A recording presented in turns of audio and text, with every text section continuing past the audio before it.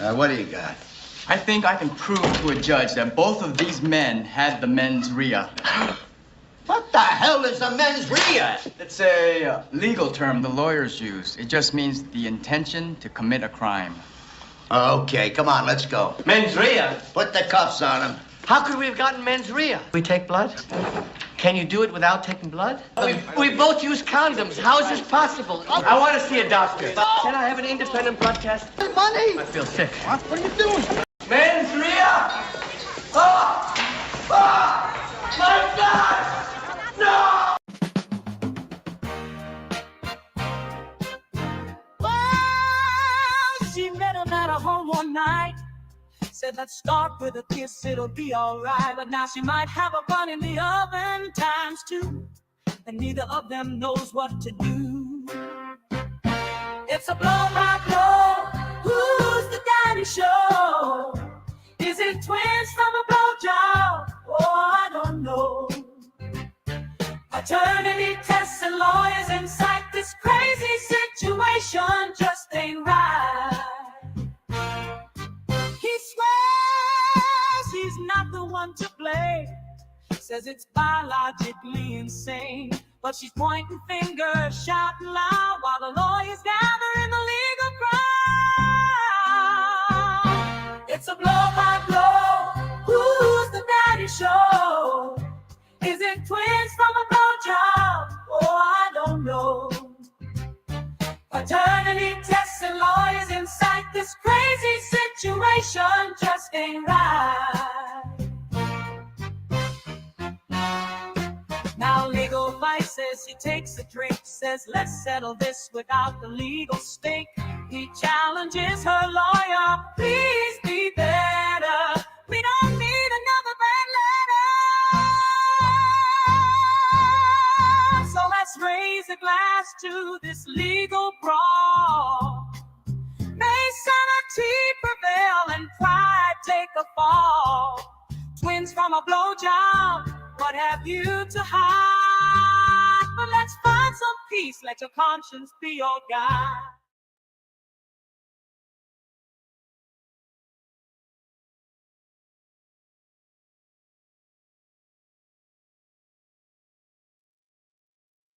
Hi, everybody. Couldn't find my StreamYard there. I had so many windows open because this is going to be a crazy night. It took me a minute or two to well, not a minute or two. It took me a second or two to find my window, but I found it. So there we go. Yeah, it took a few seconds. Sorry about that. All right. Again, we've been backed up with the Karen Reed trial, the Alec Baldwin trial, the aftermath of both of those, that we've been getting behind on a lot of stuff. I mean, a lot of stuff we've been neglecting. This is one big thing we've been neglecting. The Clayton Echard, Laura Owens, that's, like I said, there's been so many developments in this. We've also been sort of neglecting the what the hails. There's been some developments with that. We're going to be following some of those. And while I was doing the Karen Reed stuff, we were reading through the motion and the Commonwealth's response to the defense's motion to dismiss. I was saying I want to hear some back and forth. I want to hear something else from the defense. Well, while I was streaming that, and while I was saying that, the defense was actually filing another motion, so they were filing their response. So now I'm behind in the Karen Reed thing. There's just can't. Then there's the whole Trump thing going on there. All Hollywood is dying. Why can't just we limit things happening to one a day so I can catch up? Squeaky mic there. But anyway, it has been incredibly busy. It's been crazy busy.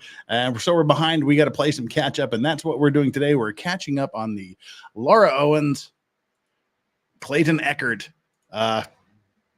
shenanigans, fiasco, case, whatever you want to call it. We should have one or two people joining us here today to keep me company and to help me get through this. I need my emotional support too. Merch. Coke, lime, and bourbon not included. My lights seem awfully darn harsh today.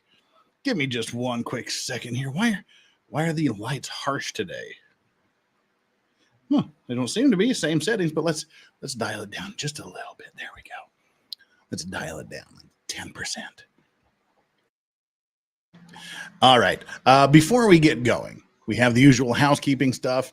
One item of housekeeping is the weekend preview, or the rest of the weekend preview. Tomorrow we're going to be doing the Donald Hartung trial, the retro trial we're doing. I think we're in part 8 of this. We're closing in on the end of the prosecution's case.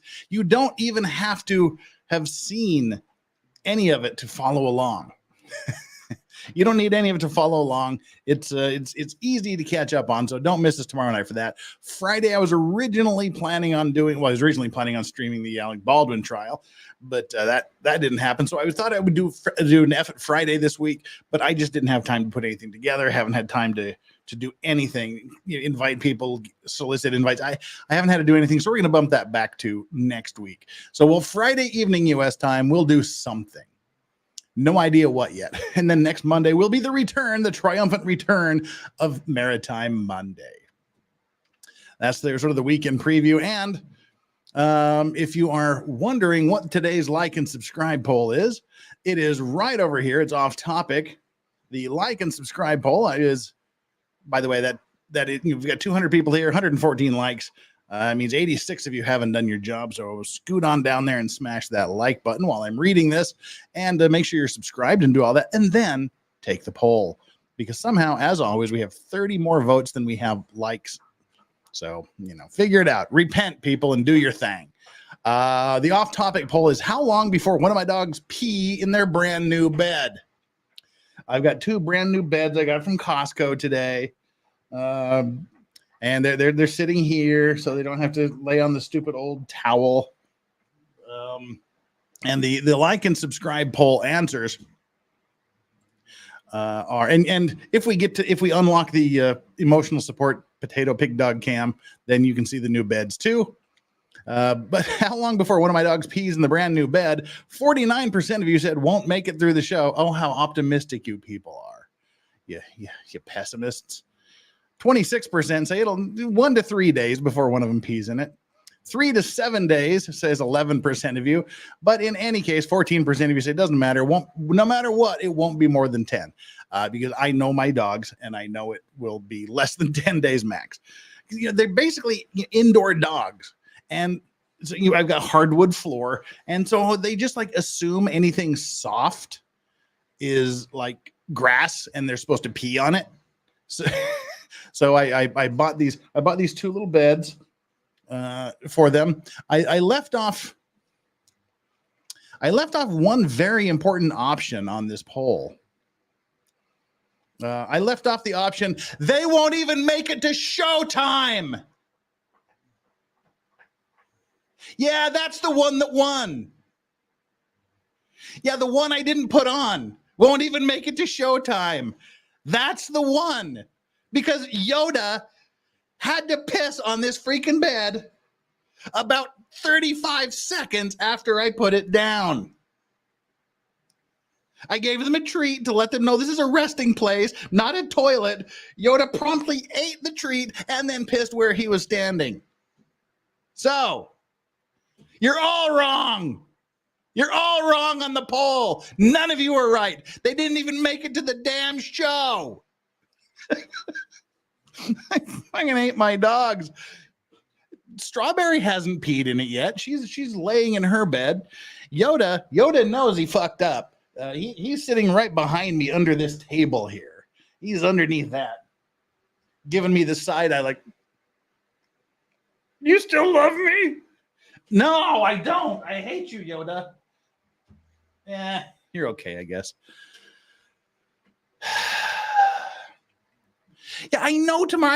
I know that wasn't an option because I figured they'd at least wait 4 minutes. I figured they'd at least wait 4 minutes before they pissed on it. No, I was wrong.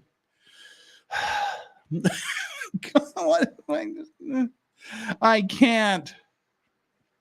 Been there, done that. Just for the record, I called it. Congratulations, Ben. Congratulations. You just have to accept that your dogs aren't the sharpest. Oh no, that's Strawberry is okay. Yoda's the brain damaged one. Yoda is legitimately, not right upstairs. Extreme malnutrition for the first several months of his life. Yeah, he didn't develop like other dogs. He's kind of, Lord. Unhung hero, Jeff's affirming my choice to be a cat person. Cats are worse because dog pee you can wash out. That ammonia poison stuff that cats pee, that's forever. They pee on something, it goes into the garbage.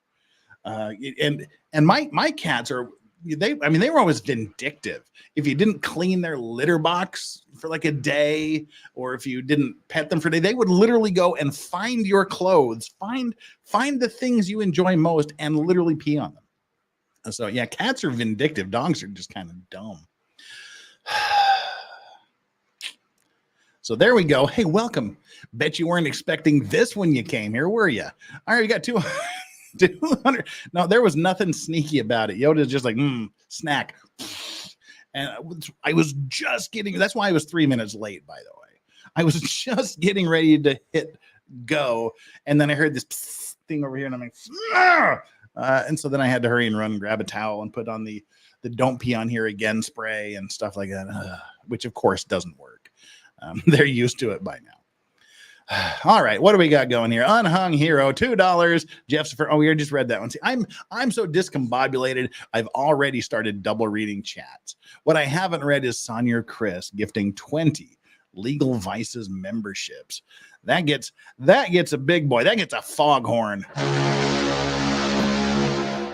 Thank you so much, Sonia or Chris. If you are one of those people that got one of the 20 Legal Vices memberships, make sure you give Sonia or Chris a super, super special thanks, because that is incredibly awesome. Just that one alone gets us right to where we need to be. That gets us immediately to that part of the show that usually happens a little later on that we call Release the Hose. And so there we are. There is Strawberry enjoying her bed, and this is the currently empty bed. So yeah. There we are. There we have it. What's up, Straubs? Love you. I love you. Yoda's back here knowing that Yoda's been bad. So, right, Yoda? What's up, buddy? Yeah. All right. Thank you, Sonia Grizz, for that, which means now that unlocked the first achievement. The second achievement to unlock will be... Now, where are you going? If you go over there to mark the other bed as your territory and not Yoda's, there will be, in fact, hell to pay. Got it? What is that? Is that an eyeglass cleaner pad? Oh, my Lord. I can't. Anybody want a couple of dogs? Anybody want this troublemaker and her brother? Good Lord. I give up. Anyway, the second achievement comes at the $200 mark, which, if we look at it this way, Unhung Hero and Been There, Done That have put us on the road towards. We are now $96 away from that, which I got rid of the second goal before, which was the really bad Korean whiskey, but I've replaced it with another bottle I want to get rid of. So if we get to that point, then we will unveil the new bottle. Well, it's not a new bottle. It's just a very old bottle, but it's new because I haven't looked at it in like 5 years. All right, that's it. Let's get on with the show here. I apologize for the rough start. We've had 50, and I got to put it in the whatchamacallit, the description. I am just flustered at the moment. I need to put it in the, I did it again. I forgot the word description. Oh my Lord. I got to put it in the description that you have to go ahead 17 minutes to get into the show, because it seems like every time we have Laura Owens, we have the legally required 17 minutes of bullshit to deal with. And that's what we've done. So, all right, let's calm ourselves, shall we? Breathe deep and get ready to go. Right. Where should we start? There is so much to talk about in this case. I guess we should start at the very beginning. That's a very good place to start. Or so Julie Andrews tells me. All right. The place we're going to start today is with the notice of change of judge for cause. The 211-page notice that was filed by David Gingras. Clearly, we're not going to read all 211 pages because why? That would just be insane, wouldn't it? And there's nothing insane about this case. But we are going to read. How much of this are we going to read? About 14 pages. And then there's a really, really long ass affidavit. The affidavit attached to the motion is actually way longer than the motion. But we'll look at this first. So, all right, let's scrolling. Keep that mouse scrolling. There we are. Hi, Flux. Get out of bed. Nick Staro's in chat. Long time no see, Nick.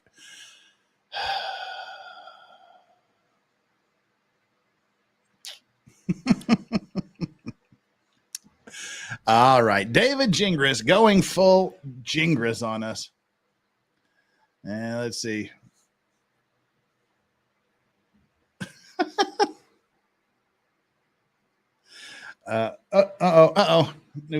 We have developing things here. Sniffing the scene of the crime.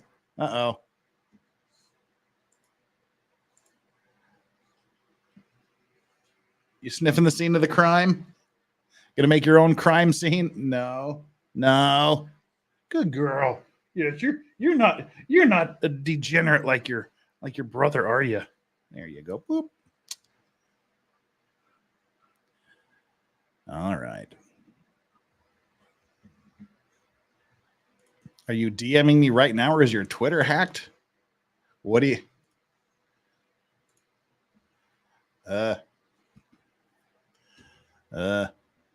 I don't think my Twitter's hacked. Anywho, please stand by.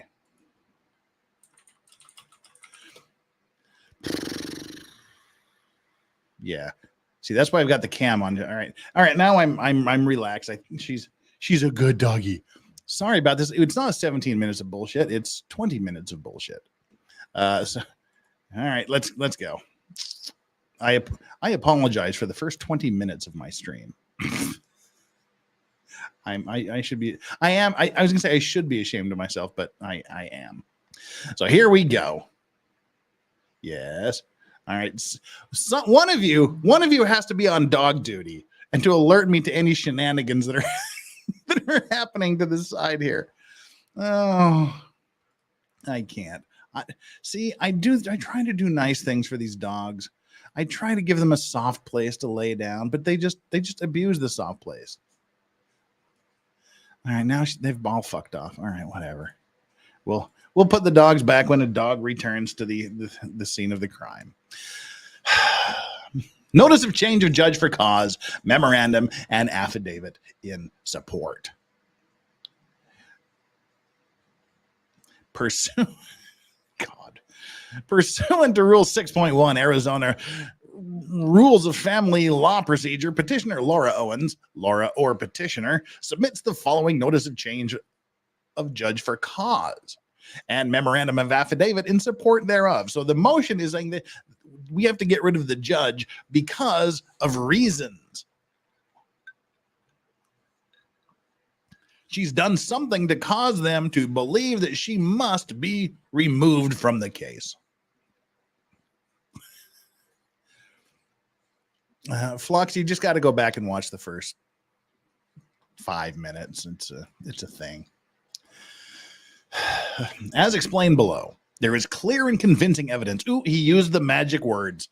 Clear and convincing evidence, demonstrating the judge currently assigned to this matter, Honorable Julianne Mata, is biased, prejudiced, and has engaged in conduct that violates both Laura's right to due process of law under both the United States and Arizona constitutions, and which separately violated rules 2.9a, 2.9c of the Arizona Rules of Judicial Conduct.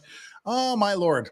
By inter alia, performing an independent investigation into the facts of this case.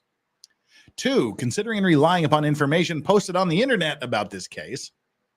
And 3, engaging in ex parte communications. That's outside of the other counsel, one-on-one or alone counsel communications regarding this case with her father, Harry L. Howe. All right. I've seen rumors about that.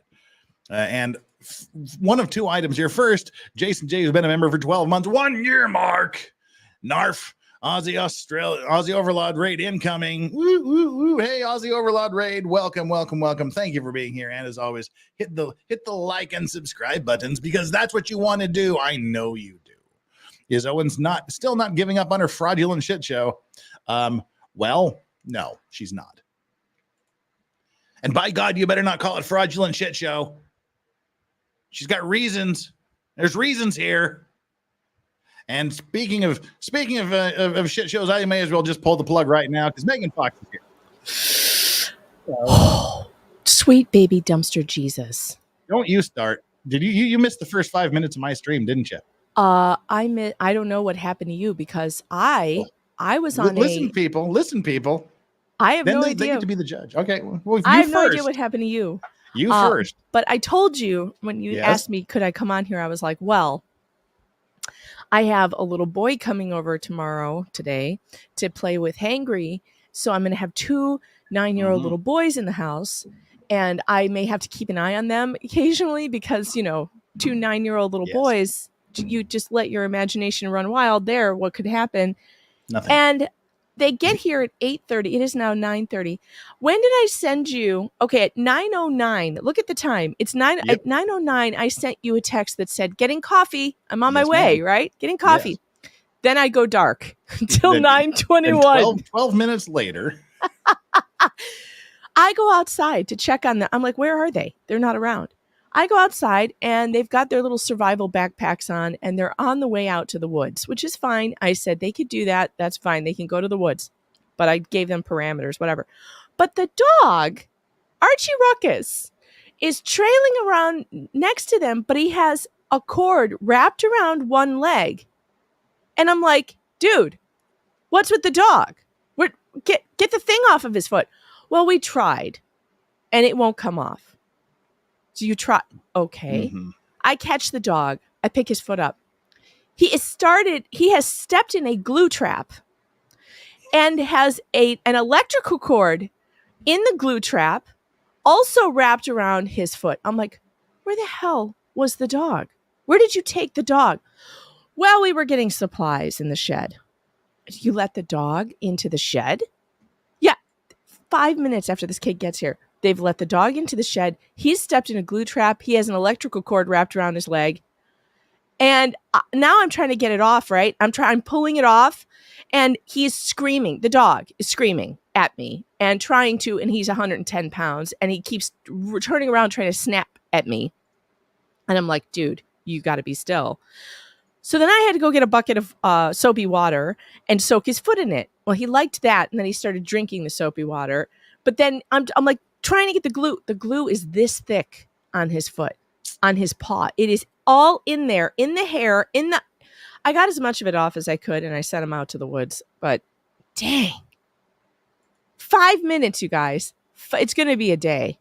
Well, I was 5 minutes late.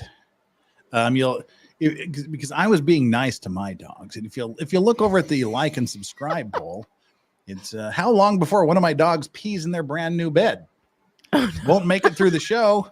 1 to 3 days, 3 to 7, and no matter what, not more than 10 days. I left off the most important one. Not gonna make it to the fucking show. I put it down 4 minutes before the show started. I thought they could at least last 4 fucking minutes. Well, it has to smell normal to them. So it smells too new. They're house dogs. Like I said, they're house dogs. They live on like hardwood floors. They just think anything soft is grass and must be peed on. That's just it. I didn't even get to the show, and Yoda pissed on the damn thing. So that's why I was late. So we're both having dog problems. Exactly. I'd settled down because I'm at about a 1-to-1 bourbon to Coke ratio.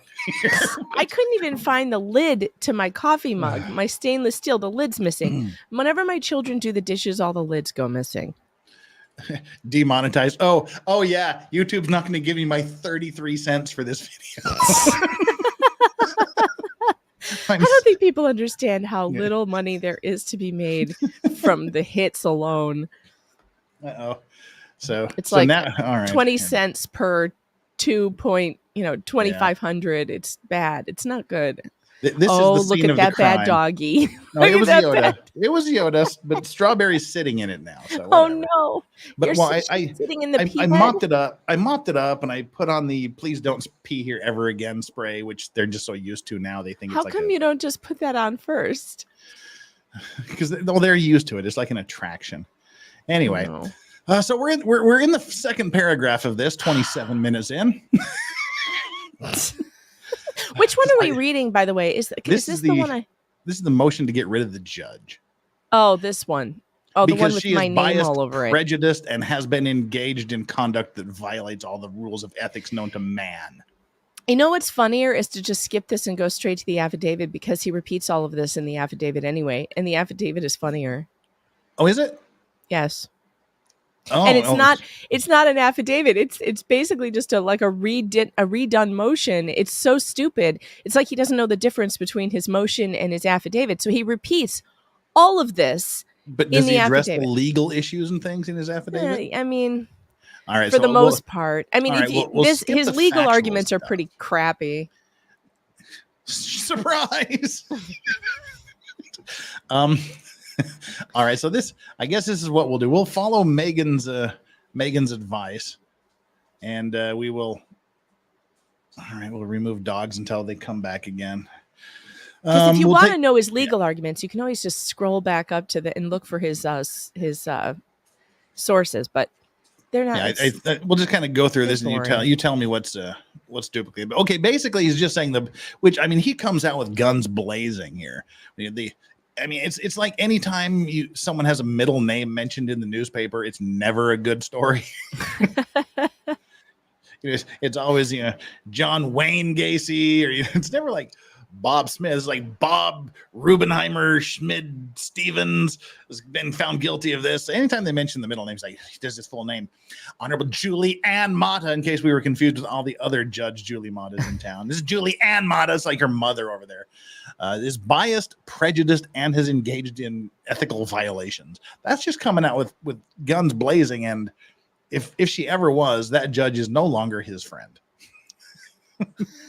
That's not the way to win friends and influence judges. And the reason she has, as we just read, inter alia means among other things. These aren't the only three things. These are just the three he wants to talk about. She's performed an independent investigation into the facts. Which he will show no evidence for. Yeah, well, surprised. Spoiler alert. Considering and relying upon information posted on the internet about this case. And 3, engaging in ex parte, out of court without lawyers present, communications regarding this case with her father. All right. The conduct, while sufficient to warrant additional other relief, including but not limited to a new trial, establishes grounds to disqualify Judge Mata on the basis of bias and prejudice within the meaning of the statute. For these reasons, Laura respectfully requests the family court presiding judge, Honorable Rhonda Fisk, review this matter and to find that grounds exist to disqualify Judge Mata and to promptly reassign this to a new judge. He can tell the judge to, in the event that the judge Mata disputes the allegations set forth below, Laura requested the family court presiding judge set this matter for an evidentiary hearing. So he wants to call the judge to the stand. And upon doing so, the court approved the issuance of subpoenas ad testificandum. Dude. Testificandum. Testificandum. Is that like, wait, let me get my Harry Potter wand out. Yes. Ad testificandum. That's the spell that makes judges appear and testify in court. That's exactly what that is.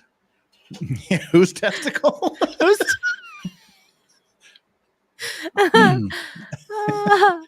Yeah, pretty much. So yeah, he wants to cast the ad testificandum spell to make Judge Mata and her father appear in court and give testimony. I'm assuming the case background is all the shit that's in his, because I've seen this in his motion. I mean, in his affidavit as well, the same picture. But look at all the cute Frenchies. 1, 2, 3, 4, 5, 6, 7. Absolute worst photo he could have chosen. I mean, it doesn't make him look like the straightest guy on the planet. But it also makes him look so harmless. Look at him. He's got puppies all over him. Look how cute he looks. I'm gonna get 9 little Frenchies. This is the ARPist, the dastardly ARPist that he wants people to believe, is violent and dangerous. Laura claims she tested positive for 5 separate. Oh God! Does he go into all this shit in his affidavit? Yes. Clayton claimed only oral. We know all this. Yeah, we already know all of this. Please just skip it. This is just boring as hell. Okay, the legal standard. This is the legal standard for getting rid of Judge Mata. Take the first paragraph when you get done sucking on that caffeine bowl you got there. Family Law Rule 6.1a provides grounds. A party seeking a change of judge for cause must establish grounds by affidavit as required for ARS 12409. Among other reasons, ARS 12409 permits disqualification of a judge by showing the party filing the affidavit has cause to believe and does believe that on account of the bias, prejudice, or interest of the judge, he cannot obtain a fair and impartial trial. Well, it is important to note that this statute does not contain any express time limits for seeking a change of judge. But Arizona courts have read that statute as containing an implicit limit. A party cannot ask to disqualify a judge under these statutes after a trial has begun. Well, but the trial's over. I hate to break it to you, buddy, but you missed that part. The trial's over, dude. It's literally over. I'm willing to hear him out. He's getting paid to write this, so we better say something good. I'm willing to hear him out here, but it ain't looking so good so far. His argument isn't looking the greatest, but we'll see. And David, if you're watching this, I really do want to have you on the show. I really, really do. Oh, I'm sure he'll come on. I'm sure he will. Boy, I would pay money. I would pay good super chat money to see that. But see, the thing is like everybody would hate me because I wouldn't grill him to death on just the nonsense. Because I would just like want to go, why? What I want to get inside here and find out what's going on. Why did he choose violence from the get-go?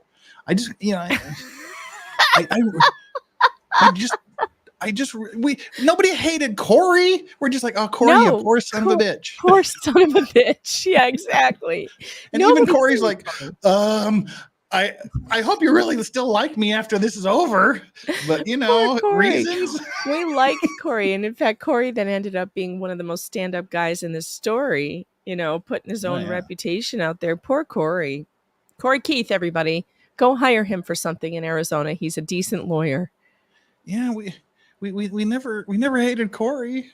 Well, I don't hate Gingras either. I'm just as a fellow attorney, I'm just incredibly disappointed in his behavior. I don't hate him either. I love him. He's my favorite attorney on the face of anything ever. Like, he's the best attorney I've ever come across in my whole damn life. He has provided me with so much content for my channel and growth and breadstick money. I can't thank him enough. None of this could have happened. I wrote a musical because of this man. I found my inner Broadway voice because of this man.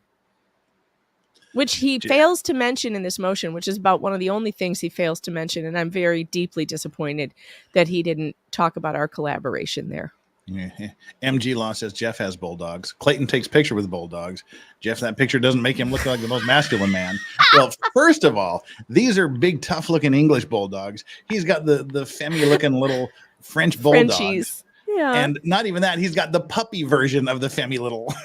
And he's got 9 of them all over him.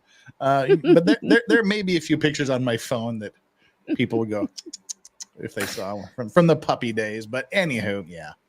All right, so we're not off to a really good start here. You need to show some of those pictures from the puppy days. The chat would go wild. maybe someday. We might hold that for an F at Friday next week. Yeah, that would be fun. I want to see those. All right, so apparently he's not here in his post-trial motion is saying that you're not supposed to disqualify a judge after a trial's begun. Oh.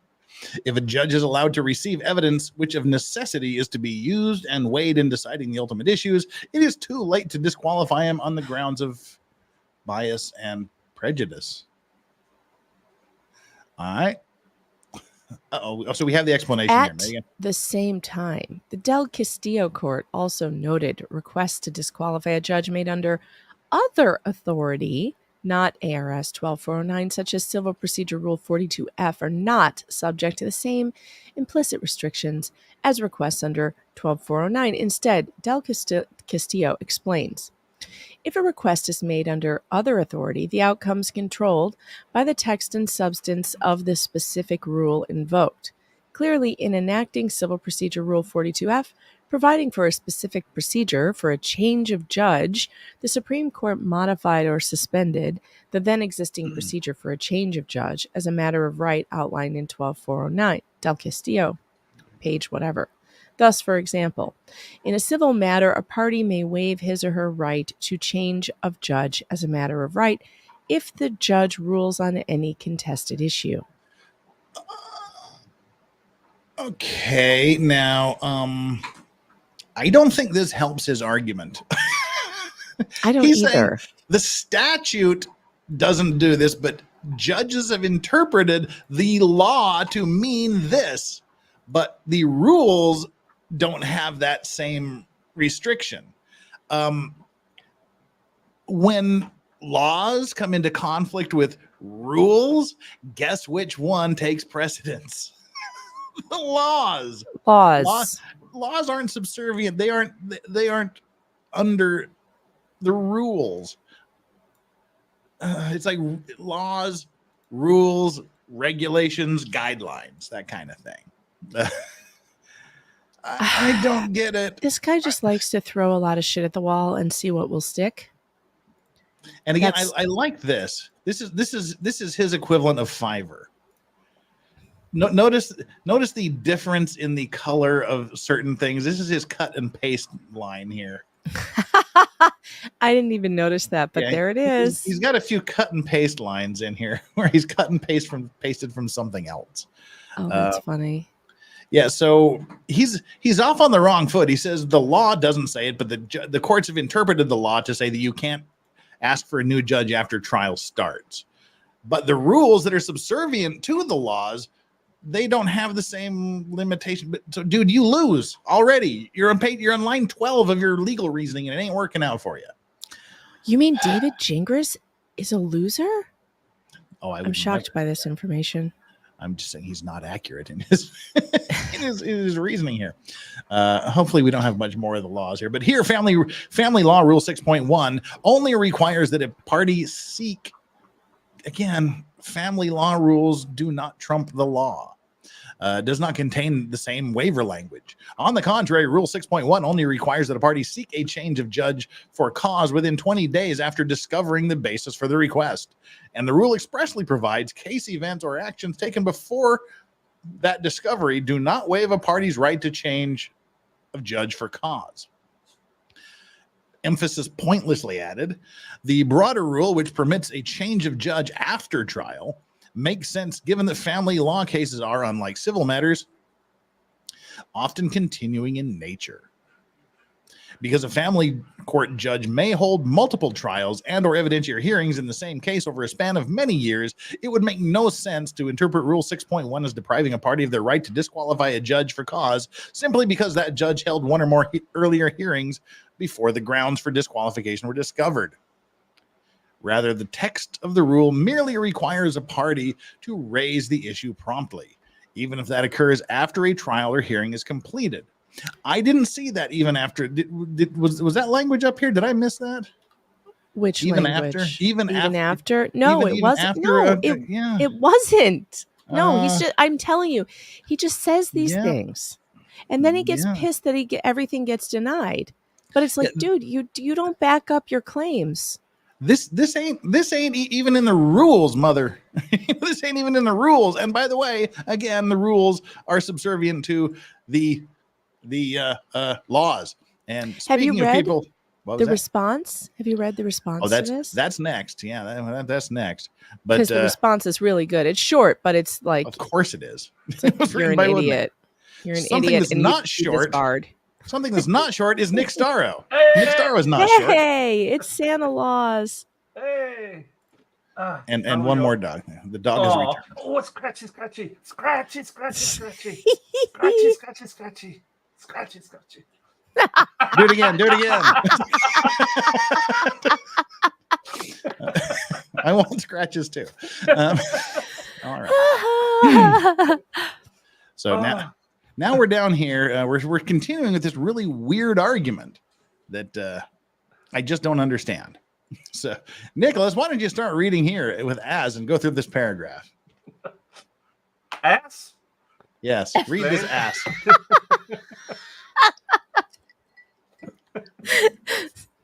Ass explained. Does that mean he's the ass who explains, or is not? Oh, no. Yes. Be As nice. explained in the concurrently filed affidavit of counsel, the grounds upon which a change of judge are requested in this case are primarily based on misconduct committed by Judge not Hakuna Matata, which Exactly. knows her Matata. post-trial ruling filed June 18th, 2024, contains underscore findings that were not based on the evidence admitted at trial. Rather, Judge not Hakuna Matata made findings based on improper ex-parte investigation she conducted, which included reviewing information posted on the internet about this case. Until Judge Mata's post-trial ruling was issued on June 18th, less than 20 days ago, Laura did not know and could not possibly have known of the judge's misconduct in this regard. Okay, so I'm assuming that he's going to have some evidence in his affidavit that shows that she was conducting improper investigations into the trial. I'm assuming it's all over his affidavit, right? But about a week ago, I read about a ruling that judges can check for, if it's very obvious, checking for facts, they actually can check for that fact online. Mm-hmm. Wow. We found that in a Second Circuit ruling, that if it's a matter of, I think they call it common knowledge that can be easily checked, judges can do it, and they are doing it more and more often. Well, yeah. I mean, judges can rely on life experience, common sense, things to do their rulings, and I guess they can maybe check them. I don't know. I'm not an Arizona lawyer, so I don't know what the rules in Arizona are. But generally, well, the Second Circuit doesn't cover Arizona, but it does show that there is precedent for this. We couldn't find anything in Arizona about this at all. And the Second Circuit ruling, it at least is some kind of precedent where it's like, yeah, oh, boop. I saw that. Just wanted to boop. Boop.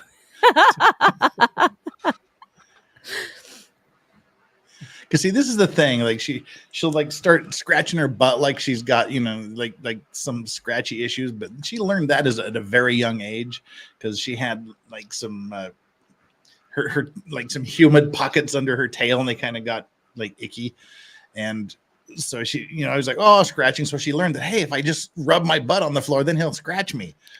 So doesn't work anymore. But anywho, all right. So we get two more paragraphs here, and we'll start from the top here. Although this single issue is sufficient to grant the relief requested, I don't think it is. There is also evidence showing other misconduct. Dude, he's just like telling her she's anyway.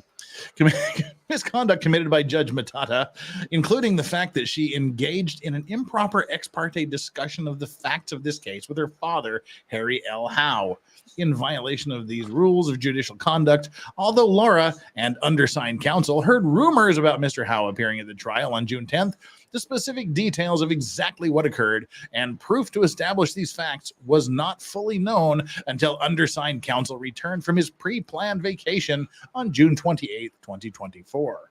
Somehow I don't have much faith in how they interpret facts. Yeah. Megan, take us out. Okay. Are we starting at all though, or 4? 4.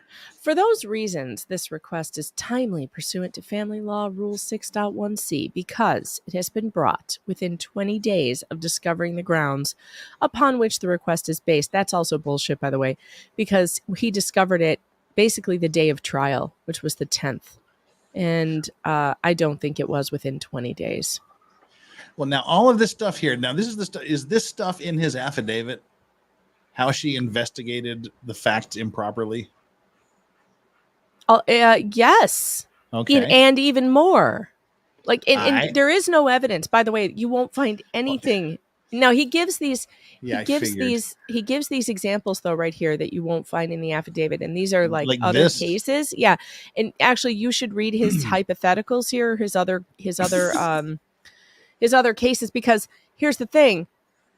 They are so different from this case. It's absurd.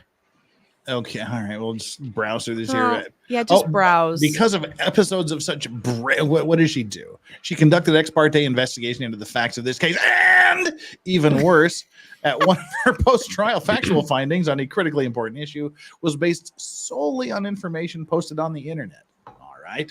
Now, wait. I just got an email, by the way, and I haven't verified this yet. Uh-oh. But I got an email from someone that told me they found this information about Planned Parenthood and Sundays on page 146 of Dr. Dean's report. So now I haven't been able to go back and find that yet. But if that's in there, this whole thing is moot. It's so stupid. Oh, see, now I need, like, what's his name? The kid from The Simpsons button to go, ha ha. I do need to verify that though, because I will go back and look for it. I just don't know where her report is right now. Because of such brazen and blatant judicial misconduct. I don't believe you. Before they Don't get brazen with me. I don't believe you. Because of such brazen. Before they Don't get brazen with me. And blatant judicial misconduct are thankfully rare. Comparable examples in Arizona are difficult to find. However, something very similar occurred. Okay, you're saying this may or may not be similar. This case, like the matter involved, okay, well, they both involve family court proceedings, so okay, win on point 1. Use the internet site Google. Google's an internet site? When the fuck did that happen? Oh, really? Google? Where is Google? I've never heard of Google, you dipstick. To find information about a party's photography business. Okay. I'm not sure what that has to do with this case, but all right. Exactly the same rules. Okay, here's the juries are never permitted to conduct trial by jury. You're saying I need to read this. Do you want to read it, Megan? Sure. Research related to the case, including internet research, is strictly forbidden. Do not do any research or conduct any type of investigation about the case, the facts, the parties, the witnesses, the attorneys, or any person or entity related to the case.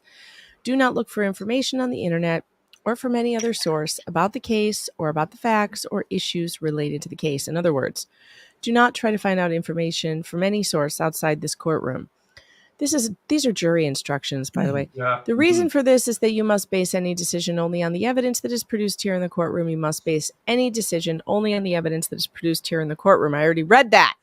Why did he repeat that again? Because the fairness of the trial depends on both parties knowing exactly what evidence you're considering so that they can respond to it or address it in their arguments. I fail to see how this applies to this situation. It doesn't at all that I can see.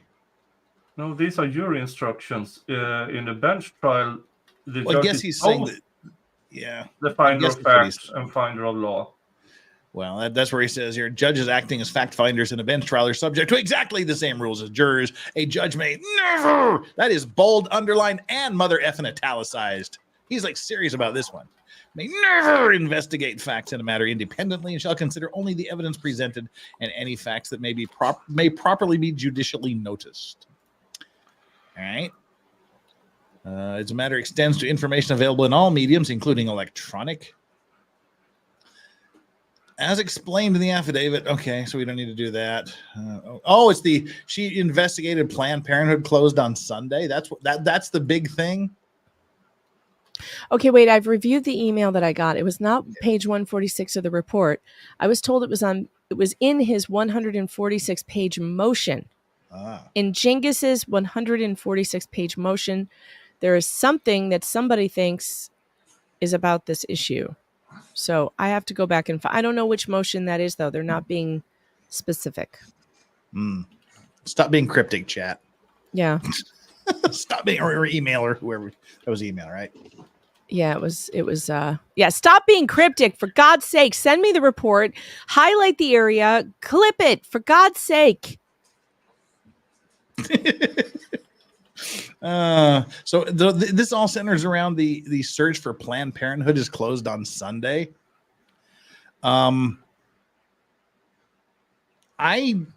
know that Planned Parenthood is closed on Sunday, and I've never Googled that. I mean, and I would assume that maybe women would know even more than I do about that. But it's like, well, I mean, we found some of them that have been open on Sundays. Oh, really? Yes. So the ones in Mission Viejo happen to have Sunday hours, the first ones that she claimed to have gone to. But the ones in LA do not. So it depends, I guess, on where you go. But I think it's a reasonable assumption that a medical facility that is not an emergency facility would not be open on Sunday. That's what I'm thinking. Of course, and has been there, done that. So everything's closed on Sunday in Utah, especially quasi or governmental or quasi-governmental agencies. Okay, so it does allow a judge to base findings of fact which may be properly judicial noticed. The business hours of Planned Parenthood in California in 2023 is not a fact subject to judicial notice. Hypotheticals, you say, are amusing. Do you want to take the hypothetical number one, Viking feller? Look at Yoda over there pretending he didn't just piss in the bed. Look how happy he is. Very contented. Yeah. Piss in the other bed and then go. Anyway. Sorry. Go ahead. Hypothetical number one, Nick. One. In a proceeding before the judge in a case involving overtime pay, defendant's counsel explains that the plaintiff could not have worked more than 40 hours per week because defendant's restaurant is in an, quote, industrial area and only open for breaks and lunch during the work week and not on weekend. The judge is familiar with the area and skeptical of counsel's claims. The judge checks websites like Yelp and Google Maps, which lists the restaurant as being open from 7 a.m. to 10 p.m. 7 days each week. Does this search violate Rule 2.9c of the Model Code of Judicial Conduct? Okay, so now he's playing law school professor here. He's giving hypotheticals and asking for your reasoning.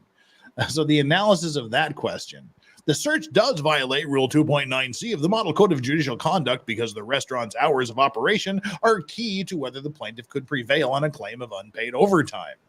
The judge should ask the parties and their counsel to provide admissible evidence as to the restaurant's hours of operation. I don't really think that it's key to anything. I don't think Planned Parenthood being open is key to anything. She based her decision on a myriad of evidence that this woman is a liar. The Planned Parenthood being closed on Sundays is just one of like 8,000 other things. And a judge, I think, has the right to investigate whether or not a person in front of her is committing perjury. Especially if it's something so simple as, was this place even fucking open that day? Yeah, and she was bringing this up on trial. What should she let's stop these proceedings, provide me with this evidence on this date. No, that doesn't happen. Okay, so now Megan, Okay. these other findings of judicial bias, are these in the affidavit as well? There's the Planned Parenthood thing. There's the communication with her father. Is that in the Oh, yeah, affidavit? it's all in Okay. there. It's all in there. What about the gleefully celebrating her father's participation and that really horrific line he put in there by he? Is that in the affidavit too? That's where it is. I Well, think. it's- I well, don't think it's. right Oh here. no, it's right Okay. here. Okay, yeah, Yeah. no, we have to read this part. I forgot. I thought this was in the affidavit. All right, so go ahead there. Starting with, it is difficult. It is difficult to imagine a more disrespectful, disreputable, and disgraceful act for any judge. No, it's not difficult. I can think of like 10 different ones that are way worse than this. Yeah, I can think of at least 17. And as Bill Burr said, probably 9 right off the top of my head coming out of a drunken stupor. For any judge to commit, then inviting her father to attend a high-profile trial in support of a party. He has no evidence for any of this. He doesn't know if her father was invited or if he just happened to be driving by and saw the bomb-sniffing dogs and the circus in the parking lot. Why can't you invite your father to a trial? You could. She could, but he has no idea whether that even happened. We still don't even know if her father was there. All we know is that some crackpot claimed to be her father. We don't know. Well, let's say he did. Let's say he was there. I know, it doesn't matter. She invites her father to a trial. No problem. Invites her father to a high-profile trial. No problem. Why the hell does he think he's there for? This in support of a party, which he cannot and has not even tried to prove, while also privately engaging in prohibited ex parte discussions about the case with her father. Another thing he cannot prove at all. There's no evidence. These actions made a mockery of these proceedings, underline. As shown in the video clip submitted herewith, Clayton's supporters gleefully celebrated. Oh, we're not allowed to be gleeful, Jeff. Actually, we were just laughing about it because it was funny.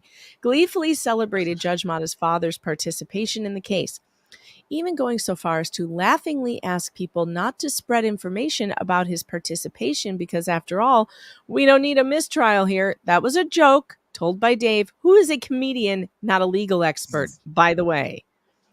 For once, those followers were exactly right. So the people that are the lying liars he says we can't depend on were exactly right.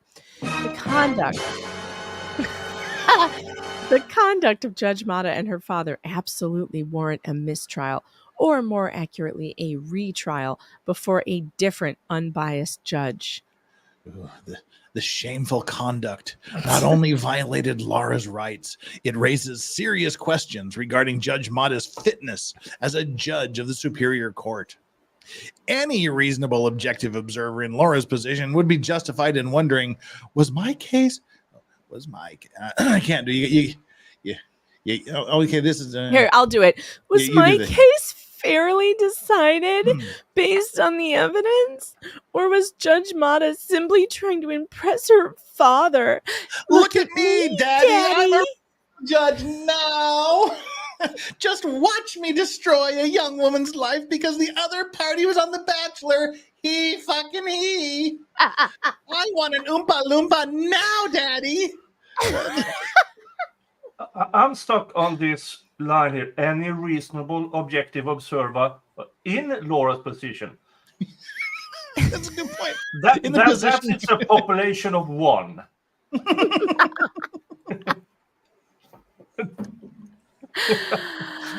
Now look, I know it's been discussed ad nauseum to people that have already covered this, but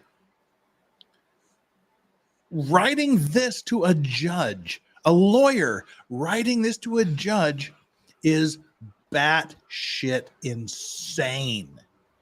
You're writing to this judge. You're writing to a judge and basically saying this shit about another judge. Look at me, Daddy. I'm a real judge now. Just watch me destroy a young woman's life because the other party was on The Bachelor.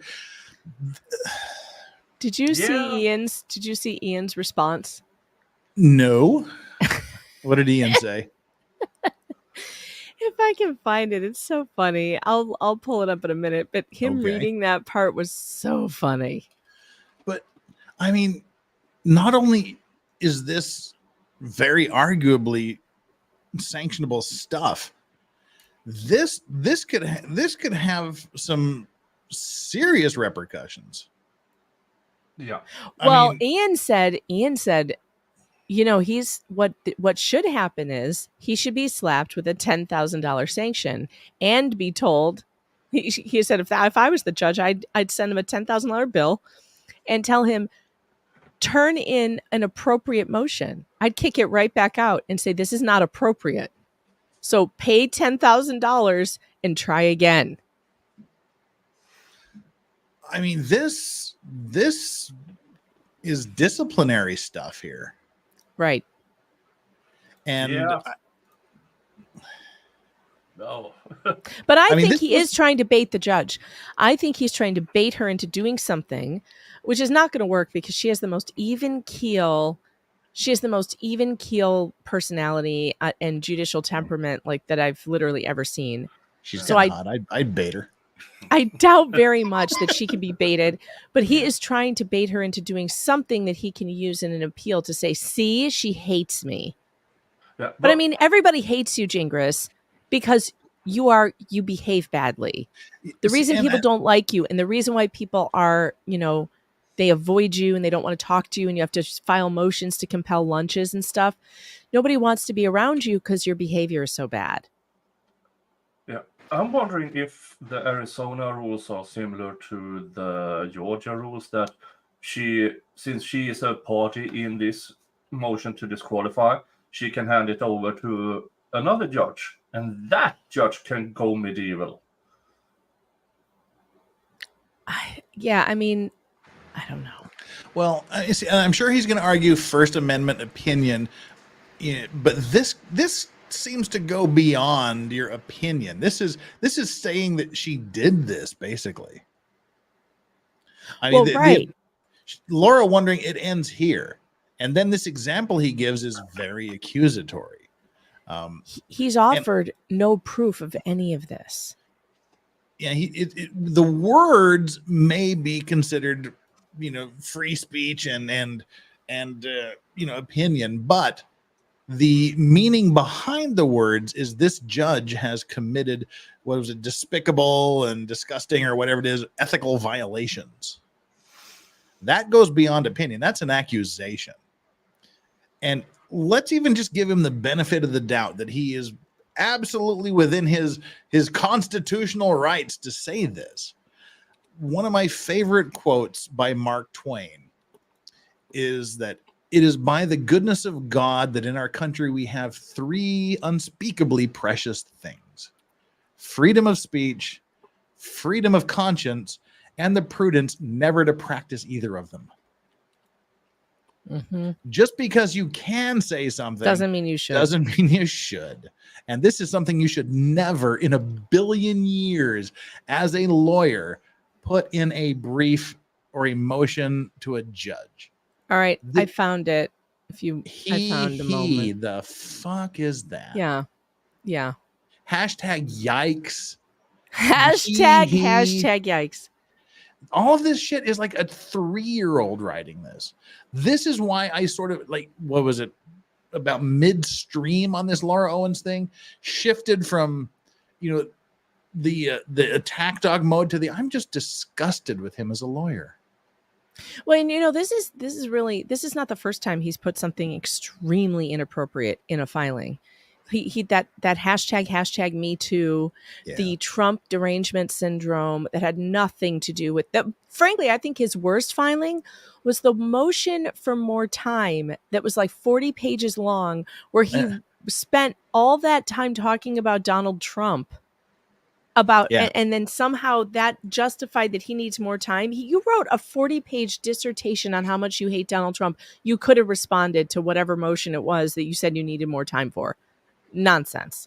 Yeah. All right, this is Ian reading this line, and this cracks me up so bad. Raises serious questions regarding Judge Mata's fitness as a judge of the Superior Court. Any reasonable objective observer in Laura's position would be justified in wondering, and this is the part where I would say, if I'm the judge hearing this, I would say, okay, you know what? We're going to address your issues, but the first thing we're going to do before we address those issues is you're going to pay 10 grand in fuck you money, because this is inappropriate as a filing. I might actually reject this filing and say, you need to resubmit.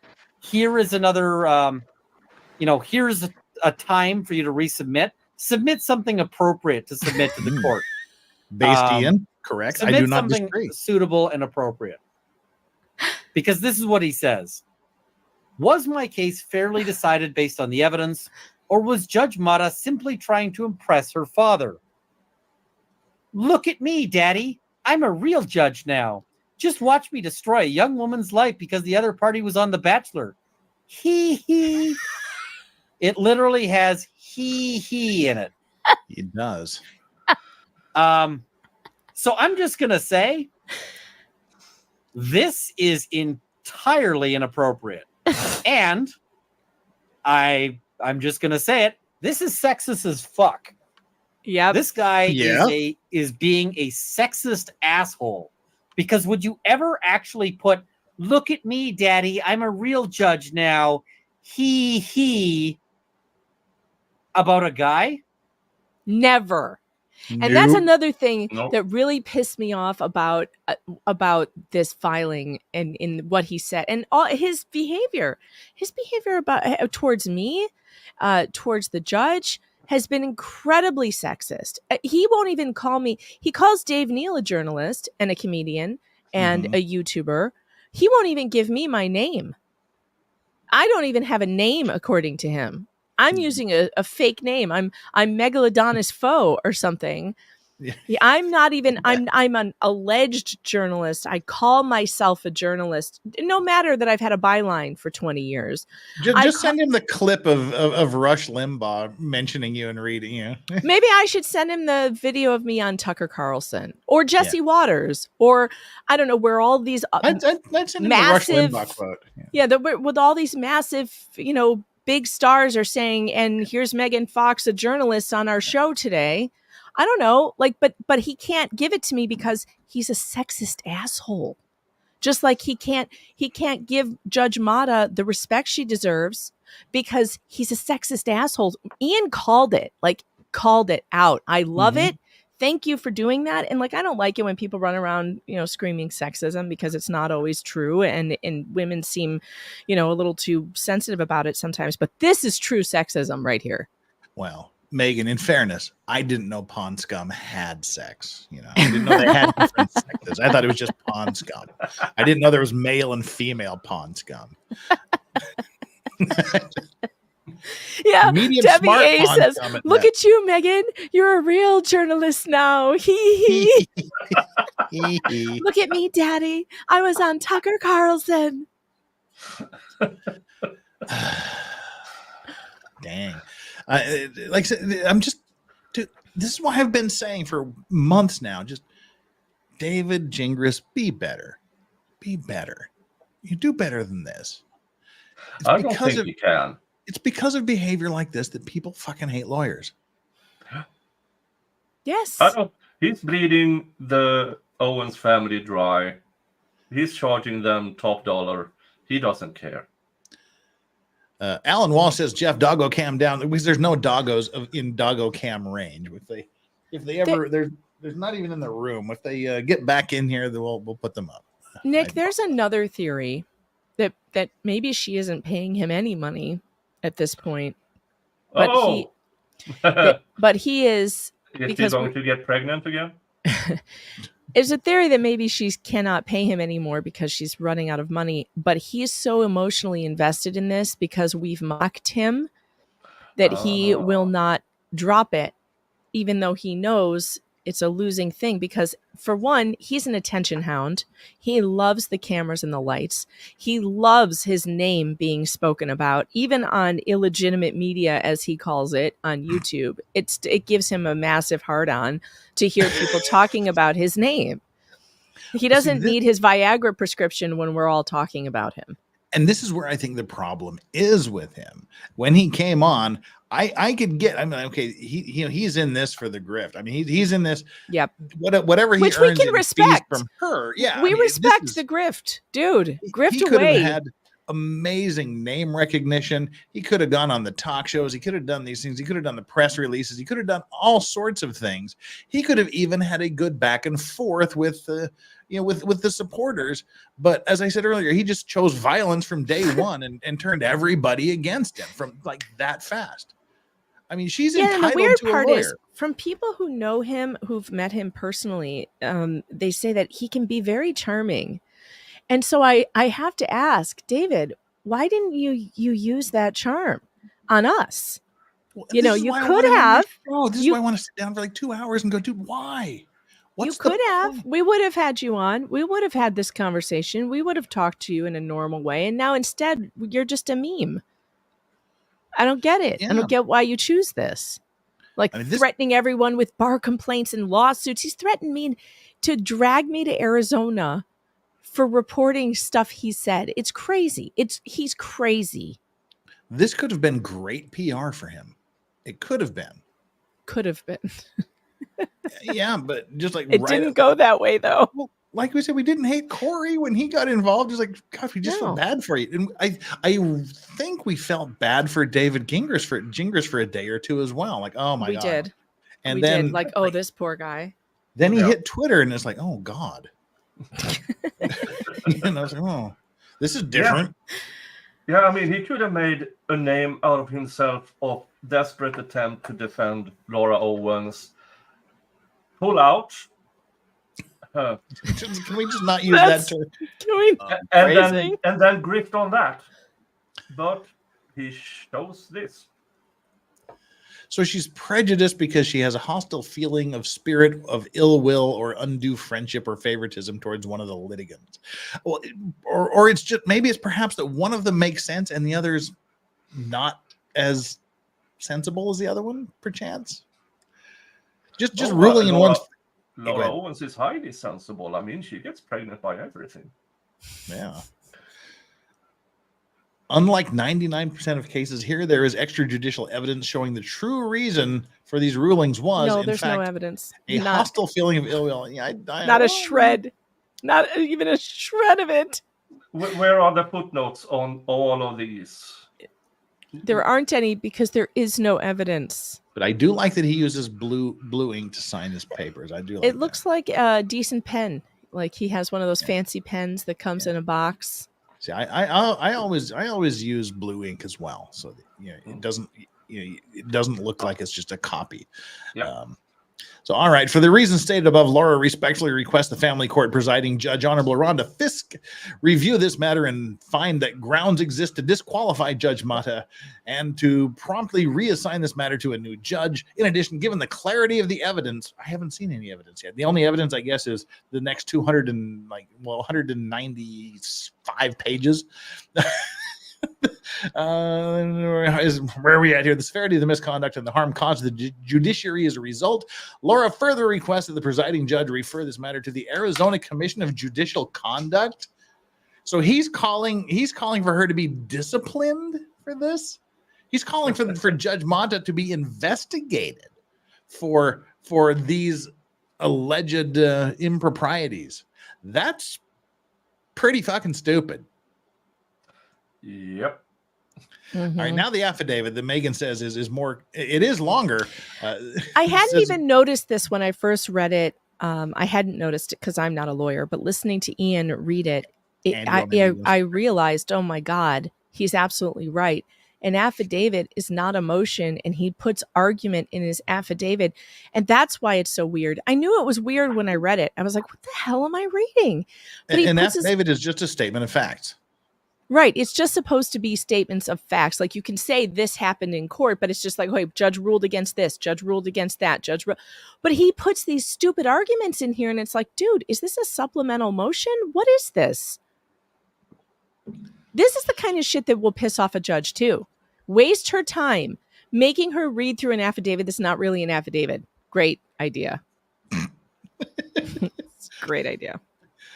Well, who wants to start off with my name is? Who wants to assume the mantle of genius? I'll do it. All right. I'll do it. Are you ready?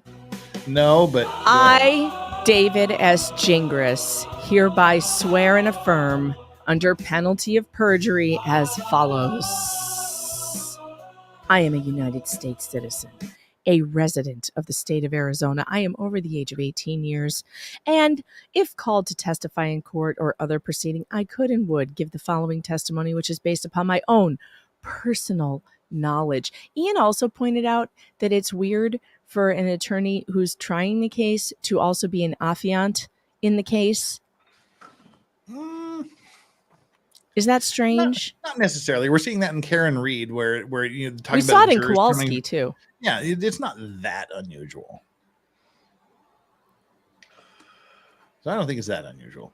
Go ahead, Santa Claus. Santa Claus. Ho ho ho! I am an attorney licensed. Stop talking about Laura like that.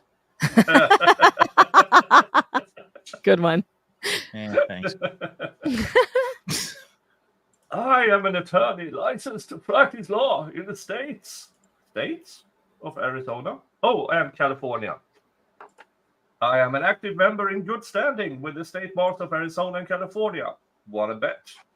And I am admitted to practice and in good standing with the United States Court of Appeals for the 6th, 9th, and 10th circuits.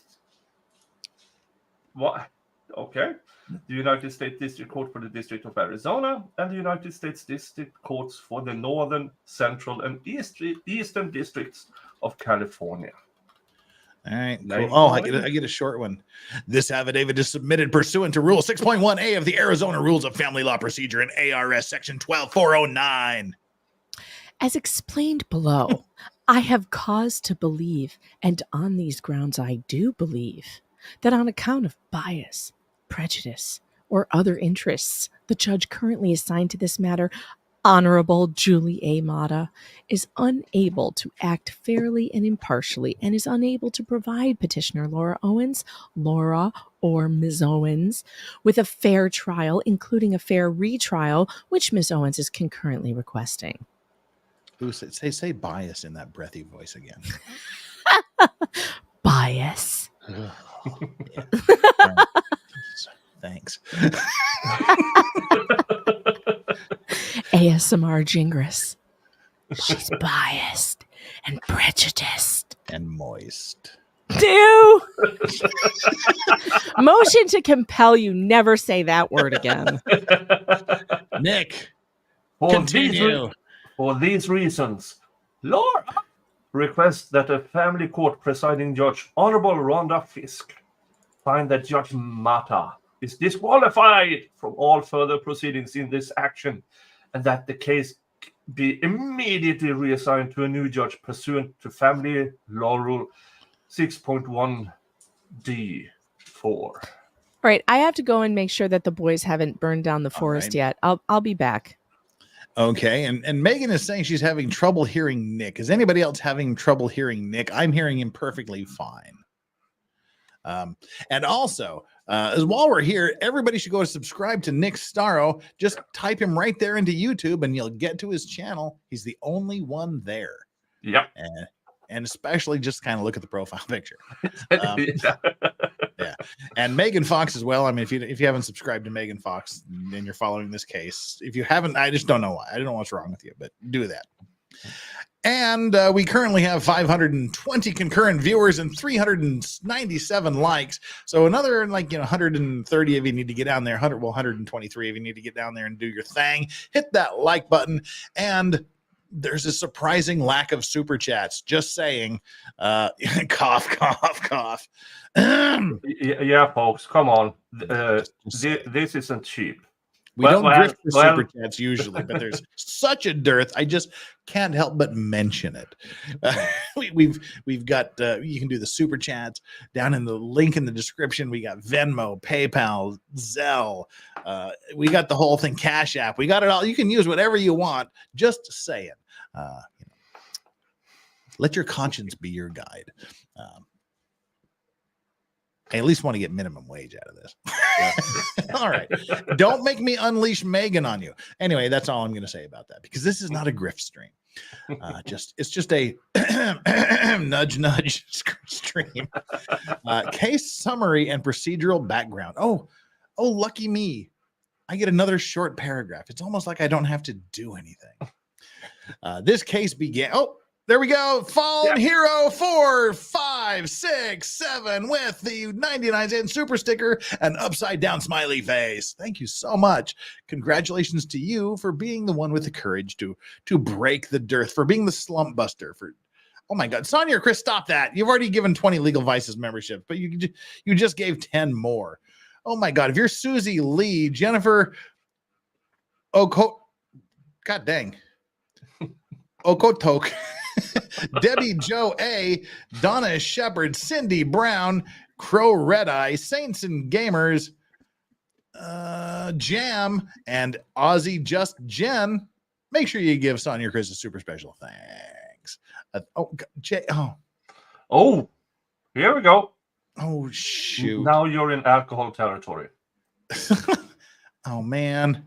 Nan, you want me to take one for you? See, now I feel guilty for saying this because God.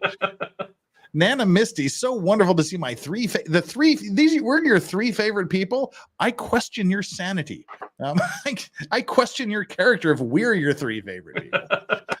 But hey, cool. I don't. Thank you. Nobody in their right mind would consider me one of their favorites. That just, that means come on, Jeff. Well, all right. I know. I'm just being humble. My greatest trait, I am more humble than anybody else on the planet. I am the most humble person you will ever meet. That is my superpower. I am a humble person. Thank you, Nana Misty. And Jacob's proud madre. You are a superstar, man. I said man, but ma'am.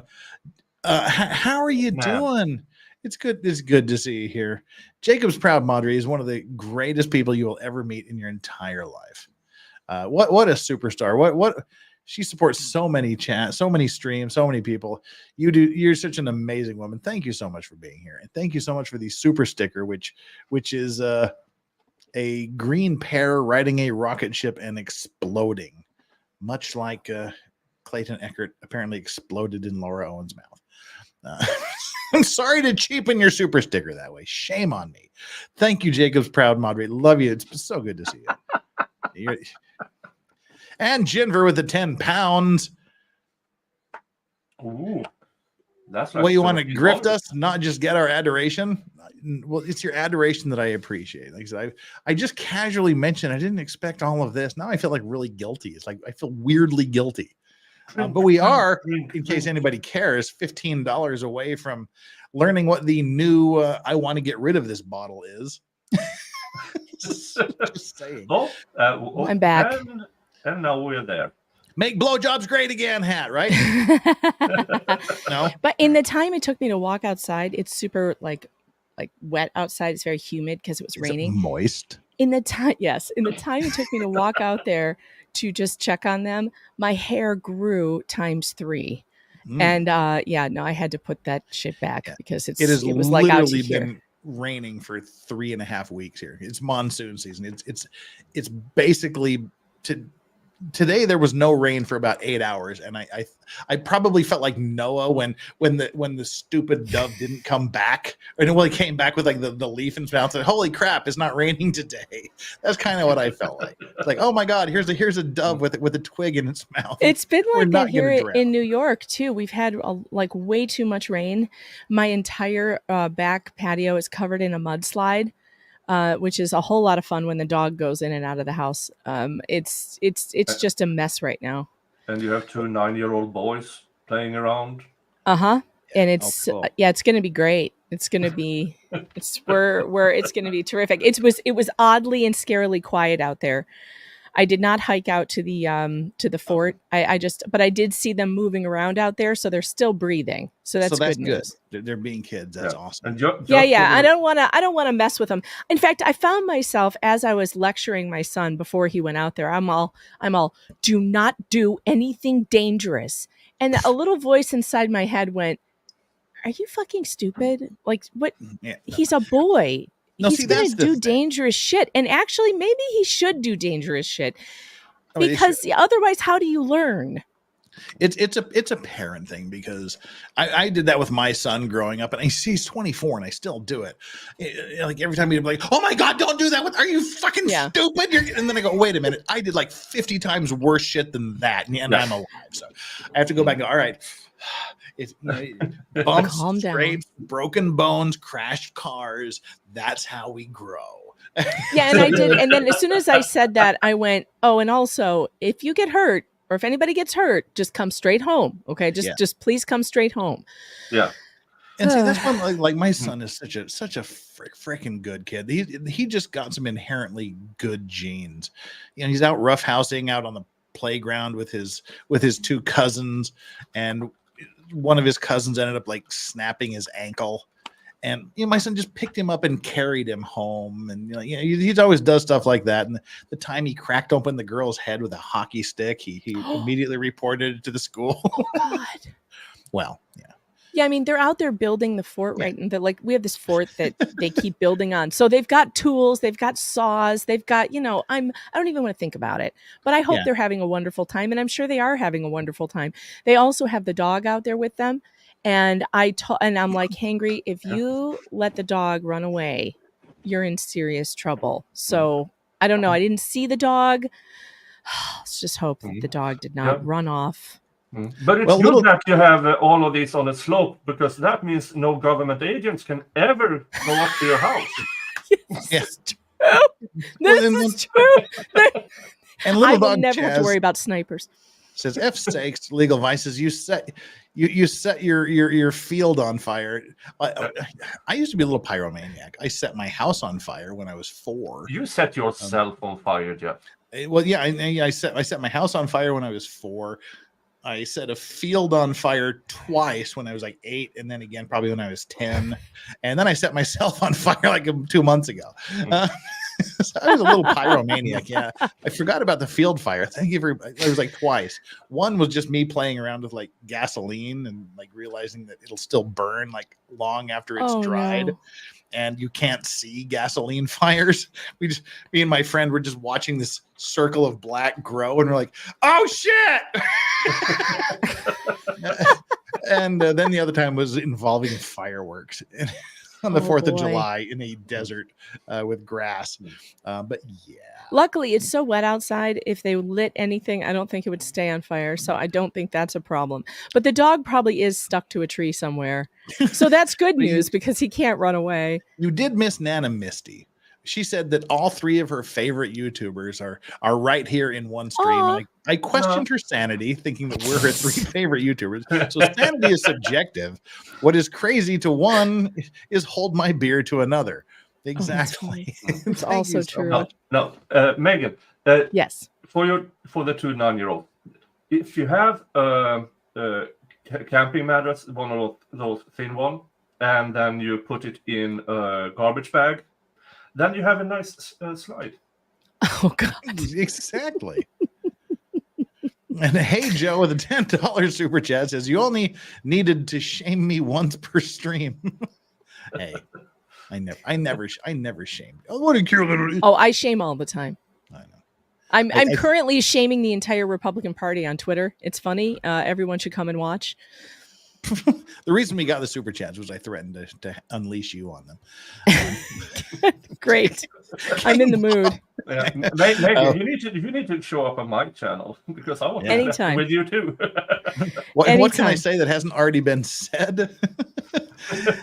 And Charlene Lynn, thank you so much for gifting the 1 Legal Vices membership that went to Megan Fox. What? I got a gifted membership? You did, from Charlie Lynn. Oh, Charlie, thank you so much. I swear I already had one, but I guess maybe it expired. Awesome. There you go. See, you gifted and Megan got it. How awesome is that? But that also unleashes, like, before we jump back into this affidavit here, it unleashed the 2nd achievement of the day. The 3rd achievement, it will be unlocked in another $100. We're exactly right at the 200 mark. The 3rd one is a double shot of straight absinthe. But number 2 is the punishment shot. It previously was a shot of the very first Korean single malt whiskey. It ain't that great. It sounds terrible. By the way, Margarita Megan really screwed me up the other night. I hate her. I hate that bitch. We like Every time Margarita Megan is out, everyone loves her except me, because the following morning, I mean, she's just been inside hammering in my head all night. I hate her. But here's the good news. I will not be having another Margarita Megan incident for at least 5 more years. Every 5 years, I have one of these incidents. And then your I wake last up. one was 2 months ago. No, it wasn't. I have not had a hangover. You were inviting me to a threesome with Nick, and you. I have not had a. Oh my God. Now, that was taken out of context. You're just about to start some seriously stupid rumors. Thank you for that. That's wonderful. I'm sure Kino Casino is going to be all over that in a minute. You were the one that said it's been 5 years. Well, all right, maybe a few months, but I haven't had a hangover like that in about 5 years. My 40th birthday, so 8 years ago, that's the one I can remember that was as bad. My 40th birthday, my husband took me out to do all kinds of fun things, and I drank way too much. And that was the one time he ever took a photo of me and posted it on social media, and I wanted to kill him. I passed out in the car and he posted that on Facebook. I wanted to kill him. He still laughs about it. He laughs really hard about it. But ever since, whenever I do that, whenever I get super drunk, that I'm like, there was throwing up going on and then a whole hangover. It'll be years till I do that again. You should get Joe Choi says Kino Casino are assholes. I think they're funny unless they're talking about me. So. I think some of it's funny. You should get yourself a drunk Nick, because drunk Nick buys sober Nick gifts like this hot dog onesie. Nick likes the hot dogs all over his body. I like to stream myself watching Drunk Megan, and then I make fun of her. Yes, you do. But so it was the very first Korean single malt that came from Korean planted, raised, harvested barley, aged in Korea, distilled in Korea, aged in Korea, bottled in Korea, and sold in Korea. It needs at least another 4 or 5 years before it would be not considered nail polish remover in my book, but we eventually got rid of that bottle. So the $200 mark now is being replaced as of today with the new bottle I want to get rid of, which I have not touched in at least 5 years. That's how bad it is. The 1.75 liter for $19 Kirkland blended Scotch whiskey from Costco. It's so bad. I have not touched Kirkland? This in 5 years. Wait, is that like a generic version of Southern Comfort? It's the Costco brand. Costco's own brand is Kirkland. I can the one liquor I can never touch again is Southern Comfort. Just the smell of it. The smell of it makes me want to vomit. That's me. Everybody has the whiskey. No, it's not even whiskey. It's a liqueur. Everybody has that alcoholic beverage that they had the one really bad experience that they'll never do again. Usually RNC 2004, New York City. I will never forget it. SoCo's mine, but so there we go. This is the new punishment shot. Trying to get rid of this bottle that I haven't touched in 5 years. The Costco rot gut Scotch blended Scotch whiskey. Try one of these. Ooh, that looks bad. I've seen that here in Korea, but I won't touch it. It looks like fire danger. Yeah. Generic brand tequila with a red hat. Oh, that's really bad. Thank you. Oh God. Oh, that's.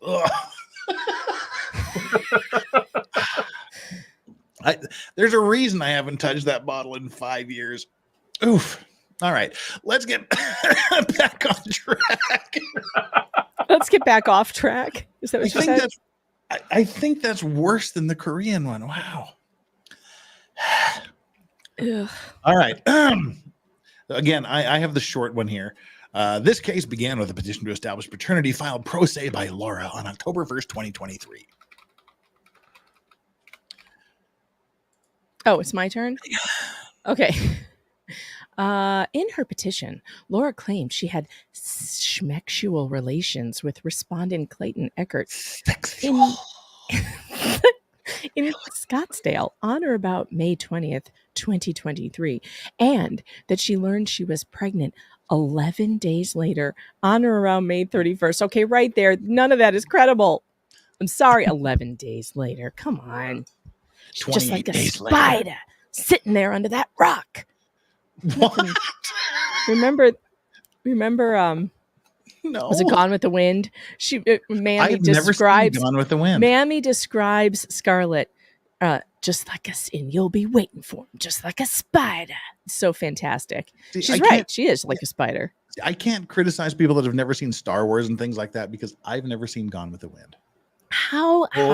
I love that movie. I know. What? I just haven't seen it. The most interesting part of it is in more or less a third in. The Frankly, My Dear, I Don't Give a Damn. Yeah. Yeah, and then it's the rest of the movie. I thought that was the end of the movie before I saw it. I just haven't seen it, but continue, Nick. It's a great movie. Before filing this establishment action, Laura claims that she tested positive for pregnancy on 5 separate occasions. May 31st, June 1st, June 19th, July 25th, and August 1st. That August 1st, yeah, sure. The first test taken on May 31st, 2023 was an at-home type pregnancy test, which was positive. The next day, on June 1st, Laura went to a Banner Urgent Care facility for a professional medical test. The test at Banner was also positive. Oh, good. Another short one. After 2 more positive. No. Wait, No. What? Point 9 9. first. Number 9 first. Oh, I thought you just read that one. All right. I'm sorry. No, I read number No, 8. I got he ahead just of my repeats game here. himself. He just repeats himself endlessly. Well, see, that's why I just saw the also positive. And all right. After Laura informed Clayton of these positive tests on June 19th, 2023, Clayton invited Laura to his home to discuss the situation. Okay, upon arrival, Clayton surprised Laura. Surprise! Here's the home pregnancy test, biatch. With a home pregnancy test that he had purchased, and he demanded she take And Maury the test Povich. He forgot to mention that Maury Povich was also in his living room. Yeah. Immediately take the test in front of him. Piss in front of me. Laura claims she took the test as Clayton watched, while Clayton claims she went into the bathroom and took the test behind a closed or partially closed door, which I hope to fuck is the truth, Clayton. In any event, this third test was also positive. Now, I have to leave you to your own devices here for a minute. Read through and then talk amongst yourselves for just the next minute or so. Bye. Okay. How you doing, Nick? Yeah, doing good. I'm doing good. Finished the big negotiations yesterday at lunch. I told my office that I will see you on Monday, so I have the rest of the week off. Oh, wonderful. How's your Yeah. hair bonnet working out? Mine didn't work out so well. Yeah, it's doing good. Mine squishes my hair, so it doesn't look nice when I wake up in the morning. It gets too squished. Yeah, I have my relatively straight hair, so yeah, your hair is I don't straight, mind. so that works out. Yeah, I was really disappointed it didn't work for me. All right, so have you seen the slope memes? Yeah. Oh my God, they're so good. I wish I could control the screen. I would pull some up for you guys, but I can't. But the slope memes are so funny. Like there's one with Tom Cruise, the Mission Impossible one. He's on the phone and it's all, your mission, should you accept it? And he's like, wait, there's a sloped roof? And Liam Neeson, I have a particular set of skills. Hold on. Did you say it was a sloped roof? It's so good. They're so good. I don't think you were reading this while I was gone. No, you weren't. You said talk amongst yourselves. I said read it and then talk amongst yourselves. Whoops. I don't follow directions very well. Clearly. I'm sorry. I'm very disobedient and I have ADD. Well, yeah, welcome to the damn club. All right. Let's start at the very beginning. It's a very good place to start. I don't know whose turn it is. I read the last one, so Megan, it's you. After 2 more positive tests, the parties were unable to reach an agreement on how to deal with the situation. So Laura filed this action pro se on August 1st, 2023. I think that Clayton decided, he was like, bitch, leave me alone. That was how he wanted to deal with it. But Well, technically, it's unable to reach an agreement on how to deal with the situation. guess. She's told him, my snatch is tight, and he said, fuck off. Well, so far, basically, Gingras's motion and affidavit has boiled down to this. Your Honor, please, huh?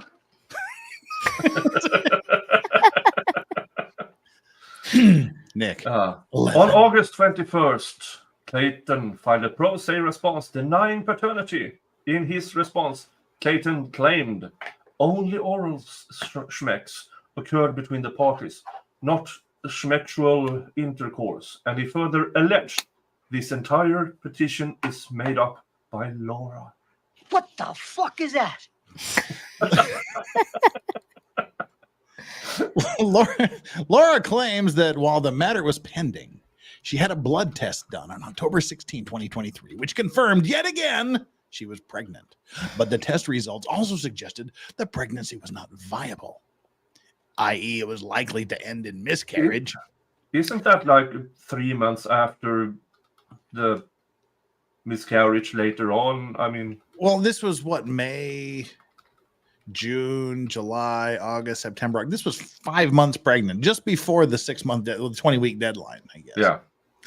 So this is a new one. I think this is the first time they've argued that the blood test confirmed that the pregnancy was not viable, or suggested that it was not viable. On November 14th. No, sorry. Megan. It's Megan. On November 14th, 2023, Laura was seen by an OBGYN facility called Mom Doc, where it was confirmed she was no longer pregnant. No, where she told them she was not pregnant. Mom Doc is an online thing, right? Right? No. That one she actually was in person. She actually went to... I thought Mom Doc was an online thing. All right. So Mom Doc is an actual real place. Yeah. And it was confirmed she was no longer pregnant. Was it confirmed she was no longer pregnant, or was it just confirmed she is not pregnant, as in we don't know whether she was and lost it or never was? She just told them that she had some bleeding and stuff, and they were like, oh, I guess you're not pregnant.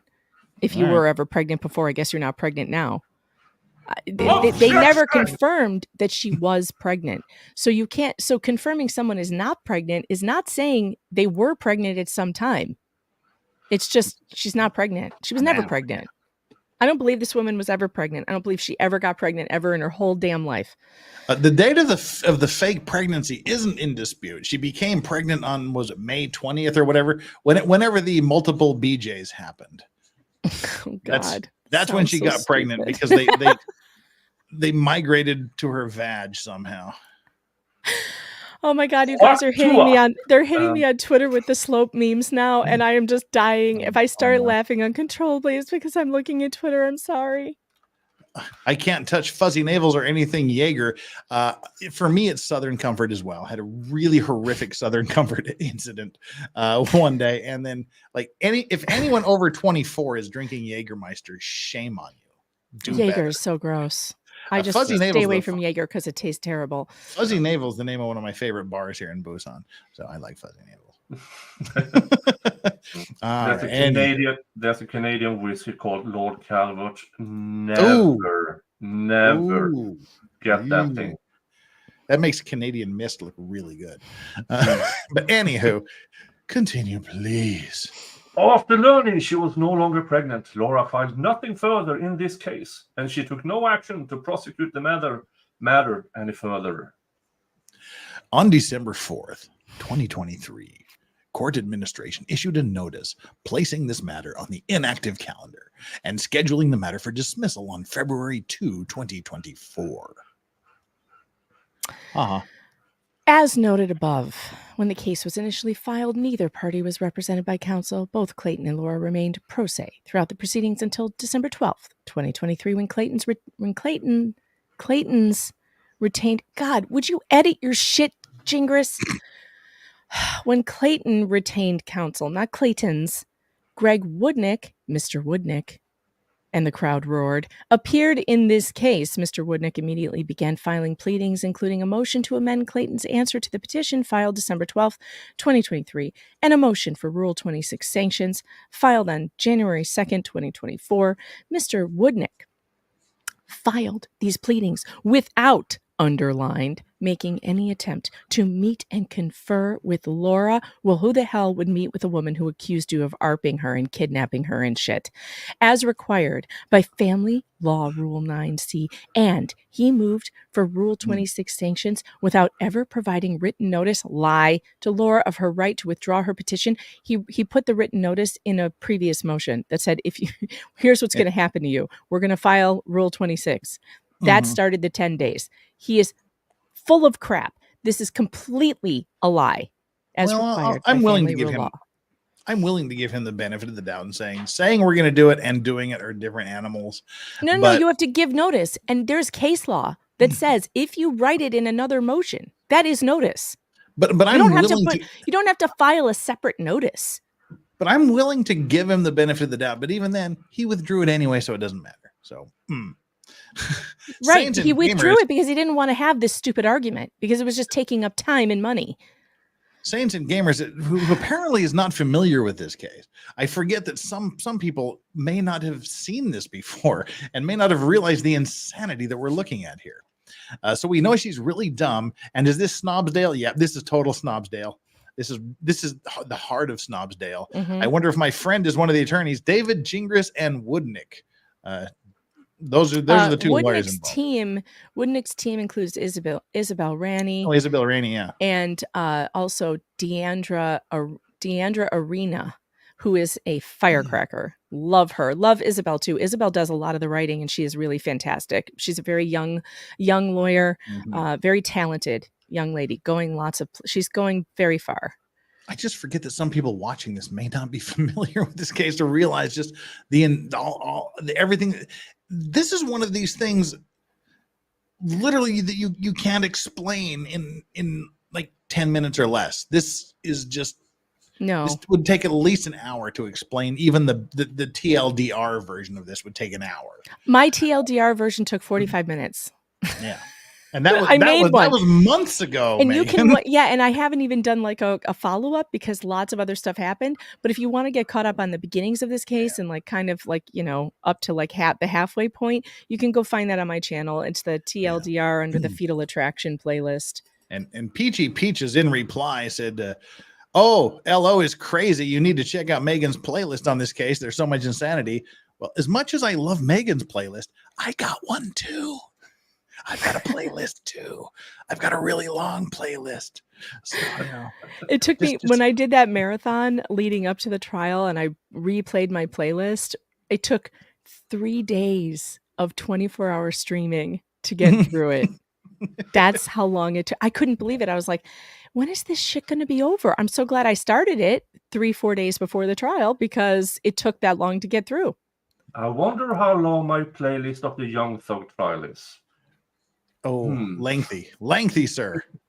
I have 130 videos and streams for the past year and 2 months. And Saints and Gamers, they both have their own firm. They both work for themselves. Woodnick, it's like Woodnick and somebody else, and then Gingras has his own office too. They don't work for like any of the big firms. They're solo entities, I believe. Black Sambuca, never again, says Tracy Fagan. I've never tasted it, but that sounds really bad. Just from the name. And Legal Vices, doesn't that shit expire after a while after open? No, that's the good thing about whiskey. It just doesn't expire. It doesn't change. It doesn't age. It doesn't go bad. It just sits there. So you can open a bottle and slowly drink it over 10, 15 years, and it'll basically remain the same. I have a bottle of Russian cognac I was given in the early 90s that has evaporated to a third. Yeah, it will evaporate through that'll do that. Gingras is so low, he only loves himself. My dad has a bottle of Belarusian vodka that is slightly pink in color. He hasn't opened it. I've got some Black Namirov vodka from Ukraine that's actually pretty cool. But all right, let's see here. We're on 17, Nick. 17. Shortly thereafter, Laura retained counsel Alexis Lindvall, who appeared on December 22nd and filed a motion to dismiss on December 28th. Days later, Ms. Lindvall withdrew from this matter with Laura's consent on January 2nd, 2024. 5 days. And 5 days. And just around the time when Mr. Woodrick filed his thing, and she may or may not have discovered, oh, my client is full of it, and it's not babies. Yeah, this was like the, oh, by the way, I'm not pregnant. As soon as this lawyer came on board, that's when she suddenly was no longer pregnant, had done all these things. I think her lawyer here, Alexis, had a good come to Jesus meeting with her, and she refused to listen. She wanted Alexis to do things that Alexis could not do ethically. Yeah, and then she filed a bar complaint against her. Yeah. Peace out. And then she got as Megan said, the bar complaint filed against her. I can't wait for the bar complaint against Gingras that she's going to file eventually. She's going to. Oh, she's going to. And it's going to be epic, and it'll probably go somewhere.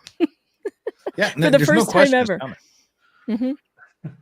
And see, this is the thing. Like lawyers, we have an obligation that if we know that our client is lying, we're supposed to alert the judge to that fact. Cough, cough. Lawyers are not allowed to make knowingly false statements. And if your client continues to insist that you do things that you know are false or inappropriate, you have to make a withdrawal. In many cases, what's called a noisy withdrawal, where you have to say, I am out of here because my client is asking me to do things I am not comfortable with or I cannot ethically do, which is sort of what Alexis did. So it must have been really, really good. And there's between point 17 and 18, I think there are a few points missing because it's not as if nothing happened between January 2nd and March 25th. Well, yeah, she went through another lawyer, Corey. And several more? Just one, Corey. Corey was there for a couple months, and that was it. But Unhung here with a $5 says tequila shots all night, followed by a brewery tour in the morning. The smell of brewery beer and tequila still turns my stomach 15 years later. Well, as I always say, tequila is where you end up, not where you start. As soon as someone brings out the tequila shots, you know exactly where the night's going from then on out. I think that was my problem on Monday. I never, ever drink too much tequila. But you had so much fun watching Lumberjack. It was fun. But I can have fun watching dudes in kilts lift heavy things without the margaritas, too. I mean, that is something that I can definitely watch anytime. And we're going to talk about this probably on Tuesday. We have an update from Kathleen Jen. Lynette finally stopped north of Chuffland. She walked 14.5 miles in 4.9 hours. I really am worried about that. What was wrong? Does anybody know what happened? I only know what happened because I was watching you and Tug earlier, but we'll talk about it. But I'm concerned about that. Like, why was she out there walking 14 miles? Does she have no friends to give her a lift somewhere? I mean, this is just in flip-flops on a highway in the dark. It's good exercise. No, stupid. Bill's character. Nana Misty again, $5 says, I wonder if Laura Owens got her Mex education from the movie Look Who's Talking and thought, oh, that's how you get it. Sperm. Oh, no. Oh, no. Okay. I hate you, chat. You guys make me laugh so hard. I don't know what's going on anymore. Okay, we are on point 18. Yes. Is that you? I don't even know who it is. Is it me? Yes. I think it's you. I was first retained to represent Laura on Monday, March 25th, 2024. Day that will live in infamy. Dun, dun, dun. I don't have the handy real quick. I keep forgetting I actually have a real dun, dun, dun button. It's a new addition to the stable. Prior to this, I did not know Ms. Owens and had not represented her in any other matters. I also did not represent Clayton Echard, and I knew nothing about this matter or any other disputes between Ms. Owens and Mr. Echard. Now we're getting into the summary of media and public attention. This is where Megan Fox, if that's your real name, enters into the picture. Despite being an otherwise simple, keep that in mind, by the way. He said simple. Yeah, this is simple. We'll keep you in mind. We'll keep you in mind that you're and simple. Short-lived paternity matter. Oh my God, this thing has dragged out forever. This case quickly gained local, national, and even international media attention and massive public scrutiny. There appear to be two main reasons for this. First, Clayton is arguably famous. Arguably famous, which means not really famous. Who he was. Nobody knows who he is. And that's no slight on him. Clayton, you're a peach. We love you, but nobody knew who you were. Unless you watched his season of The Bachelor, you would have no idea. Arguably famous as a result of his recent appearance on a nationally televised reality TV dating program called The Bachelor. Well, let's do this. Let's take a quick little summary of how we all came to know about this case. Okay. I saw something briefly on Law Talk with Mike, and then, as I recall, I got a message from one Megan Fox, if that's her real name. If that's your real name. At 2:00 in the morning, going, oh my God, you've got to look at this. This is the most crazy shit you're ever going to see in your life. Oh my God. I'm like, Megan, it's 2:30 in the morning. I'll get back to you. And then I bothered him for days until he did it. But Megan, how did you become aware of this? Listeners, my amazing listeners in chat, somebody, about two people. It usually takes 2 to 3 people to mention the same story before I'm like, okay, I'll look at it. And that's no slight on those of you who have, tried to reach out to me about something and I haven't noticed it, because normally it takes a couple of times for me to hear it. So yeah, it was like 2 people, maybe 3 was like, you've got to check out what's going on with Dave Neal. Something bad happened to Dave Neal. At the time I was like, who the fuck is Dave Neal? I don't even know who this is. And then I watched like one of his videos about getting the harassment thing, and I was like, oh my God, this is terrible. What's happening to him? That's really what got me involved. Was it was terrible what was being done to Dave, and it made me mad.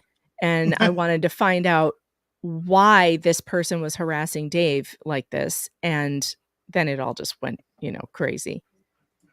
And what about you, Nick? How did you become aware of this case? I was watching YouTube. And what did you see on YouTube? No, YouTube. Oh, you too. You too on YouTube. Yeah. And started commenting, and then, okay, this is nuts. So 3 of the people covering this had no clue who Clayton Echard was before we heard of this case. And I was a Bachelor fan. I just quit watching many years ago. So I should have been one who would have known who he was, or should have at least had him on my radar, and I didn't.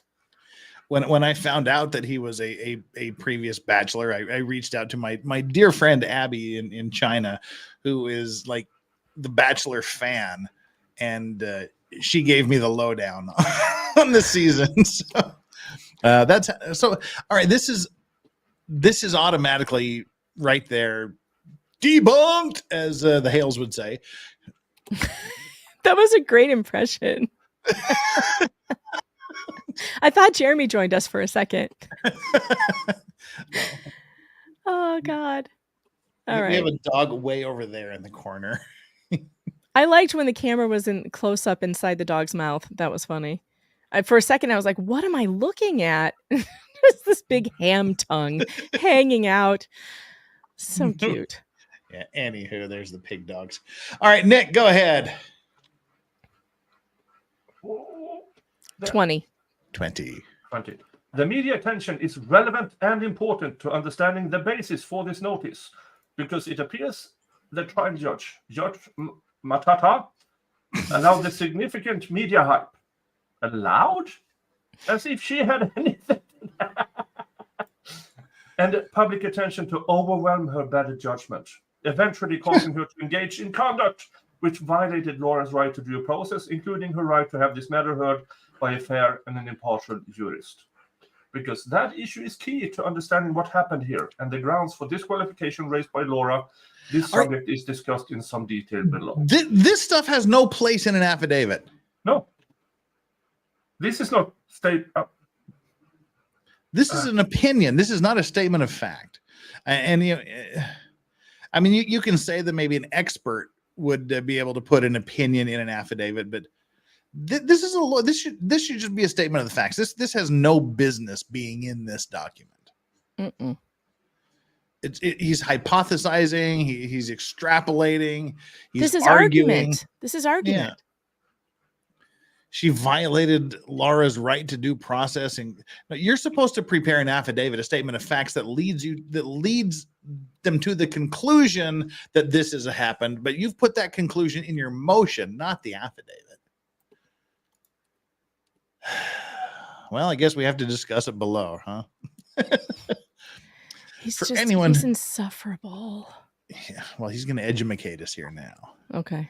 For anyone who is not familiar with the show, The Bachelor is a long-running TV dating show that first aired on ABC in 2002. The show involves a single male star, the titular bachelor. I like the titular. No, sorry. The titular bachelor. Don't say tit. Titular. The titular. Stop it. All right, that's enough. This is the ASMR nobody asked for. The moist titular bachelor. Oh no. Can you read super chats for a second so I can go get some coffee? Because I want to hear this part, but I really need another cup of coffee. Nobody's given me super chats to read. I only have one. Crap. Can you guys send super chats so I can get some coffee? It'd be a better hurry. But we'll try to keep things entertained while we're going here. All right. Kris Jenner, not to be confused with Kris Jenner. We got Megan Fox and Kris Jenner. That's how fucking awesome my streams are, people. I've got Megan Fox and Kris Jenner and Santa Claus on the same damn stream.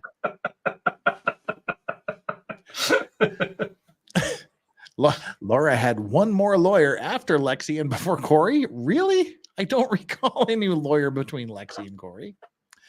The first email Woodnick sent to Corey says he's confused because he just spoke to someone else after Lexi. I thought that email was talking about Lexi and Corey. Like, I may be confused. There's so much to remember. See, that's why I like doing cases like this, because right now there's 671 people here, and 671 people are all going to remember bits and pieces of the same incident. So there's going to be, like things that I don't remember. Someone else is going to remember something that they don't remember. A third person is going to remember. So with when you get 600-700 people together, every part is going to be remembered by somebody. And I love that. I love the hive mind with YouTube. Yeah. And I mean, it takes a good special chat. It takes a real special chat, like my chat, Megan's chat, your chat, to go, here is what you're misremembering. Other chats go, you fucking idiot. You don't know anything. You don't know what you're talking about. You suck. It's like, I can't remember every damn detail, but the chat is very, very good about saying, okay, here's what you're misremembering. So, thanks, chat, for not hating us that we don't have photographic memories about every goddamn piece of the case. Thank you, Chris, for the $5. Ike, we have to read these slowly. Ike with the Australian $2.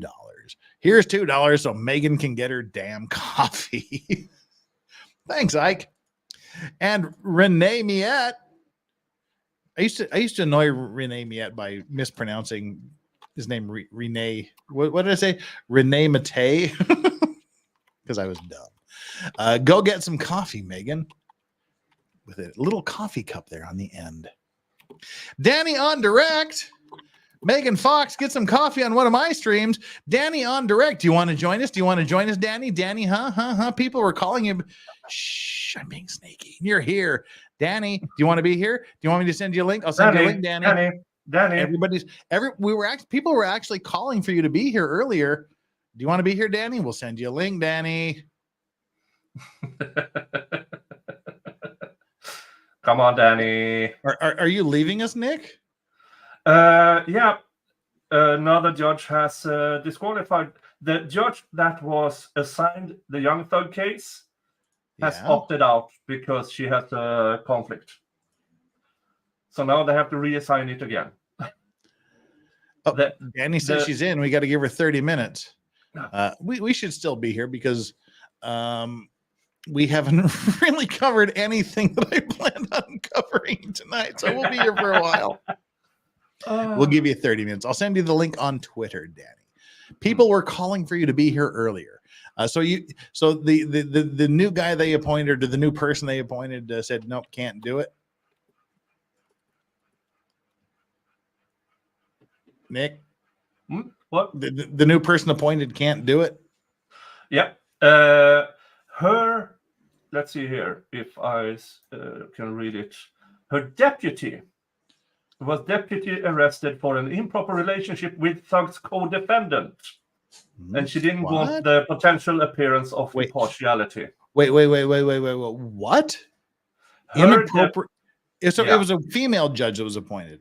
A female judge was appointed who had a female deputy. That female deputy got arrested for having improper relationship with one of the co-defendant in the Young Thug trial. The deputy was smashing one of the defendants? Yeah. The deputy was knocking boots with a defendant? I love this trial. Oh my God, what did I just walk into? What a moment. Let Nick talk about it. In the Young Thug trial, the Judge Glanville disqualified. New judge assigned. She just disqualified herself because of the appearance of partiality, because her female deputy had improper relations with a co-defendant in the Young Thug trial. Like during this trial, or prior, during pre-trial or anything. But why would the judge be affected by that? It wasn't the judge. It was because her bailiff, it's just. Yeah. It's probably a smart judge that doesn't want to have anything to do with the case. Yeah. And I'm a bit sad because her entire, half of her CV is about her being in ethics commissions. So she was a good judge for this, and now we will see who the next judge will be. So I have to opt out because this is breaking news, and I have to talk about it. Nick, go talk about it. Yeah. Okay.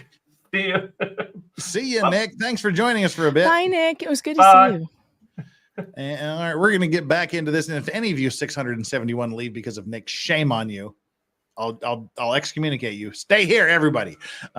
K Matt and Queen with the $5 says doggy treat and shot money.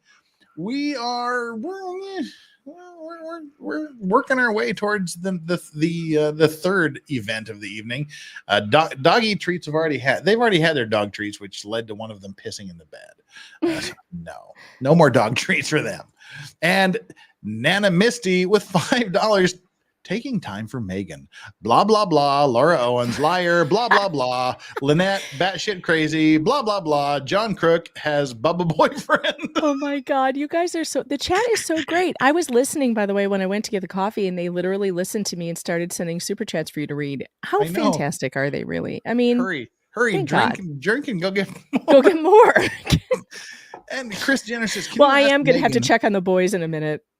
She says, can you ask Megan if she remembers Woodnick's first email to Corey? Because Chris Jenner was saying there was another lawyer between Alexis and Corey because he was confused about who was representing. I thought he was confused whether Alexis or Corey was representing, but Chris Jenner says there was another lawyer. I don't remember another lawyer between the two, but I do remember that first email to Corey, and it was absolutely hilarious. Yeah, he's like, who am I talking to? Who is real? I thought it was between Alexis and Corey, but Chris Jenner says, see, as I was saying when you left, how fucking awesome am I? I've got Megan Fox and Chris Jenner on my stream here. And I tell you, it's true what you were saying. Oozes from me. It's true what you were saying about the chat being able to remember all these details, that we don't remember. It's great to have that crowdsourcing available so quickly right there. That's one of the greatest things about YouTube, by the way, which makes this platform so and Rumble too, makes it so different than anything else because the audience participates literally throughout the entire show. And that is so worthwhile. It's so great. I couldn't do these shows. This is one of the reasons why I don't really do recorded videos, because I hate talking to myself. I mean, I'm just like sitting here staring at a camera, and then like I'll read your comments later, but I don't enjoy that at all. I like being I like it when everybody's here and we're all contributing. You know, the chat is every bit as much a part of the show as the people doing the shows. It's great. Yeah. And that's what a lot of people don't realize or understand or may not be aware of is live streaming like this is the absolute worst thing to do on YouTube. Because it's not good for the algorithm. Yeah, people that can do pre-recorded videos can record a video of them frying an egg and it will get 10 million views and they'll make bank. Yeah, it's big money to make those recorded videos, but it's not fun. But I always make bad financial decisions on YouTube. Which is like, I'm not joking when I say this video will probably get about 33 cents in ad revenue. Right. Whereas somebody frying an egg or putting on the worst acting skit known to humankind will get tens of thousands of dollars from their ads. Mm-hmm. So yeah, this is like the worst platform, but I love it because of this interaction. Me too. You guys are the hive mind and you're so awesome and it's fun to interact with. It's people. Like the next evolution of talk radio. So talk radio is great because the audience calls in and gets to interact with the host, but that's only one person at a time. This type of platform is amazing because you have 1,000 people all interacting with each other and you at the same time. It is the greatest. It's the greatest thing since, talk radio. I mean, it's amazing and I love it. And I hate doing the recorded videos. I hate it, which is why I don't do it very often. Well, exactly. And I come from a radio background, way back in the day. That's what I did. I did radio, and I sort of model this, as I've always said, sort of after the Art Bell style of radio. Mm-hmm, mm-hmm. Everybody gets a say. I will listen to you. You tell me what you think, and I will give you the respect of listening to you and giving you credit for saying your piece. I may think you're batshit crazy, but I'm not going to tell you you're batshit crazy. I will give you the respect of you voicing your opinion. And that's kind of how I do things. But Puzzled Puzzler is given $20. That's worthy of a ship's bell, I think. Where are we at here? Oh, there we go. My path to Laura Owens versus Clayton Echard topic. Looking for weird town hall meetings. Found Otter Creek versus Jeremy Hales. Found Megan. Leads to Laura Owens v. Clayton Echard. And all the tubers following Hales and Laura Owens shenanigans and LawTube. Neil, DUI, Nick, Vices, etc. Oh, wow. That is really a cool story. You know how many people have told me that? I've had so many What the Hales fans who I adore, by the way. You guys are so cool. They're one of the best fandoms because they don't turn on you. They're very nice people, and they're very patient, by the way, because they know that Jeremy's story is like, it's just so long and complex, and they don't scream at you when you get it wrong. But they've stuck around, and I'm so happy to have them, and they're really enjoying the legal coverage that's going on over in our sphere over here, and I'm just so happy to have them. Right. It's great to find new audiences who didn't know each other, and then you do, and you're like, I love you. It's like me and Dave Neal's audience. I love them. Yeah. Like we love each other. It's great to find that. Yeah, and Dave is so much fun too. Love Dave. I have been meaning to stream with him this week, but I have such weird summer hours now. But I love him, and I'm going to be streaming with him again soon. We just have to come up with a day. I sent him a message for this, but he didn't respond. He didn't respond. So, no. Well, maybe he was. Maybe he didn't. I'll text him again. Well, maybe does he have the link? He does in Twitter. Okay. I say, but and also while you were gone, Danny on said she's going to be joining us here in about 20. Oh, cool. Oh, and speak of the devil, here he is, Dave Neal. Ah, look, we talk about him and he appears. Look, hey, how are you? You were talking about me? We were. Saying, I sent the stupid bastard a text and he never fucking responded to me. And so, it's him. But I was just texting you to be like, come join us. What are you doing? To be quite honest, I don't even know if I want to be in here with Megan with that stupid hat on. What the fuck? If that's her real name. We don't even know if that's her real name. Are you gonna rage quit? Are you gonna rage quit? I'm gonna rage quit. I'm just gonna you. If we were at the same party, I'd be out having I don't even smoke, but I'd be smoking a cigarette just to stay away from you in that hat. Just blowing it in her face. I'd rather get a dark lung than deal with your dark heart. Is that a MASH hat you're wearing? Does that MASH on it? Nash, sorry. Oh, Nash. Okay, now. Oh, he's gone native now. Dang. Yeah, it was a gift. He's kidding, chat. It's a joke. I'm not responding to the chat, but I'm probably no. I mean, would I want to associate people who wear that hat are so stupid. I'm sorry. Well, she is medium smart, confirmed. You know, I'm not saying you're dumb. I'm saying the baby had to leave the room. Even the baby's disgusted with your your removed the baby from the room. The hat puts you in this stupid thing. Don't you hate that though? Don't you think that's silly? I really hate that I have to run down the hall to the bathroom now and leave you two to totally derail. Don't you think that should end? Go ahead, I'll be back. No, you know what I think stupid is putting a hat on as like you're part of a team. Ugh. Get out of here. Yeah, I'm part of a team that doesn't think we should assassinate a political candidates. No, that's not what the hat stands for. That's not what the hat Yes, it is. For. It is today. Okay. All right, fine. How are you? It is today. And also, I'd like to get back to the place where, because I used to be in politics a long time ago, for a long time, through a lot of candidates. And I used to wear T-shirts and buttons and pins, and everybody did. And nobody chased anybody down the street. Nobody threw eggs at anybody. What generation of America do you want to make great again? The generation where women didn't vote, the generation, you know what I mean? It's like, who are we making it great for? That's the big question. I think you're taking it way too literally. I think it's just a campaign slogan. Mine is let's make Americans friends again. But did you see how I dunked on you though? No, this we're is friends. so dumb. We're friends, but this whole thing is so dumb. Like, I can't be on the stream with you wearing that hat. I can't be in a grocery line with you wearing that hat.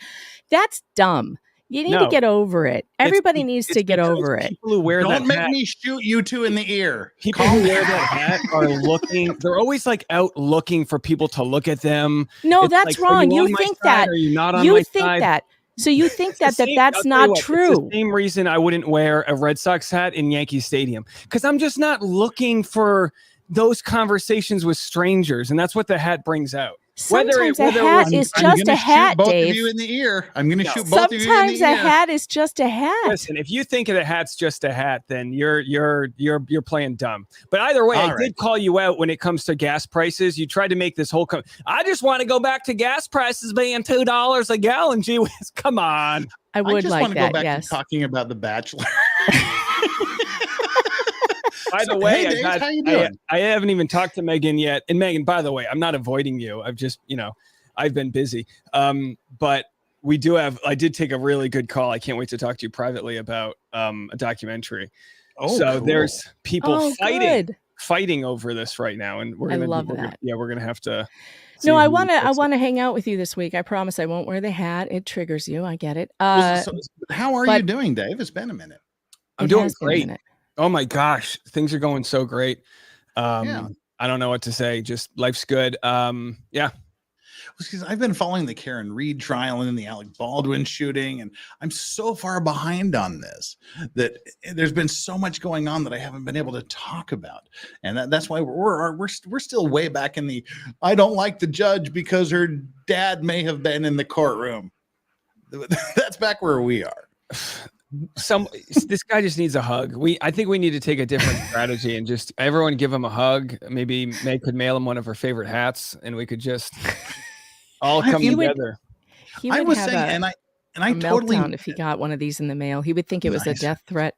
Yeah. It's laced with anthrax. But it's offensive to my disability. Fuck. Yeah, we'll get there. Maybe. But I really do want to have Dave on my stream. I really do want to have Gingras on my stream. Just not to grill him, not to ask the super tough questions, not to ask him but just to say why. Why did you choose violence from day one when you could have turned this into the most amazing PR opportunity for you, yourself, and your client? But you chose violence from day one. We didn't hate Corey from day one. We felt sorry for the stupid bastard that he got involved in this. Can I relate this to an experience I've had before? So when you do stand-up comedy, a lot of times it's a showcase show. There'll be like 6 or 8 comedians on the set. and and if the comedian before you has to deal with a heckler, it can be a tough crowd. It is not advised for the next comedian to come out and just go hard on them, because then everyone's like, who's this asshole? So it almost feels though Gingras wanted to defend his client, but didn't build up any equity. So when you get on stage, you do a joke. Oh yeah, I'm weird. You do a joke. You kind of humanize yourself so that the audience that doesn't know you yet has empathy. And if you don't come off likable, then you lose all faith. And there was no good faith that he brought to the table that he was going to be like a fair guy. So immediately he just came out full villain. Maybe he's playing this like Bill Burr in Philly, where he's just going to go so hard from the beginning and so long that eventually he's going to win over the crowd. Maybe that's what he's thinking. Well, Bill Burr in Philly was so talented. And, for those that don't understand, he took a crowd of thousands of people that were the worst crowd in the world. And he went up there and put a master class on like, who's the boss? And so there's two things you need to have in any job you have, the competence and likability. And if you're really competent, you don't need to be likable, and vice versa. Gingras isn't competent with the way he's arguing this case, and he's not likable. So like I can be an idiot who doesn't know a thing about anything, but if I'm likable, then you're like, all right, he's likable. So he doesn't have any of that going for him. And you need to have one, if not both of those two things. So you're saying, I know Bill Burr and you are no Bill Burr. I mean, look, Bill Burr is one of the best comedians to ever exist, and he threads the needle with literally telling an audience of Philly people he hopes they all die, and they're like, "Good, it's pretty good." So, so you don't think this is his objective? But well, I think he wanted to play hardball, but it's against an audience. It's like whack-a-mole. You can't play hardball with an unlimited supply. Like this is like an unlimited zombie land situation. Well, as a fellow idiot lawyer, I just think, he's doing everything wrong to make people hate lawyers even more. When I said he could have turned this into a great thing for him to say, look, she's entitled to a lawyer. She's entitled to make her argument. She's entitled to these things. Listen, hear her out, understand things but he just goes in balls to the wall and makes everybody hate him literally we felt sorry for him for being involved for about 2 days. And then it's like, okay, he has a social disability. I think he has social problems. If I had to guess, he didn't have a lot of friends in school. I don't think he knows how to play well in the sandbox, and that's followed him throughout his career. Nobody hates Alexis. Nobody hates Corey. Nobody hates Corey. Yeah. And it was like from the beginning, he's like, nobody will listen to me. I don't have a platform. It's like, well, why? Why do you think that is? And why is that his job to take up? It's like you can't defeat a grassroots movement with like someone who's bought and paid for. This is almost like if you have like a work strike, 1 million people coming, we're not getting our rights, and then the guy that's hired by Amazon HR is like, come on, everyone's like, shut up, like you're not even. This isn't even the same conversation we're having here. He's bought and paid for. I just don't understand why a lawyer would actively do things to make people dislike them when, that's not it's like, as I've been saying for the past 3 months, just be better. And I really want to just have him on the stream and go, why are you doing this? Why is this the path? I want to get into his brain. Why is this the path you chose when it has negative returns for you? But you arrived just because he has a humiliation fetish. Oh dear. It's part of the Illuminati initiation or whatever the humiliation phase. He's being initiated into the Illuminati. Okay, Dave, I was watching your video the other day. I think the one about the jury trial. I don't think I laughed harder than your description of what they do at the bar with the cloaks and the blood drinking. I died laughing. I was falling out of my chair. It's funny that your description. I must have blacked out. Your description of what how you imagine the bar when they get together to discuss bar complaints. You were like, they put on the black druid cloaks and stand in a circle, slap each other's asses with their law degrees. And you're like, do gay stuff. I don't care. Just invite me. Yeah, that was so funny. They just have bow ties on, and they're you give them far too much credit. Most of the bar reviews, they go, ugh. I laugh so hard when Dave talks. Chat, be nice. Yeah. I don't care what Dave thinks about any of this shit. Like my opinion, go F yourself. I love Dave. I will always love Dave. Sick of people, and not this chat room. I'm sure your chat's great. But I'm so sick of people thinking they're entitled. Like, look, have your opinion. The chat's closed. Like, I'm over it. Douchebag lawyers who wear bow ties to show that they're smarter. That's just their version of saying I wear a red hat. It's all people that want to be a part of a system. And it's like, what are we doing, folks? Like, I would like to go back to where we just wear the American flag and we don't get chased into a Costco parking lot for driving a Tesla in the South. Like, I would like to go back to a part where we're all reasonable society. The Tesla is the most American-made car, but it stands for the liberals who buy coffee at Shut the hell up. You weak-minded fools. Go get a real job. Go exist. Go contribute to society. And don't be a part of a group. I'm not a part of the Democratic Party. I'm certainly not wearing a red hat. Everyone just learn how to speak for I yourself. left the Republican Party, but I'm still allowed to wear a hat. You are allowed to, and I'm allowed to make fun of you for it. That's true. I am 100% with you on that. And I will like you. I will be roasted. I will be roasted by you any day of the week, Dave. Yeah, you're getting it for free. I'm not charging you. Yeah, normally I would have to pay for it. So Rachel and everybody else, like, seriously, this is probably the 3 least serious people on YouTube. We're just calm down. Fun. Dave and I are going to hug later. Don't worry. Yeah, I believe what I said, but I don't not like you.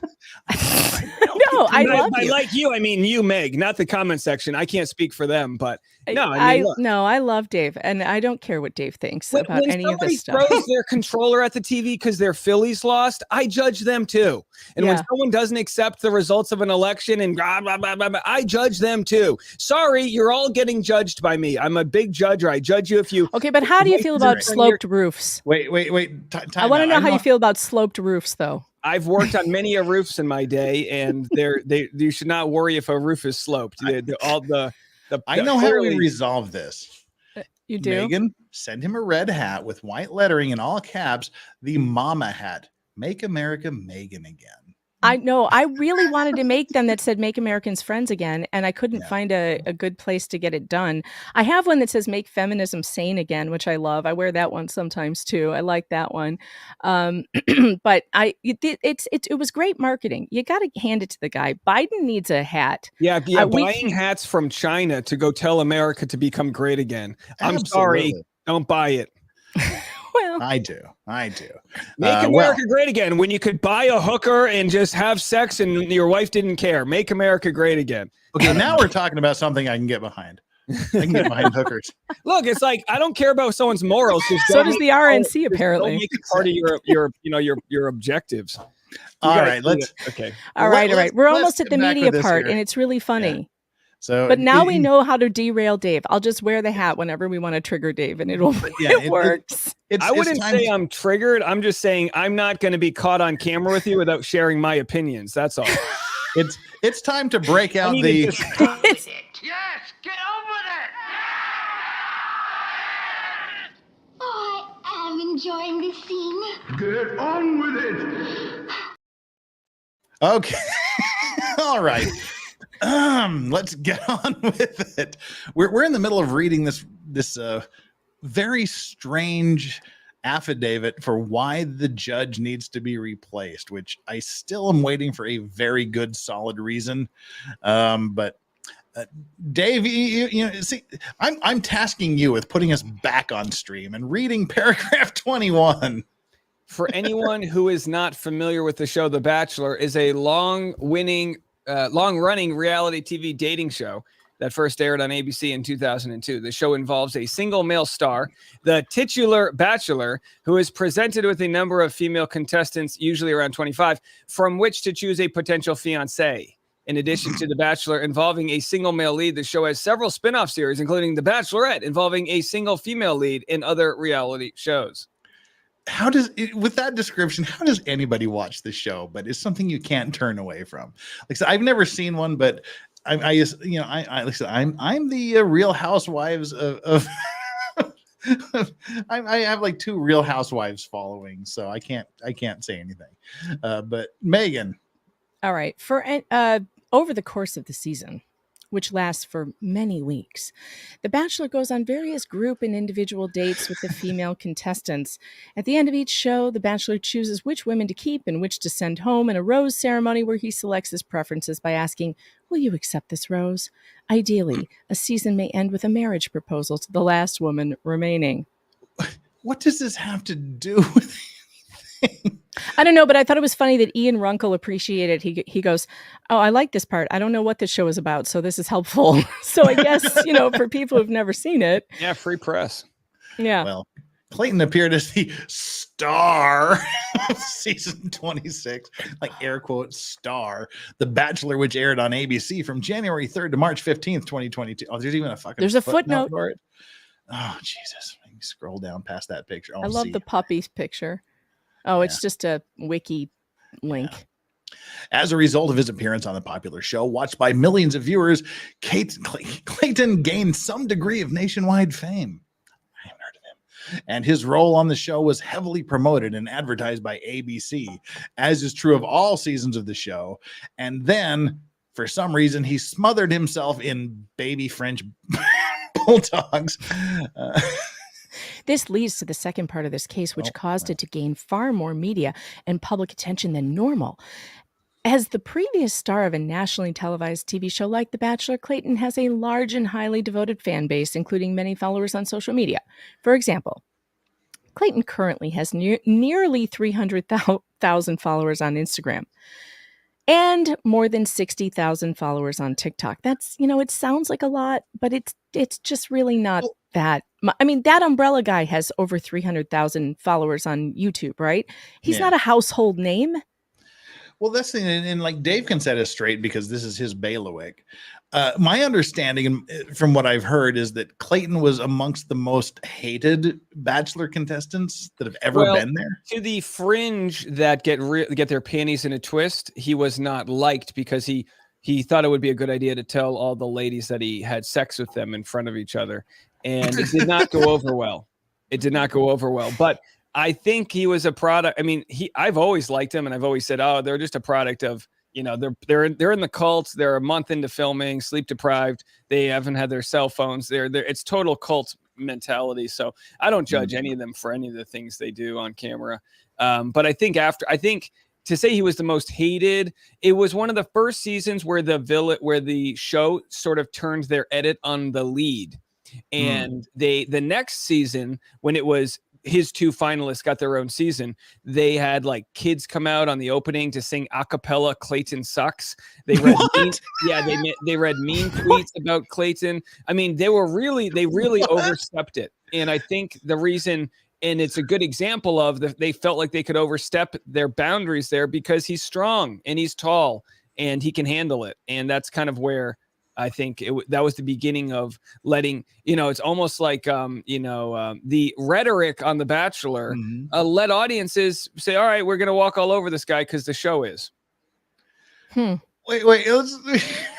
Can we go back to the acapella story? We can't just blow past that. Well, there's a bunch of children singing acapella Clayton. I wish there was more context, but they literally hired a children's choir to come and sing Clayton Sucks.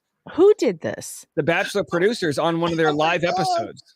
Let me see if I can find it. Is there a clip of this? It's absolutely wild. Please find it. That is the weirdest thing I've heard in a very long time. Yeah, West Los Angeles. Okay, can I share it? I don't know if I can share it with you.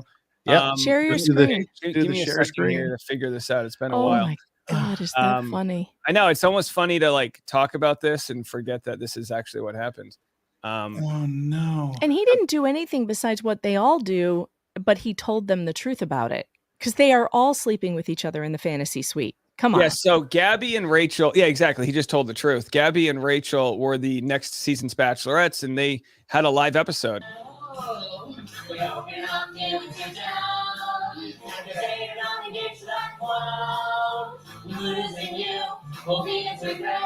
But not yours, cause now you're both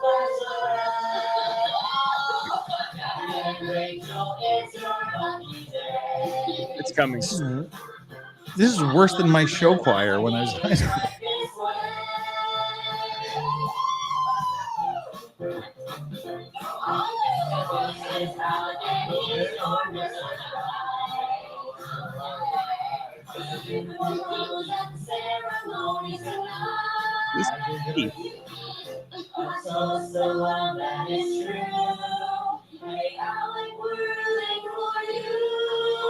Wow, this is good. I like this.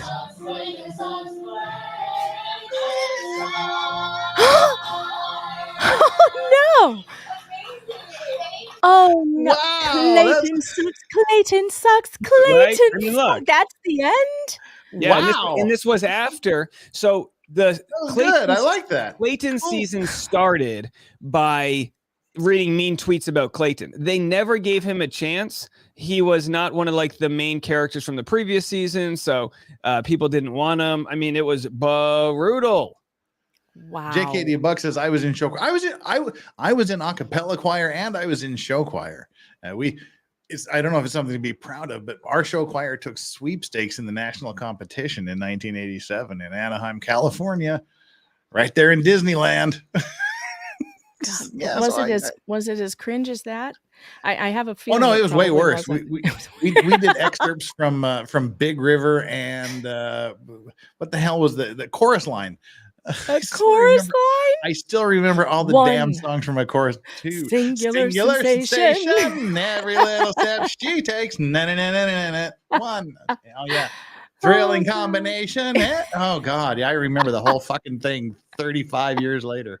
It's still up a very steep and narrow stairway. For some reason, they wouldn't let us do the tits and ass song, though. But anyway, I got a couple super chats here to read if y'all don't mind. Jacob's Proud Madre with another $10. Thank you so much. I'm doing well, Jeff, and every day you are one of the reasons that I'm doing well. Oh, God dang. Thank you so much for that. You are all admired, and we're lucky to be here. I love you always. Well, thank you so much, Jacob's Proud Madre. You are truly an amazing woman, seriously.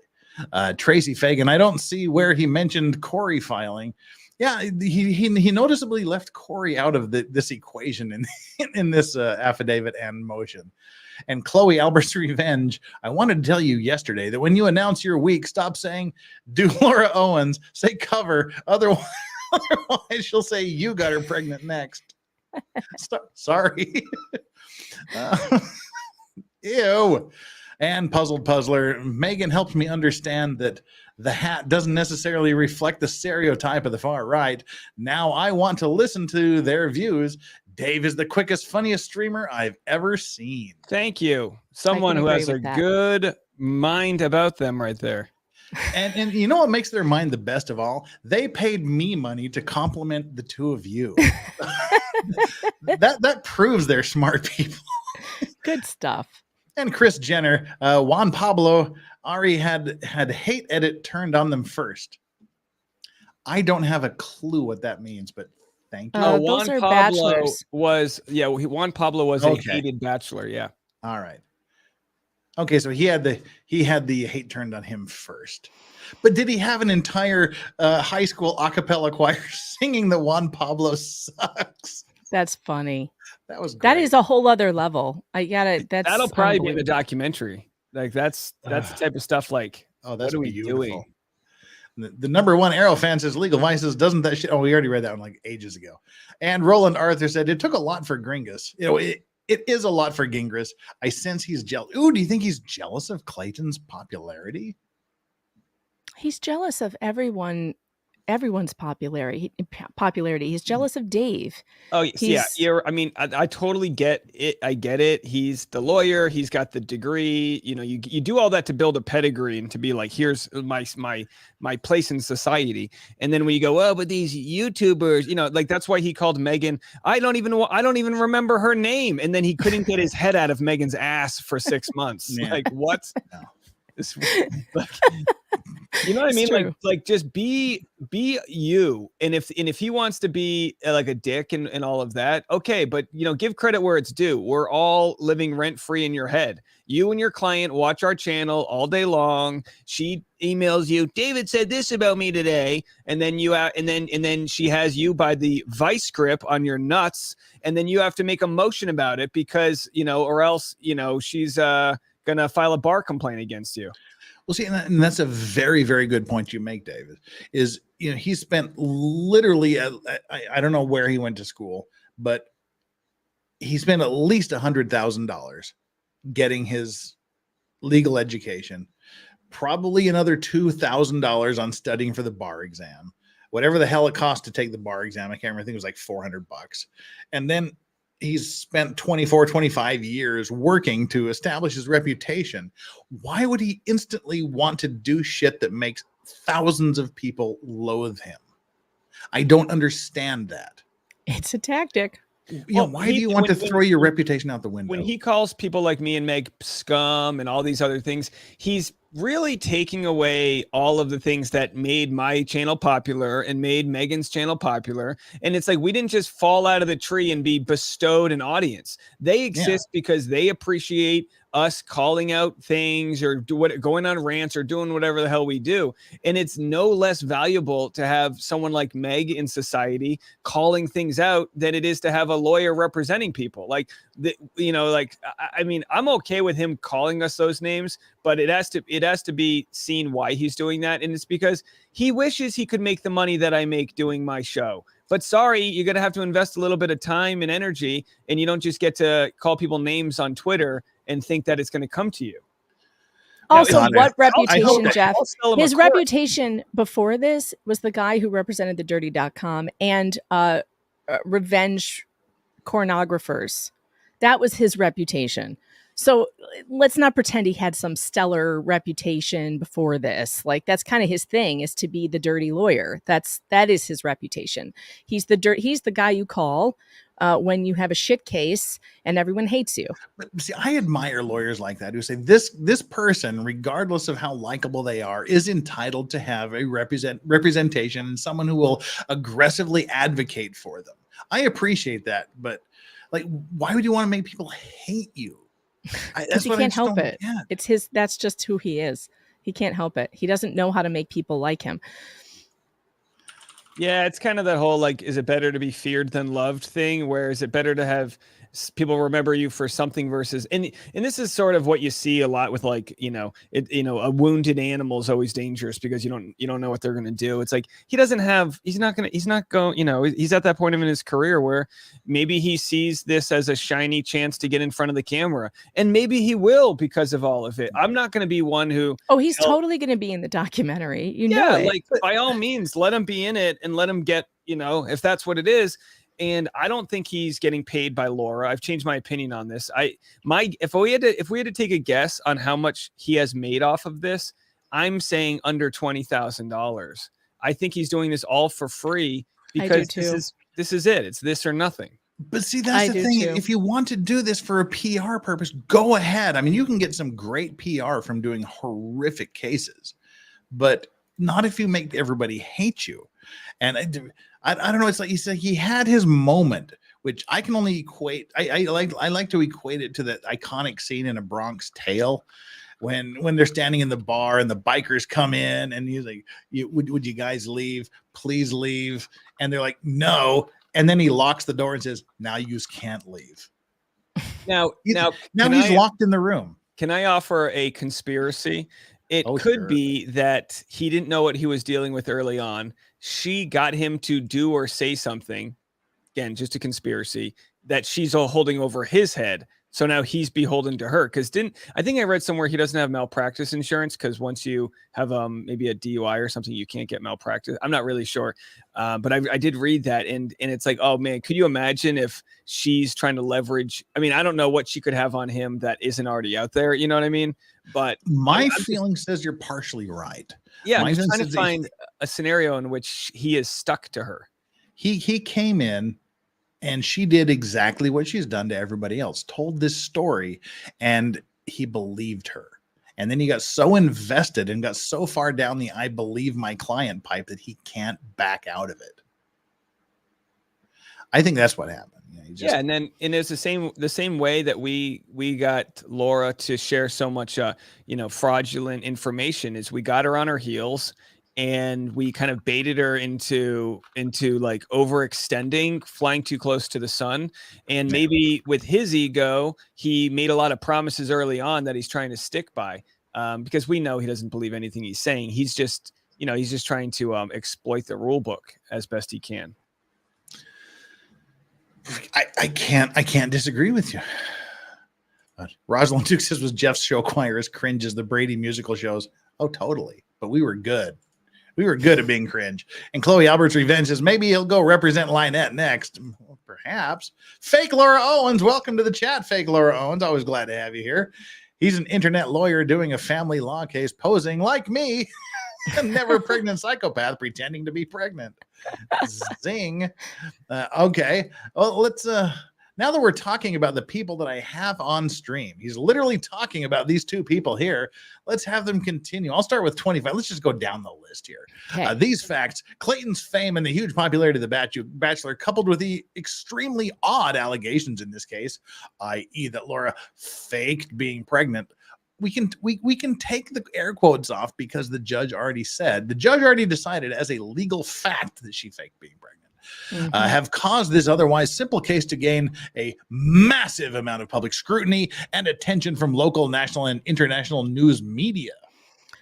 In addition to being widely covered by traditional news outlets, this case has also received massive attention on social media, including sites like Reddit, Twitter, and YouTube, among others. For instance, anonymous fans of Clayton have created social media pages focused entirely on this case, including a Twitter account using the hubristic sobriquet. Okay, put down the fucking thesaurus. Put down the thesaurus. I missed this the first time around. The hubristic sobriquet. Oh, no. Where is Tug when I need him? To do his fake French accent. Justice for Clayton, or JFC. Lord. The JFC Twitter account has posted obsessively about this case nearly 3,500 times. One example of which is shown below. Wishing a happy and safe 4th of July to everyone but Laura Owens and David Gingras. This one really bothered him, I guess. I guess that's hilarious. Oh, Dave, please do us the honor of reading paragraph 27. In addition to posts on Twitter, anonymous fans of Clayton have created websites devoted solely to this case and to promoting their belief that Clayton is somehow a victim who deserves justice. One such pro-Clayton fan site is justiceforclayton.com, which contains copies of all or substantially all pleadings filed in this case. This site also contains a one-sided narrative which highlights only those facts favorable to Clayton's version of events, while carefully avoiding any discussion of facts unfavorable to Clayton's narrative. I guess that's kind of how agenda-driven sites work, though, David. Where Welcome all to of America, where people are allowed to publish whatever they want on. Where are all of the pro-Laura Reddit? Yeah, and the site only exists because she kept on getting subreddits taken down. So they wanted to have like a safe place where they could post something that she couldn't have it taken down. Like, she created this mess. This is so weird. It's like, if there were supporters of her, they where are their Reddits? Where are their Twitter pages? Where are their your Facebook groups? Her father's Facebook at the perfect place. Lord have mercy. Which, by the way, I got to be careful how I word this. I've bumped into people that have worked with her father high up at that radio station. And let me just tell you, I think people have been holding off on talking, but I do think you're just going to see people come in for just real character testimonial for a documentary. People that have met her, that have been at their home, they're all talking about this. I want to talk to David Katz. Yeah. Well, I want to talk to the person that's waiting backstage. Our next guest to bring on here, who is one of my besties. We're both from Utah. We both served as Mormon missionaries here in Busan. We've both lived here in Korea after that. We both speak Korean. We're both awesome people. It's Danny on Direct. Hey, everybody. And we both went to the same law school, too. Hello. I am not as awesome as the other co-hosts here. I am just here to be a part of the snake chorus. Like that. I came for the snake chorus. I am not disappointed. Megan.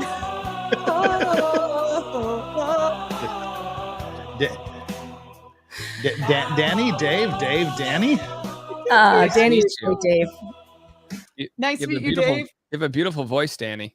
Not as beautiful as Megan. Actually, Megan, I came on here to ask you, are you auditioning for NPR? Because your read on this is so smooth. No, you have to, in addition to social media, it is so smooth. I'm so and Megan turning on that radio voice, you know, you got to turn Megan on the has radio several voices, one of which, when she really wants to hammer home a point, I call it her C-word voice. I love that, by the way. I heard that the other day and I was dying laughing. Yeah, you do not want to be on the wrong side of that voice. Let me tell you. Oh, see, that's better. Megan just calls my voice the Muppet voice. She says I sound like a Muppet when you get excited, you go full Muppet, and it's funny as hell. I love it. I love it. And there's nothing funnier than you. What were you screaming? I clipped it, and you were screaming in Muppet voice. You were super drunk. It was about this case. It was this case, and you were full Muppet voice. I've got to find the clip. It's so funny. I don't know, but yeah, it's like Danny's one of my IRL homies. She's got her awesome channel she's doing herself. We're total Utah homies. Good to see you, Danny. Good morning. Good to see you guys. I didn't want to interrupt. Please continue. No, you're just in time to I know you've been listening whilst getting ready, and I assume we're going to actually get to see you at some point this morning, or are you? Yeah, let me get my face on, and then I'll. All right. Start by reading paragraph 28. One of these days, I want to do a stream with Danny where she teaches me how to put makeup on, because she's really good at it, and I want to look like her sometime. I'm really not. That's very, very kind of you, Megan. And you can teach me how to do my hair. Danny taught me all skincare earlier today when I was on her stream. Oh, Korean skincare. I need to learn about that too. Because I was just wondering how it's possible that it's been raining for 3.5 weeks. It's been 100% humidity for 3 weeks, and my skin can still be really dry. And it just boiled down to drink water. All right. Water, Danny, read paragraph 28 of this amazing non-affidavit affidavit. I didn't know I'd have an assignment, Jeff. I don't have my glasses on. Well, okay, then I'll start. You have a few minutes to get your glasses on. Okay, let me go get my glasses. In addition to social media posts from his fans, Clayton himself has been extremely personally active in publicly promoting this. Well, what on earth would compel Clayton to personally promote his case? Really? This is it's his case. He has a vested interest in doing so, giving countless media interviews in which he tells his side of the story. Dave Gingras, not you, Dave. David, I guess I should say. David Gingras. You could have done the same thing, but you chose violence. Clayton's attorney, Mr. Woodnick, has also published statements regarding this case, like this much, including a press release issued on March 7, 2024, in which Mr. Woodnick accused Laura of fraud, suggesting that she has, quote, has been accused of fabricating pregnancies and doctoring medical evidence as a means to extort relationships several times dating back 10 years. Well, that's now a finding of legal fact by the judge.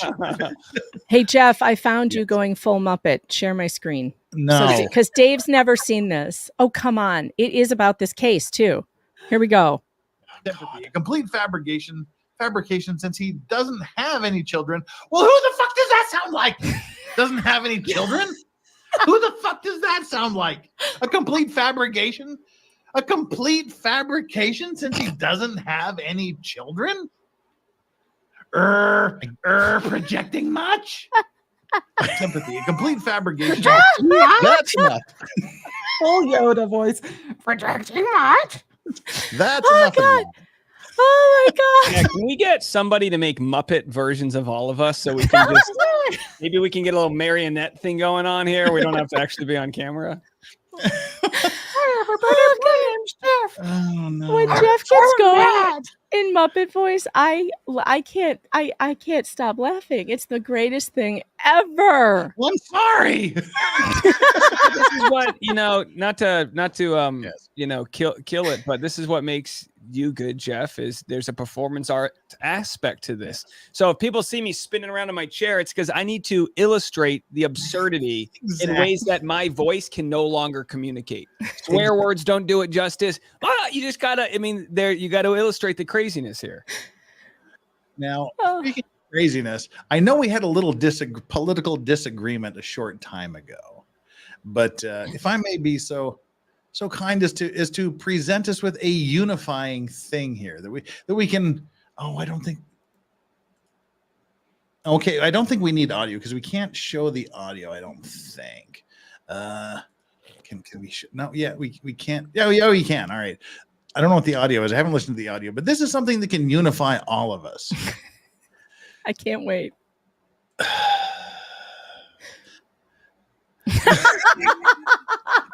this is audio in the background. The miracle of traversing a sloped roof, a future subgroup that our own Secret Service couldn't even handle this. You know, I call that utter bravery right there. Somebody needs to hire that heifer at the Secret Service right now. That's the only heifer I want to see on Secret Service detail. Yeah, this is part of Meg's DEI fears that this is going to be part of inclusivity.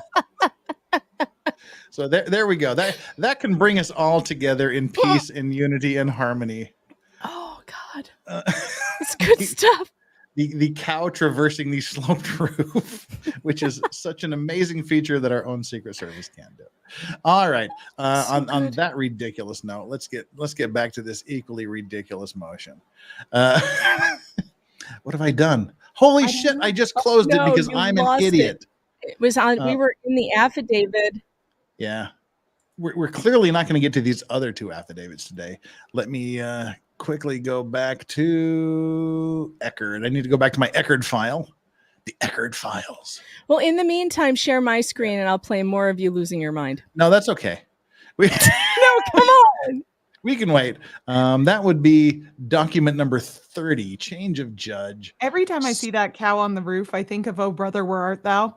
You know, where the crazy person is like, and I see a cow on a roof. All right, here we are we're on 28, I believe. Also, Megan, whenever there's a break, it's just room for more snake course. That's it. Yeah, that's okay. Megan, take away with the 29 here. Can you embiggen this, please? Yeah. All right. In an attempt to respond to some of this one-sided narrative, acting at Laura's request and with her written permission, boy, I would love to see those. I have occasionally posted comments about this case online, primarily on my personal website and on my Twitter account. The purpose of these comments has been primarily, if not exclusively, to respond to information being circulated about this case by Clayton, his lawyers, and or his fans/supporters. Just occasionally, folks. He's just an occasional Twitterer. Dave. Wait, we're in 30? 30, sir. When I post comments on either Twitter or my personal website, members of the public can, and often do, post responses, comments, replies. This point is important for reasons I will describe further below. Except for now, he's taking the no comment approach. No further comment. Well, see, now we get to talk about two of the four people on the panel. YouTubers Dave Neal and Megan Fox, if that's your real name. What do you think, Danny? Read 31. I got all right. glasses. Read 31 here. Before discussing the specific issues and conduct giving rise to Laura's request to disqualify Judge Matta, it is important to understand some of the other participants who will be mentioned further below. Two such participants are individuals named Dave Neal and Megan Fox. Did I give it the gravitas? I hope that had some weight. Thanks. See, now we've got to make the decision, though, Danny. And I'm going to leave this up to you. Do we make it awkward by you and I reading everything about these two sitting here? Or do we make it really awkward and have them read about themselves? Oh, they have to read it, obviously. That's what I was thinking. All right. No. This is going to be Megan and Dave reading until it's not about Megan and Dave. Oh, God. Megan. When you can have the real deal. Yeah, Megan, I go do ahead. not personally know either Dave Neal or Megan Fox, lie number one. But during the course of this proceeding, I have become generally familiar with them. like he's not scouring all of our videos every day and replaying them while he's in the shower crying. According to his YouTube channel, Dave Neal is a stand-up comedian who lives in Tennessee. According to his website. Dave also creates and publishes videos on YouTube nearly every day. Dave's videos often focus on The Bachelor and people like Clayton who have appeared on that show. I kind of wish he was going to credit my podcast because, I'm trying to get some, Google More search eyeballs for the rush on that, hour. Yeah. So I was, I'm not kidding. That my first thought was like, dang, he didn't credit the thing I need to grow. Over the last several months, Dave Neal has obsessively published hundreds of hours of videos regarding this case. Again, often, can you believe it, on a daily basis? Can you believe it? He shows up to work. As reflected on his YouTube channel below, these videos are generally, almost universally devoted to viciously attacking Laura and often me into proclaiming that Clayton is a victim who deserves justice. Notably, Clayton has personally appeared in several of Dave Neal's videos, and it is clear that Dave Neal is not covering this case as a neutral journalist, but rather as a passionate, obsessive advocate for Clayton. Look at how obsessed this unhinged person is. Look at all of these. Look at those fantastic thumbnails. And he's even wearing short shorts while doing this. And look at how some of them are not about this case at all. That's what cracks me up. Yeah. Who's Jen?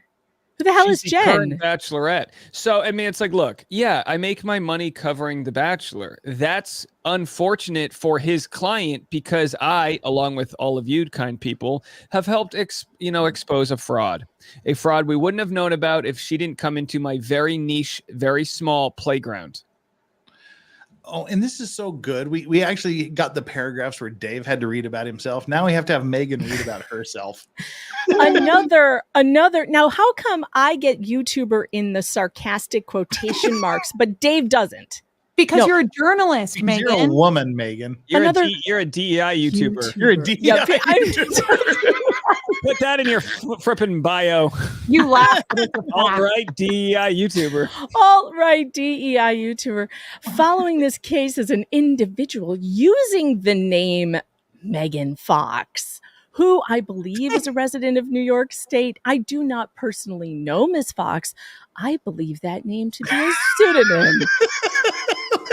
That's everybody knows. This is my favorite part. Everybody knows that my real name is alt-right Oprah. Everyone knows this. Everyone knows that. Megalodonus Foe. You can call me Megalodonus Foe. But she has contacted me via email several times during this case, and I understand that she claims to be a journalist who publishes stories on an extreme far-right news website. Okay. YouTube? Your website? He's talking about pjmedia.com, the extreme far-right normal conservative news site. Look, I just have to say again, pretty normal, that anyone who the largest audience having broadcaster in the history of radio, Rush Limbaugh, quotes you, talks to you, addresses you, and refers to your articles, I guess that would qualify you as being a journalist in my eyes. I'm a journalist he doesn't like. I write things he doesn't appreciate. That doesn't change what I am. I mean, but this is the sexist kind of shit he puts in here. He didn't do this to Dave. He's not like putting Dave in sarcastic quotation marks. So as much as he hates Dave, he still gives Dave his due and credit as being what he is. Well, yeah, he can't use me for like the political agenda that he can use against you. Mm-hmm. So he has to come at me from making money agenda. Right. MG Law. That Megan Foxer back there is not real. Back there is not real. It's good. Tell us, Dave Neal, how unreal Megan Fox is in paragraph 35. Like Dave Neal, Megan Fox also creates and publishes videos on her YouTube channel here. Like Dave Neal, Megan Fox is a passionate supporter of the JFC cause, and her videos are overwhelmingly devoted to exposing and destroying Laura, while promoting the narrative that Clayton is an innocent victim who deserves justice. Holy crap, that is sexist, Megan. He's literally comparing you to David Neal as though you aren't your own independent creator, just like him. You're just like him. Yeah, I'm just like Dave. What the Yeah, hell is that? I'm not equal to Dave. I wish Dave. she would be more like me, to be quite honest. That's We're my not biggest going there issues again. with Meg are where she's not like me. If he ever gets me in person, he's gonna like lock me in a room somewhere and like Clockwork Orange with my eyes open. I'm gonna have to watch like Barack Obama videos. And maybe it's just because I'm fat, but every time I see JFC, I just think KFC and it makes me hungry. I have problems. Are you making me read this next one too, or Dave and I just take? Oh yeah, you're taking turns. Neil and Megan Fox are mentioned because they are relevant to the issues raised herein. This is so because they attended the trial held in this matter on June 10th. And after the trial, both appeared on video claiming to have, or speaking with others who claimed to have, direct knowledge regarding certain improper conduct committed by Judge Mata during the trial, including the fact that Judge Mata allegedly that's funny. That's funny, David. It's funny. It kind of is. Including the fact that Judge Mata allegedly engaged in improper ex parte discussions about this case with her father, who also personally attended the trial and socialized with members of the JFC group. These points are explained further below. Oh my Awesome. God. The judge was like, hey, Dad, you have to come see this. It's like some Footloose stuff where they're like, there's no socializing after the trial. Any men socializing cannot. No. Yeah. Also, a great movie filmed in the great state of Utah. True. Lehigh. Yeah. Oh, God. So now we get to join the fray again here once more. Danny, Dave, take us to 37, and then we'll go Danny, and then we'll just take it on down the line. Summary of pretrial judicial bias. Shortly after I became involved in this case in late March 2024, several events occurred which initially caused concern regarding Judge Mata's possible bias and lack of neutrality. Specifically, immediately after Laura retained me to represent her in this matter, I attempted to obtain a copy of her file from her previous counsel. Unfortunately, Laura's prior counsel did not promptly respond to this request. This made it impossible for me to respond to a motion to compel filed by Clayton before I was retained. What? Huh? So wait. This made it impossible for me to respond to a motion to compel. Oh, that was his motion. The motion was filed before I was retained. Okay. And then that was the motion he's about to complain about getting denied was like the 40-page Trump derangement syndrome motion where he claims he has no time to respond to that motion to compel, but he does have time to go over the boring details of a defamation case that has nothing to do with this one. I was just confused by his shitty writing. I thought he was saying that it was impossible for him to respond before he was retained. And I was like, right. That's what I read too. Yeah. So, like, what did the judge have anything to do with that? Why is she brought in here? David, let me help you out, Mr. Gingras. A motion to compel was filed by Clayton before I was retained, which made it impossible for me to respond due to the aforementioned reason. There. That's how it should read.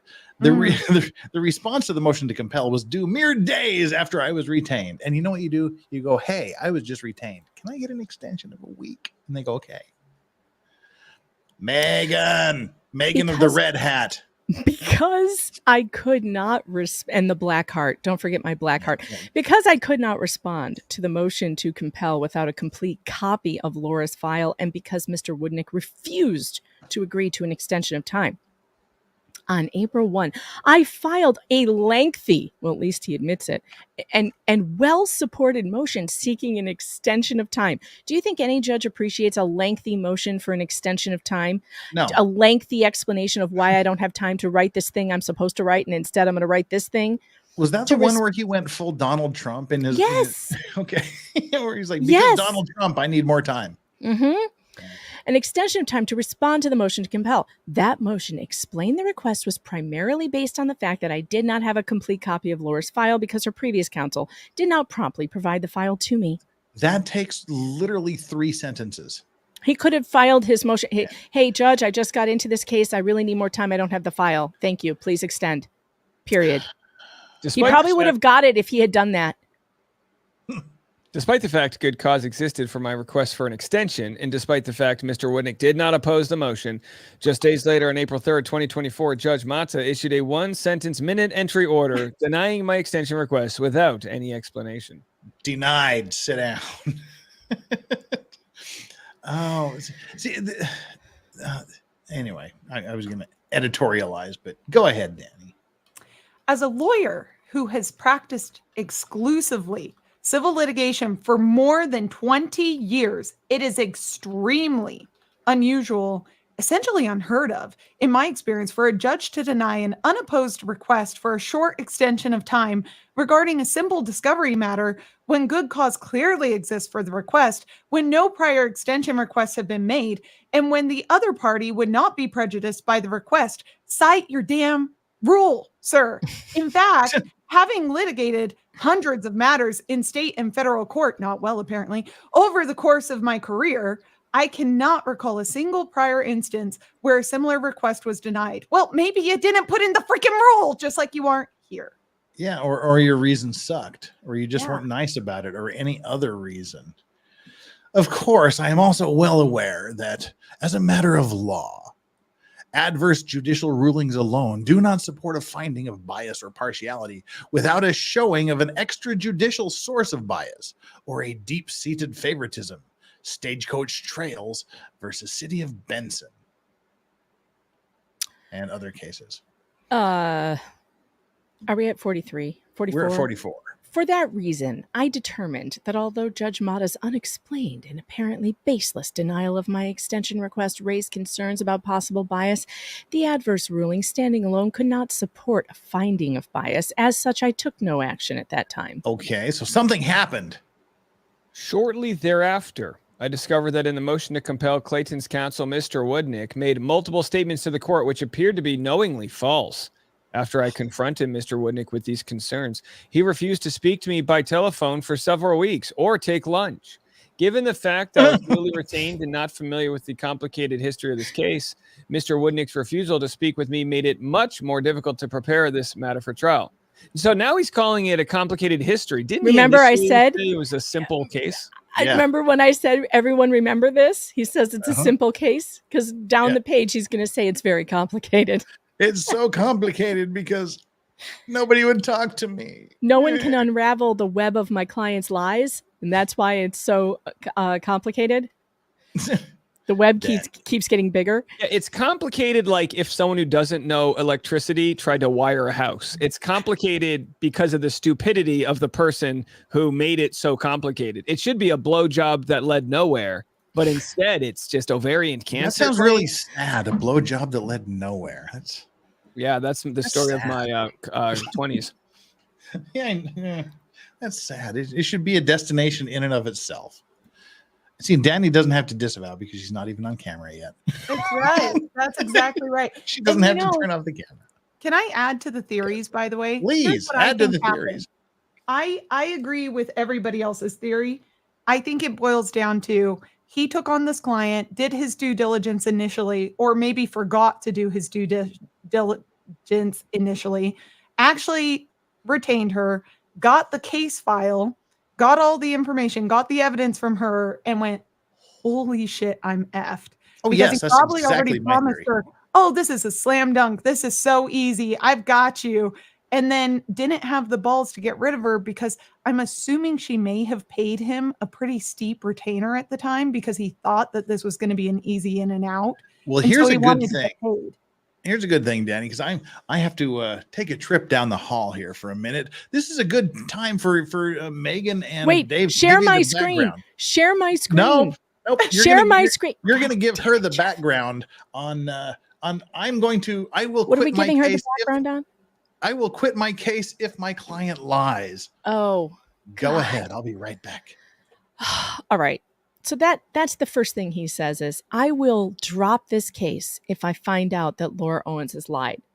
He said Fast it forward to- publicly. He Yeah. said it to me privately. He said it to Greg Gillespie. He kind of used that as a way to get people to source him things that are out there, I guess. I mean, do you to think this, research like- his own case, because then everyone, there was a waterfall of provable lies. published all of this evidence, provable lies after provable lie after provable lie. And he would just go, well, that's not material. Move on. That's not germane to the case or whatever. It was insane. And I get what his game plan was, but it's like this, everything has to be public to get more attention.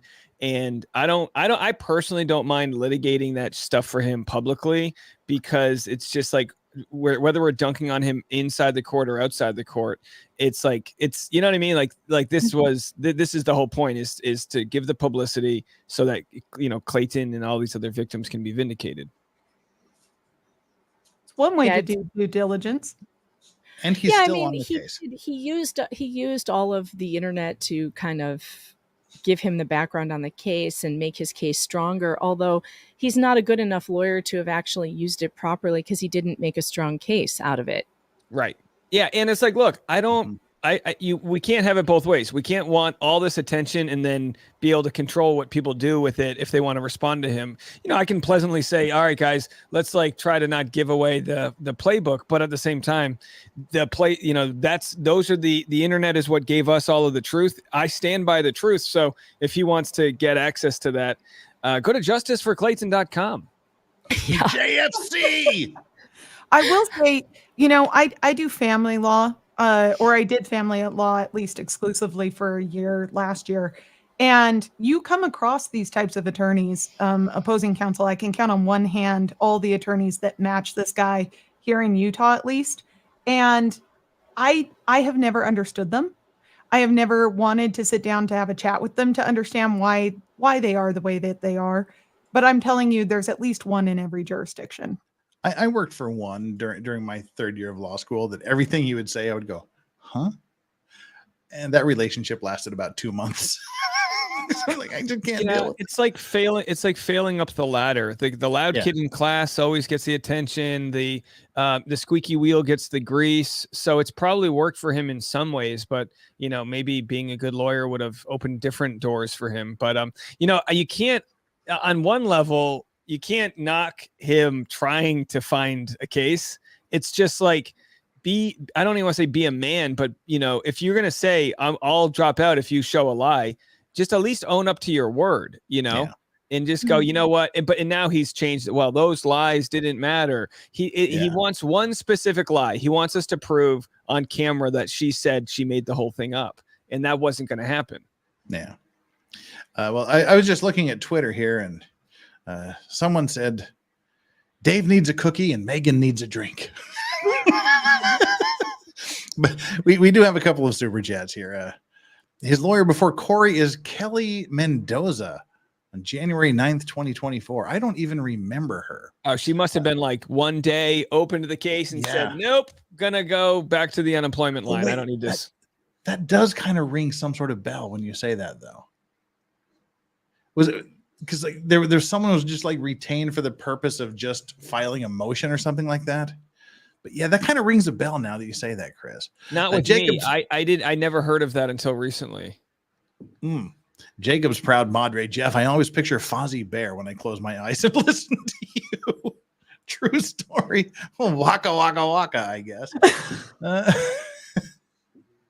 Wow. I don't know whether to think that's cute, offensive, or awesome. I just don't know, because Fozzie was always like Fozzie and Animal the drummer were always my two favorite Muppets. If it's from Jacob's proud mother, it's awesome. It's awesome. And Puzzled Puzzler gets the big foghorn wherever that is. There we are. Laura Owens' lawyer, Mr. Gingivitis, is creating a reputation for being desperately reckless with no regard to efficiently managing PR and dollars, and liar. Other than that, seems to be a great guy. Okay. Great stream, Vices. I think Danny could do a great Lynette impression. Oh, well, we'll find out. And Chloe Albert's revenge within $10. Genius idea. How about they hire Trooper Joe Paul of Canton to draw up one of his famous crayon and napkin crash diagrams to explain how the pregnancy occurred. Then Gingras can say it just did. Oh yeah, I don't know if you followed the Karen Reed trial at all, Dave Neal, but they had a great the accident reconstruction expert for the state said that he studied forward. And when asked how the cell phone of the victim ended up underneath his body in a pile of snow, said, well, it just did. And the accident scene spoke to me. So maybe that's how we can resolve this problem. We can have the scene of the crime speak to one of the people involved and tell them how this thing actually went down. Yeah. This is such a distasteful case. And the fact that it's still going on is ridiculous. The judge made the ruling. Both sides walk the F away. But now, was it one you? side won't. Yeah. Someone had said that, and let me know from your legal perspective, that a lot of times people will say they're going to do an appeal, and then once things die down, they kind of just go away. Yeah. Is that a strategy? That can be a thing where it's like, oh, we're going to appeal this, and then they realize that they really have a really crappy case, and then it takes a long time, and then it suddenly, who is Clayton Echard and Laura Owens again? I don't know. What do you think, Danny? I think that's a viable strategy, just to let it go away and hope nobody talks about it again. All the freaking time. Lawyers get on and they're like, oh, we're going to file this motion to dismiss. They never do. Oh, we're going to oppose this. And my client is strongly objects to the assertion of blah, blah, blah. And then they get behind closed doors and sign a settlement as quickly as they possibly can with an NDA attached. So this is pretty common. Yeah. Attorneys do it all the time. What would you expect if you had to take a bet on the amount of money Laura would have to put up front to appeal? Because this will be the first time she'll have to sort of put money behind her claims, right? Yeah. I would charge her $15,000-$20,000 up front. All right. I came back to tell you I have to go. Oh, the kids are getting into it. The boys need lunch and proper supervision. But before I go, yes, you must share my screen. Come on, it's the greatest dramatic reading to ever have been done on YouTube before. Come on, Jeff. Jeff, it's like a parting glass. Come on. Come on, Jeff. Play nice. Your obsession has propelled this situation to a level far beyond any bounds of decency. We are now fearing the real don't get to this part of your actions and are absolutely terrified. Waiting on calls back from both Phoenix PD and Scottsdale PD. Please stop making videos about me and my family and delete what you posted. We are terrified. There, you had to do that, didn't you, Megan? You had to do the all caps and 4 exclamation mark section, did you? God, I love that video. Oh, God, I have kept these clips. I watch them when I'm down and I need a laugh. If you suffer from depression, just get these clips of Jeff full Muppet voice, and your depression will be gone. It's gold, Jerry. It's gold. All right, I gotta go. Weirdly, mine increases every time you play a clip. What sandwiches are you making? What sandwiches am I making? Yes, I got to go make sandwiches for the boys, and make sure that they're not tearing my house apart. Do the sandwiches have a sloped roof? All right, I gotta go. Would the sandwiches accept if the election was fair? That I'm done. It was good. All right, I love Thanks, you guys. Megan. I love you all. I'll text you later. Love you, Mickey. Okay, now we only have 3 ADHD people here, so we're a little more focused. Well, I've been making all of my thumbnails. You've as you've seen from the court documents, I am quite a good thumbnail concierge, really. And I've been kind of getting my work done, prepared for the day. So thanks for letting me juggle here. Oh yeah, hey, whatever. We're just glad to have you here because it's been a minute. We got involved in so many other things that I got way behind on this. And I was gonna come. My plan was to jump on with you, and then my son had a blowout. And for the first 6 weeks of being a dad, I was like, "What's all this blowout talk everyone talks about?" Now I'm like, now I get it. So we were able to clean up on aisle 2, and here we are. Have you had one without the diaper yet? Those are the best. While changing a diaper, but luckily it was contained to a very wipeable surface. Yeah, those are always good. Ugh. Are we on 46 or 47 here? I don't know. I think I think he's whining here. 46, Danny. Oh, for that reason, on April 8th, 2024, I filed a motion entitled Motion to Compel Lunch and for Alternative Relief. So stupid. In that motion, I informed the court that Mr. Woodnick was refusing to speak to me by phone, despite multiple rules of procedure and professional conduct which require counsel to meet and confer by phone. As a result, I asked the court to order Mr. Woodnick to speak with me, in addition to other alternative relief. Literally, I will have to say that motion to compel lunch is one of the stupidest things I've ever read in 30 years of doing this business. It was literally one of the stupidest things I've ever read. And how does he expect to get taken seriously the next motion after, it's like, how do you even recover from that? Well, see, he probably thought he was being a clever dick doing that, but just call it the motion to compel communication or something like that. The motion to, because like she's gonna go, I can't compel you to, because he wanted, like, they had the payment options and things. She's going, I'm not going to compel anybody to have lunch with another. Done. Or if she would have said a motion to compel communication, she probably would have granted it. Now, I agree with you. I think he tried to be like jovial and fun, but it's like, sorry, the opposing lawyer has already been accused of crazy things. We've all had the FBI called on us. So like, don't be surprised if the room's not as lukewarm as you want it to be. As you're like new to this party here. Well, yeah. And the judge is not going to give you something you don't ask for. He specifically asked for a motion to compel lunch. He asked the judge to order them to compel lunch together. And she's like, that's stupid. No. If you do the normal thing and say motion to make this mother effer talk to me because he's not doing it, she would be much more open to that. And also, it's like, we have to remember, like, Woodnick runs a law firm. He's got a handful of employees. He doesn't, like, Gingras hasn't earned the respect to drop what you're doing to go get tacos. Like, how crazy is that? Ugh. Danny, you read the motion to compel lunch. I did. You found it amusing? I did.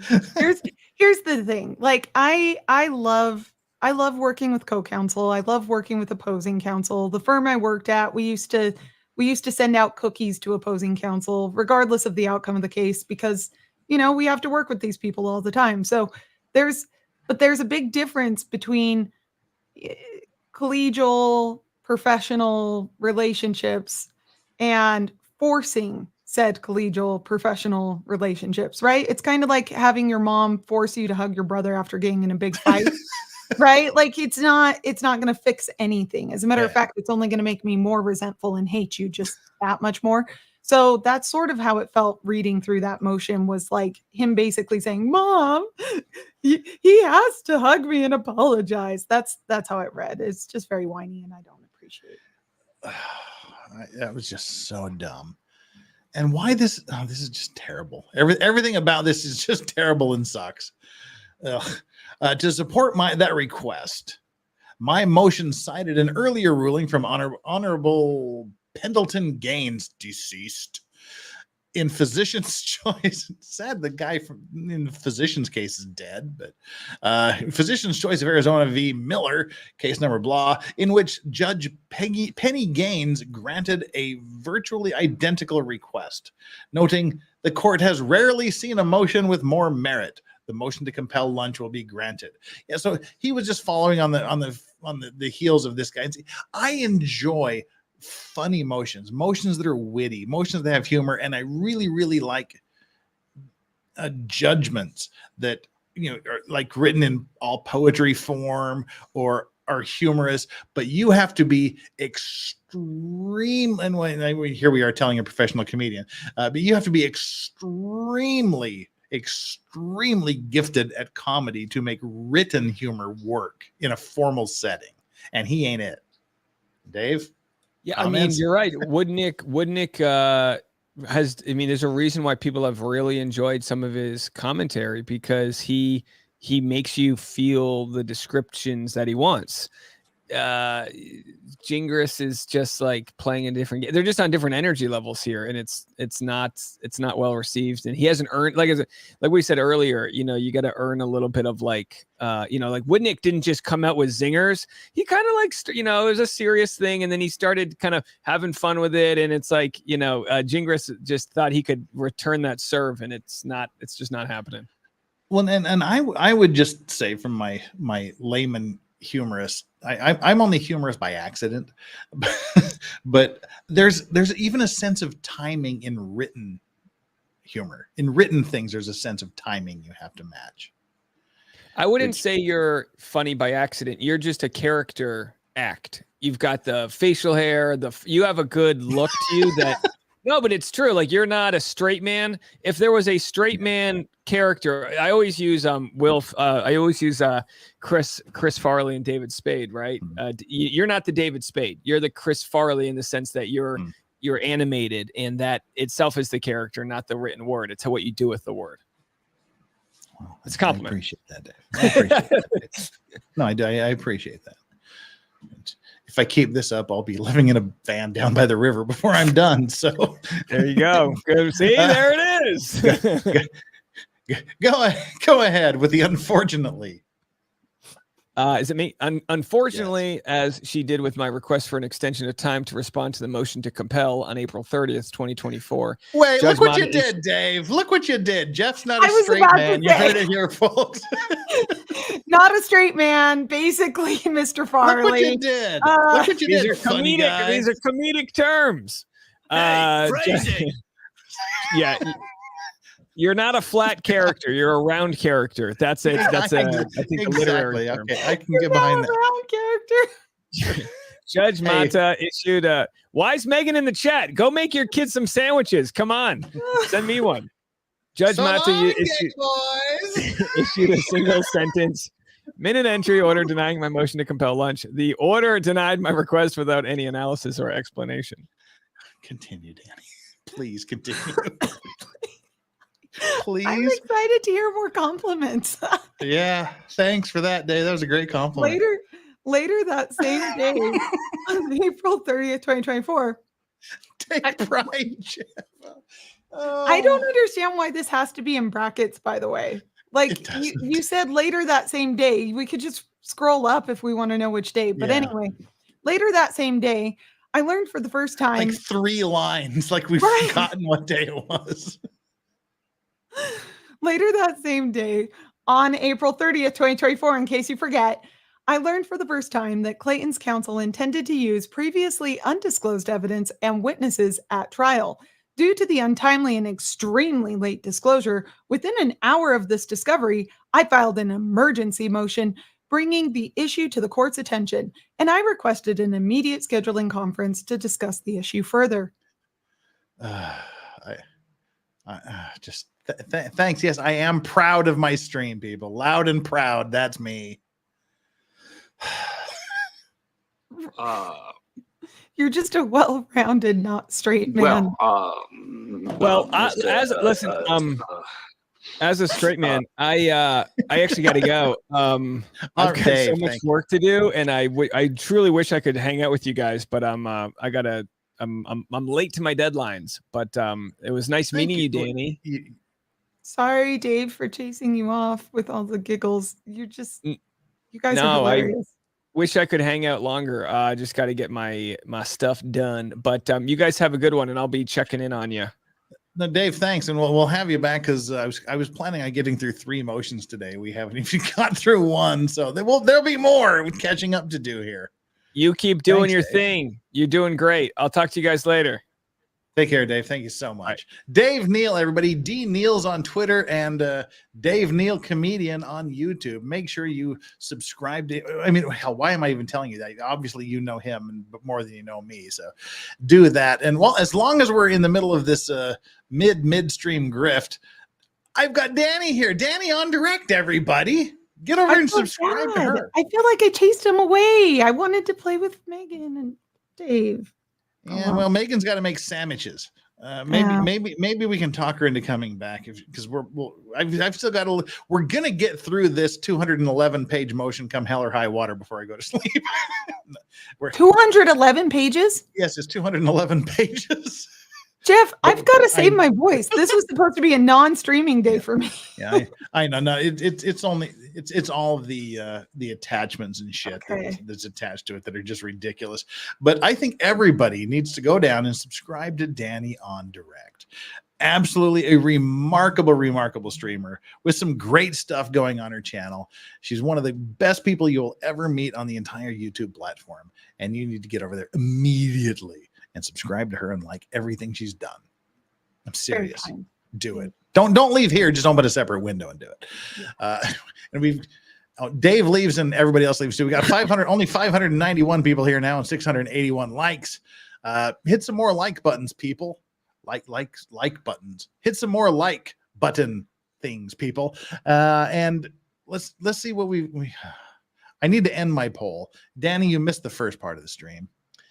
I bought two new dog. You're looking at one of the new dog beds from Costco. I bought two of them. They're sitting side by side. And the like and subscribe poll today is how long before one of my dogs pee in their brand new bed? 48% said won't make it through the show today. That was my guess. Yeah, 29% said 1 to 3 days. 8% said 3 to 7 days. 15% said no matter what, not more than 10 days. I left off the most important option. They won't make it until the stream starts, which was the correct answer, apparently, because I put the damn thing down 4 minutes before the stream started. Yoda went and ate his snack on it and instantly pissed in the damn new bed. So I didn't even get to start the stream before the poll was over. So we can just end the poll now because it's completely useless due to Yoda. I have no other like and subscribe poll in my mind. So everybody just get down there and do the YouTube stuff. Hit the like button, subscribe if you haven't already done so. We're working our way towards 77,700. We're like 85 short of that. 85 of you maybe not have subscribed, but please get down there and hit the subscribe button. If you have, double check to make sure you're still subscribed, and then make sure you do the same for Danny on Direct. Danny's gonna be. Are you gonna be doing the convention on Thursday? I will. I'll be doing convention on Thursday. I'm collabing with another creator. Fun things, exciting and fun things are happening. Be a part of the 144,000 over at Danny on Direct. I'm going to be watching a vampire trial, so that's about all I'm going to be doing. The witchcraft / ritualistic murder trial of Florida v. Donald Hartung from 2020. He was an older gentleman. He was an older gentleman who was accused of murdering his two half-brothers and his mother in ritualistic and witchcrafty fashions.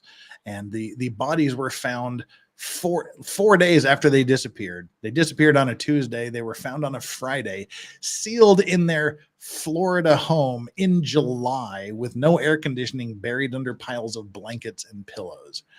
It was apparently a rather stenchy thing at the time. But yes, he's been in. They did a walkthrough of his house, and it was like if you ordered like everything that Witchcraft 101 or like Witchcraft for Dummies had for sale. That was his house. He had pentagrams everywhere. He had Baphomet statues. He had witchcraft books, incense burners, candles, wands. He had like the whole works in his apartment.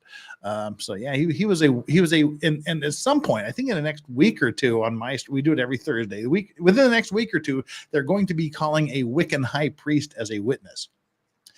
So it's a pretty cool trial. but ritualistic abuse doesn't happen, Jeff. That never happened ritualistic before. Murder. It wasn't. Yeah, ritualistic murder doesn't happen, Jeff. That's never happened before. That was just a scare of the 1970s and 80s. Yeah. Stop falling for the propaganda, Jeff. Sure, that's me, Mr. Propaganda. But that's what we're going to be doing on Thursday, while Danny's going to be doing something ever lovingly more important. And Friday, I was going to do an F Friday, but I didn't have time to prepare anything. So I don't know what I'm going to do on Friday evening, but we'll do F Friday next Friday.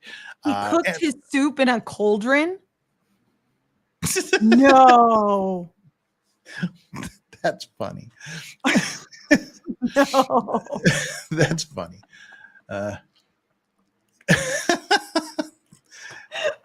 I can't with these people, Jeff. And Chloe Albert's revenge says, Yoda said, if you're going to stream, then so am I. Yeah, that's actually pretty much what happened. Puzzler motion to compel Danny to imitate Lynette. I don't think she's heard. Have you heard Lynette speak from the What the Hales deal? Oh, she hasn't. We might have to do some What the Hales on. We'll probably do this on. We'll probably do more Laura Owens on Friday because we've got like 1/10 of the stuff done. That's what happens when you get like 4 other ADHD people on the stream with Mr. ADHD himself. Well, and they're all funny. That's the thing. You guys are all hilarious. Well, so are you, Dan. No, I'm unintentionally funny, right? Well, like I'm dumb blonde funny. I've got that vibe going for me, but that's basically it. You guys are actually comical. No, you're actually funny too. Thank you. And sibling creature says, for me, the Muppet who comes to mind when listening to Jeff is always Kermit the Frog. Hi ho, Danny on direct here. Fake Laura Owens put up money, not my money. Thanks, mommy and daddy. Yeah, that's kind of what she's doing. Apparently, but she said she had $250,000 in the bank. So whatever, something happened to that, I guess. Yes, Megan Fox's dog got stuck in a glue trap. She wins. Oh no. Well, it wasn't just stuck in a glue trap. It was stuck in a glue trap, but apparently somehow there was an electrical cord that was running through it. So the dog stepped on the electrical cord and the glue trap, and so he was glued to an electric cord and running around the yard. No. That's why Megan was late to the stream. I was late because the worst thing ever. Yeah. I'm so sorry, Megan. This has just been a stupid day.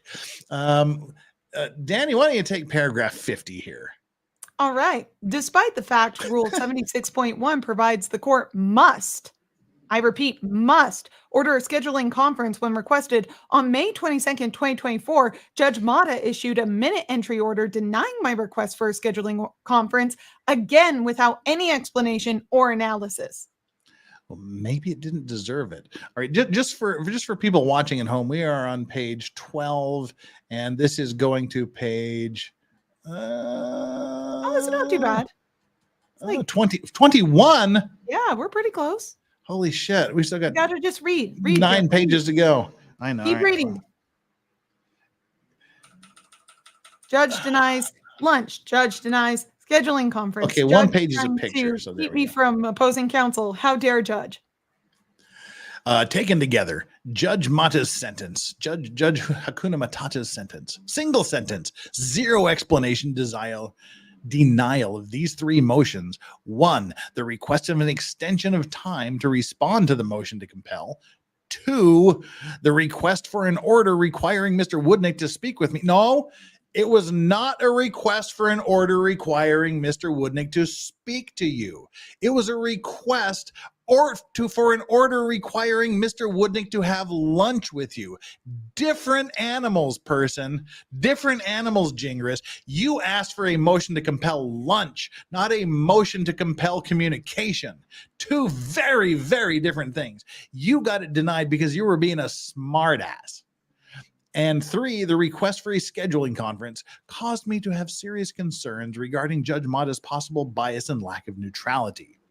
However, I continued to believe that despite the existence of what appeared to be apparent bias and hostility, Judge Matata's adverse rulings alone would not support a finding of bias sufficient to seek her disqualification because of the rule. A party challenging a judge's impartiality must overcome the presumption that trial judges are free of bias and prejudice. And the corollary standard that adverse rulings alone do not support a finding of bias or partiality without showing an extrajudicial source of bias. Or what the fuck is this paragraph about? He's saying that he's trying to do an IRAC issue rule analysis conclusion. And instead he's doing an IRAC where you just kind of jump into something you weren't prepared for and get blown up in the process. This is probably the longest paragraph we've seen in the affidavit and the motion itself so far.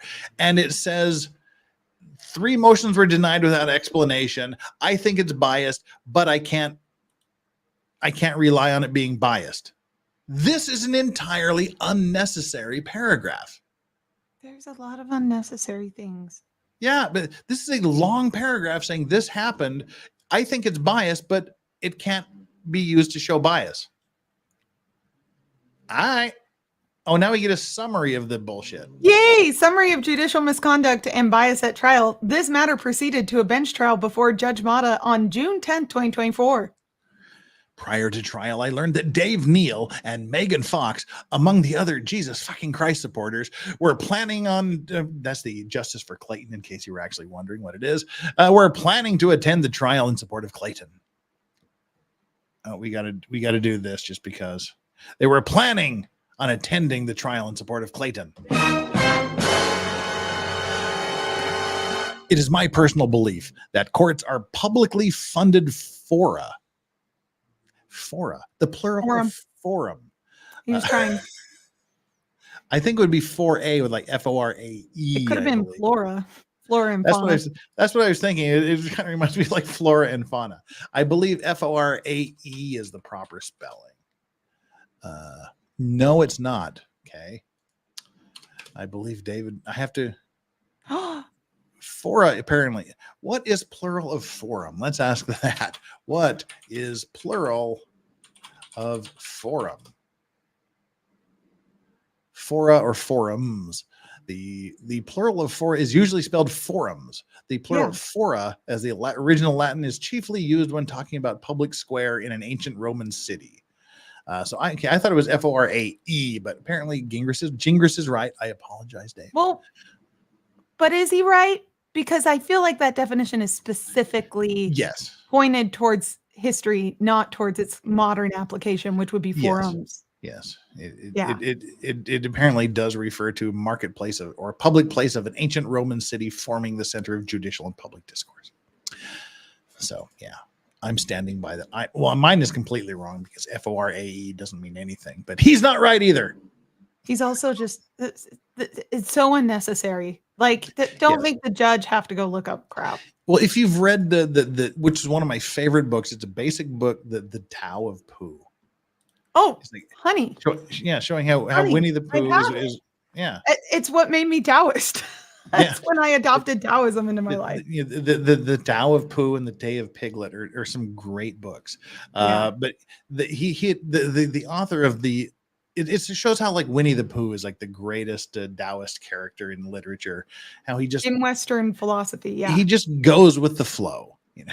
And as he really takes apart learning for the sake of learning, education for the sake of education, using big words for the sole purpose of telling other people that you're smart. And that's what's going on here. He's done this repeatedly in this affidavit in motion. All right. It is my personal belief that courts are publicly funded fora, trials and legal proceedings belonging to the public and should always remain open to the public. I further believe as a matter of law, cite the law, that would help, that members of the public have a near absolute right to observe and report on events which take place in court. Okay, so you are correct about that. So I viewed the public interest in attending and observing the trial as a good thing, which it is. However, when I arrived at court on the morning of trial, I was surprised to see dozens, if not hundreds, of people waiting to watch the trial. Are you serious? Were there hundreds? I guess. Before trial began, Lauren's in chat. Do you know Lauren, Danny? Mm-mm. Lauren's another Owens case. Lauren, do you want to join us? You can join us. We need fun people because like Danny and I are super fun. We need to like triple our fun. It's true. It's true. Before trial began, Judge Mata spoke to counsel in her chambers and informed us that she had created an overflow room for at least 50 observers to watch the trial, and the seating in the courtroom itself was packed with spectators. Judge Mata informed counsel that she had taken certain security precautions due to the large crowd of spectators. What? I'm confused. So why is it however? Why is he not pleased? I don't know. This is a public forum with public interest, and everybody has the right to attend and observe. I'm confused why this is a bad thing. Keep going down, Jeff. I'm going to read the next one. Okay, go right ahead. I found Judge Mata's comments about the crowd surprising because prior to the morning of trial, there was nothing filed in this matter aside from a small number of media requests for filming that would suggest such a large crowd was likely to attend. You liar! You just stated all the reasons why you thought there was going to be a large crowd because he has all these fans, right? Who've been harassing you and haranguing you. Is that not true? Based on this, it appeared Judge Mata well, it may be true, and it may also be true he's not a reasonable person who can come to reasonable conclusions of, in advance. Based on this, it appeared Judge Mata gained some personal knowledge regarding the likely crowd size that was not obtained from nor shared with the parties or counsel. Who cares? Not me. This last part of the last sentence annoys me. Like you said, who cares? It appeared Judge Mata gained some personal knowledge regarding the likely crowd size that was not obtained from nor shared with the parties or counsel. I don't know what that means. And B, what does it matter? Like Danny said, who cares? Shortly before trial began, I became aware that Mr. Woodnick intended to call a witness named Mike Maricini. He was allegedly the first victim of this. Mr. Maricini is an ex-boyfriend of Laura's. The pair dated for approximately 2 years while living in San Francisco in 2016-2017. And before we go, Lauren has just said that she's unavailable. She's working right now. She's doing things kind of like I do. While I'm typing furiously in potentially Criminal stream or Danny stream, I'm working, as he says while he's typing nonsense furiously. Thank you though, Laura. Always a standing invitation. All right. During the relationship, Laura claimed Mr. Maricini, is that how you say it? Maricini violently assaulted her, causing a traumatic brain injury that eventually resulted in Laura developing epilepsy. Well, but she did say previously that she got it from a car accident, but that story seems to have changed. Okay. Based on this alleged abuse, Laura sought and obtained a domestic violence restraining order from the San Francisco County Superior Court, a copy of which is attached here too. So was the order granted? That order, later renewed, remains valid and in effect as of today. Did he contest it? Yeah, I guess. And it's just stuck with him and she refuses to let it go.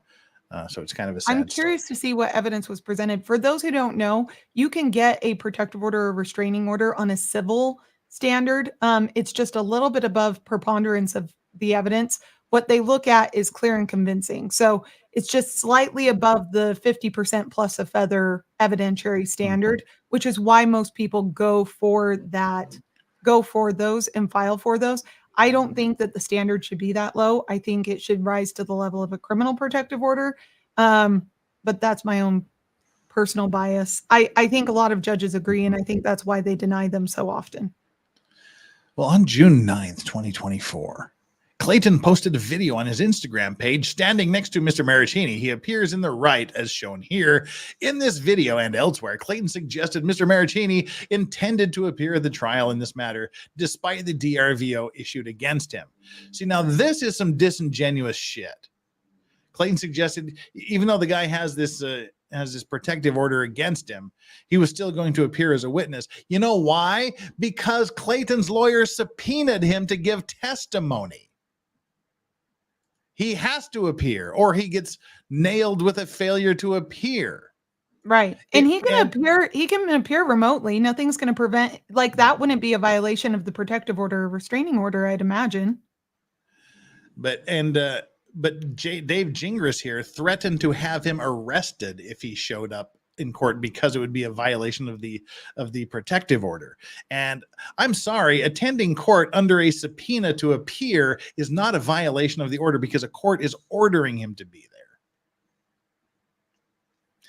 there. Yeah, that was some underhanded shit. He was threatening to have Maricini arrested if he showed up, even though he was under subpoena. By the way, I'd like to retract what I said earlier. It's not that I think that it needs to rise to the level of criminal standard. I just want them to clarify what the hell clear and convincing actually means. because it seems to mean a lot of different things to a lot of different judges. That's all. So here's the video. Please keep us in your thoughts and prayers as we head into tomorrow's court hearing. These are 3 victims of hers. This has gone on for 10 years, and the last we want to see is a 5th victim to have to experience what we have, etc., etc. But they're just intimidating, Jeff. This is a threat. Yeah. Obviously. Yeah. Speaking of intimidation, Sonny or Chris with the $10. To quote Robin Williams, language was invented for one reason: boys to woo women, and in that endeavor, laziness will not do. However, Dingbat takes it way too far. And K. Matt Red, Queen with the $2. IT Goatee is available and very knowledgeable. Yeah, he is. But in retrospect, I think keeping it just down to 2 people to get through these last few pages is what we need to do. We will have you on. Look for Friday IT Goatee. Look ahead towards Friday evening. Wendy A, the epilepsy thing already makes me upset. My daughter developed at age 8 and she's 27 now. She's on a lot of medication to treat it. And I watch MG Law every night he's on. I do too, and I constantly comment in his chat as well when I'm working.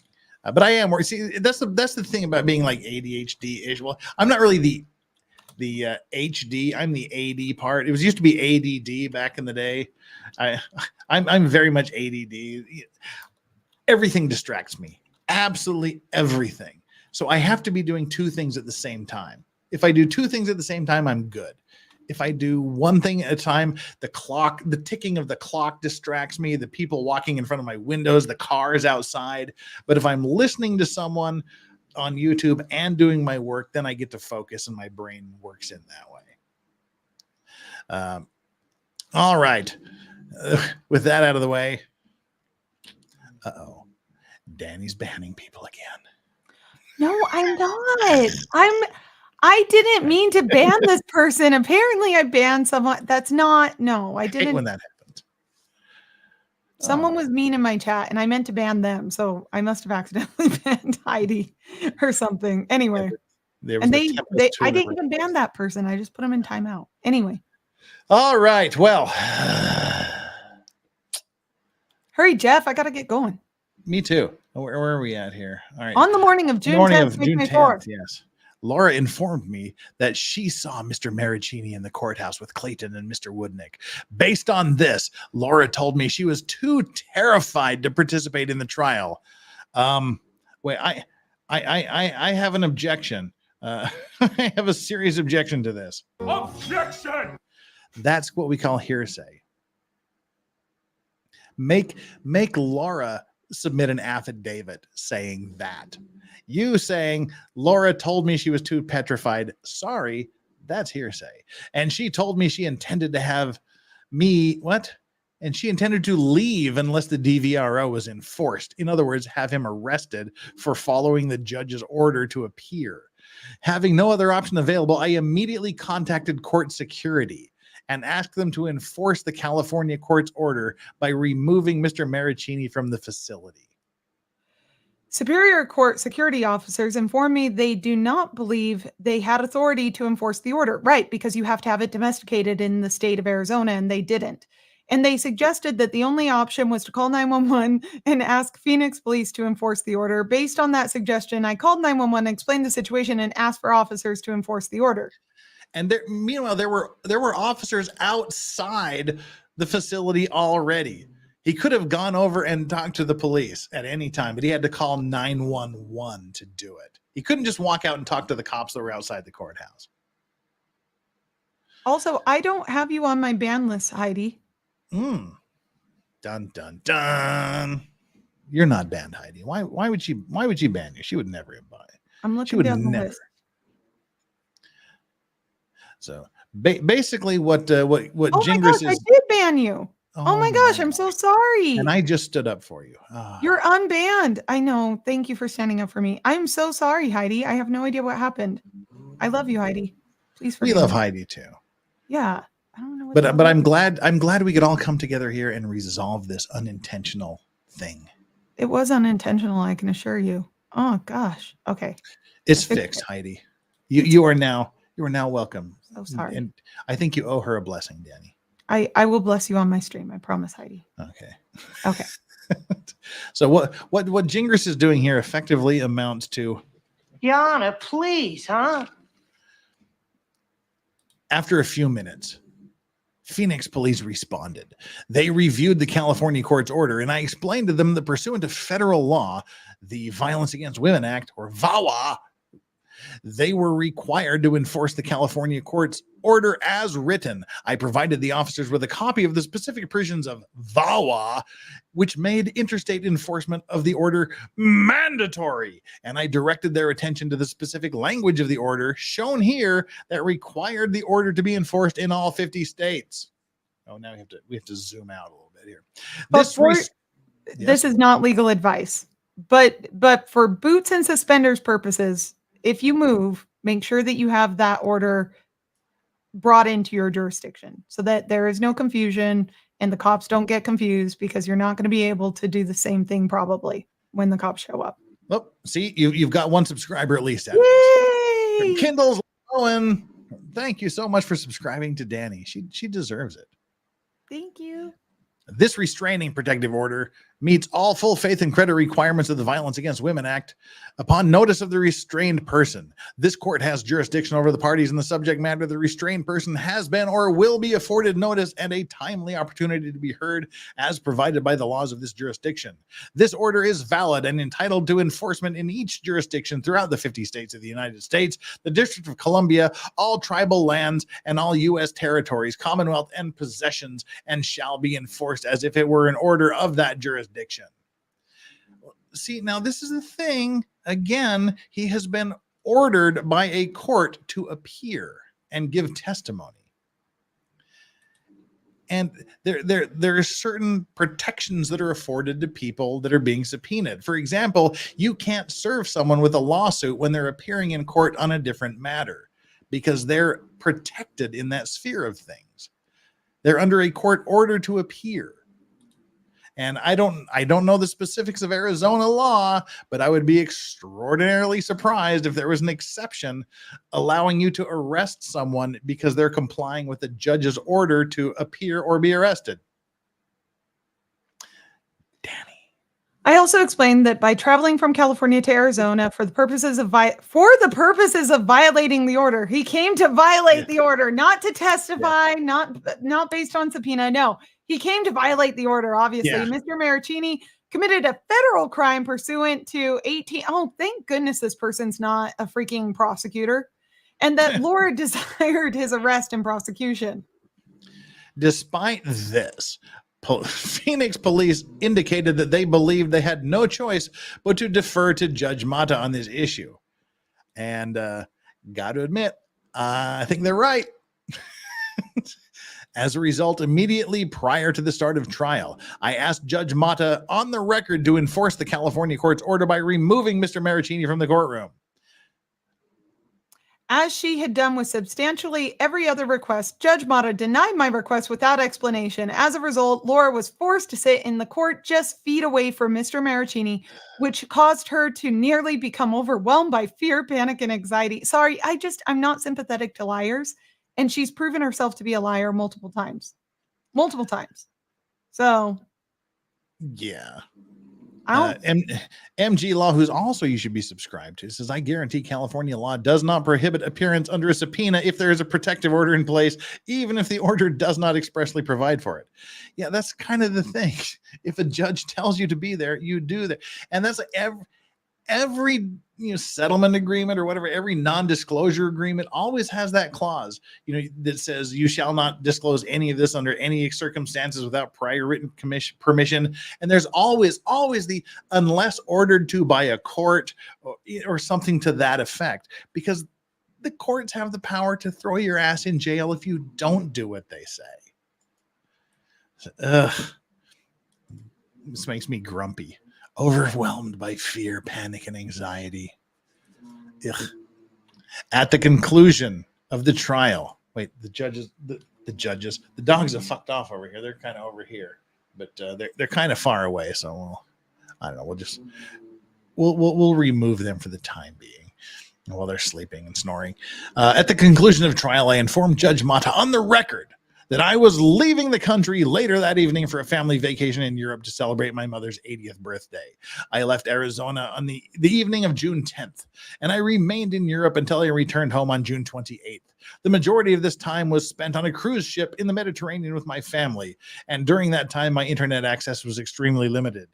We seem to be able to post to Twitter pretty damn easily. And who cares? Who cares? What cruise ship on planet Earth is not going to have Wi-Fi connection? That's good. Cares? The ship's Wi-Fi connection was so slow that I was unable to view videos posted on any medium, including Twitter and YouTube during the cruise. Hashtag doubt it. If I'm the judge, I'm just going, and why? I would give this guy sanctions just for forcing me to read through all this crap. While I was on vacation, Laura contacted me and told me about some extremely disturbing information being shared on social media by Dave Neal and Megan Fox. Dun, dun, dun. Specifically, Mr. Neal and Ms. Fox appeared in several live streamed and other videos in which they claimed Judge Mata's father, Harry Howe, was present in the overflow room during the trial, and they claimed Mr. Howe spoke with several of Clayton's supporters during and after the trial, proclaiming, "I'm here for the shit show." I'm here for the shit show. Another individual claimed Judge Mata's father sat with them and expressed that he was here for the circus. Laura assembled excerpts of some of these videos, which are available for viewing here. A CD containing these videos is also lodged herewith. Oh my gosh. Should we watch the video? It's 2 minutes and 51 seconds long. Yes, I want to see them just very quickly. Okay, we can't because it's on David Gingras's YouTube channel. So? And I'm afraid he would copyright strike me. He can't. He can. It would be fraudulent. He'd lose his YouTube channel. Well, if we stream the entire 2 minutes and 51 seconds, he would probably have grounds for a strike because we're copying his shit because he's edited and stuff. But we've got videos of Rosalind Duke, Squid Pro Quo, IT Goatee, Brad, Chris Jenner. Hey, Chris Jenner, and a bunch of other people doing a video, probably saying mean things about her. We've got Dave Gingras talking to somebody with a microphone in a red shirt, having a lot of fun. We've got some inside the courtroom stuff with Megan Fox and Reality Steve Carbone, and some more of David and Megan talking outside the court. So yeah, all right, that's the big video they've compiled. As usual. As unusual as this may be, the mere fact Judge Mata's father attended the trial, if true, he doesn't even know if it's true. He's asserted all of this unethical conduct on behalf of the judge because she's saying that she had ex-parte conversations with her father about the trial, and he attended the trial in support of a party. He called it a shit show, etc., and he doesn't even know if he was really there.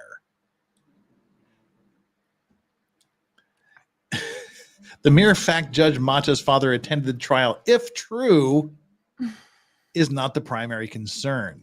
The concern is that according to comments from Dave Neal, Megan Fox, and others appearing on video with them, Mr. House stated Judge Mata discussed the facts of the case with him prior to trial. I didn't see it, but that would be because he hasn't alleged that anywhere else except for here. He's just repeated that her alleged father allegedly said, "I'm here for the shit show." I don't recall anybody saying that Dave Neal and Megan Fox said that Judge Mata discussed the case with him. And Lauren would also know. Liz is not mine, it's Rosalind's, but you're right. Lauren was the one that provided the pool camera for the hearing.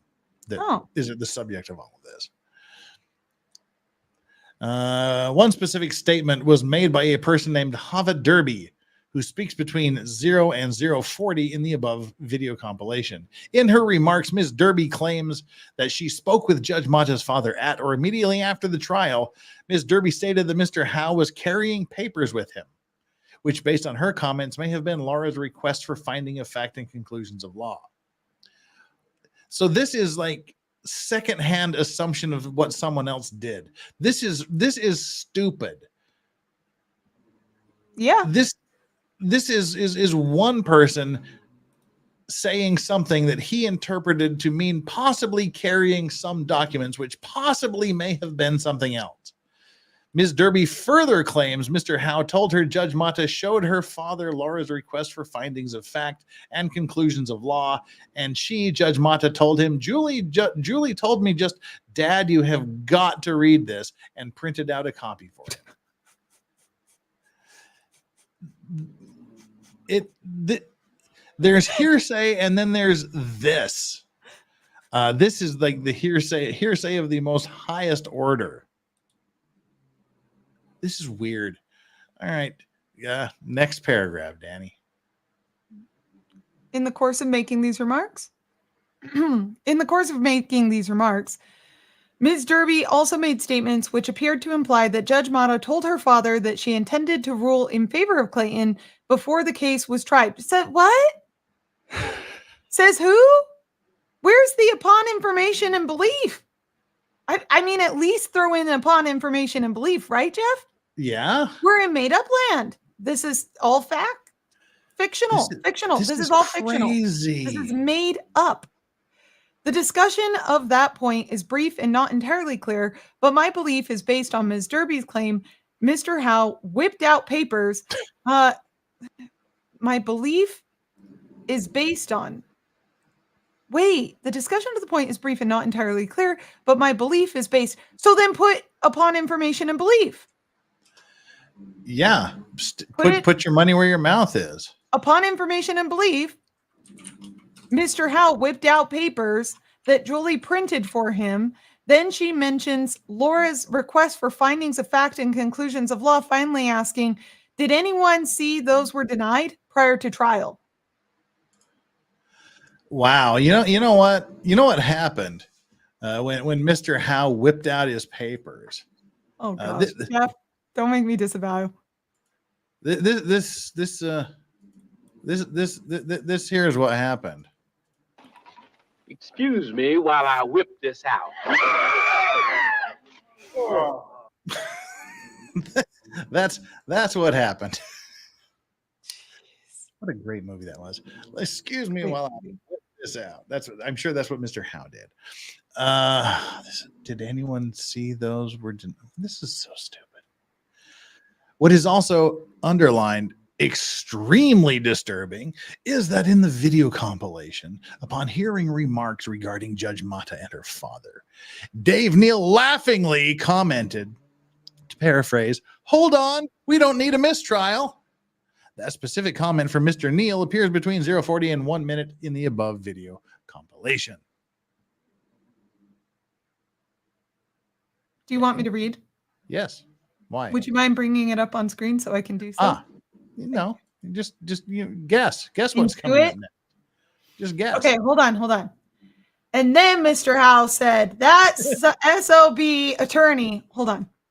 Just read paragraph those remarks from Dave Neal as a signal to the person speaking that they should not disclose further information regarding comments they claim to have received from Judge Mata's father because her believed they would expose judicial misconduct and bias on Judge Mata's part, requiring a new trial if those facts were exposed. Proofread your goddamn document before sending it in, because her believed.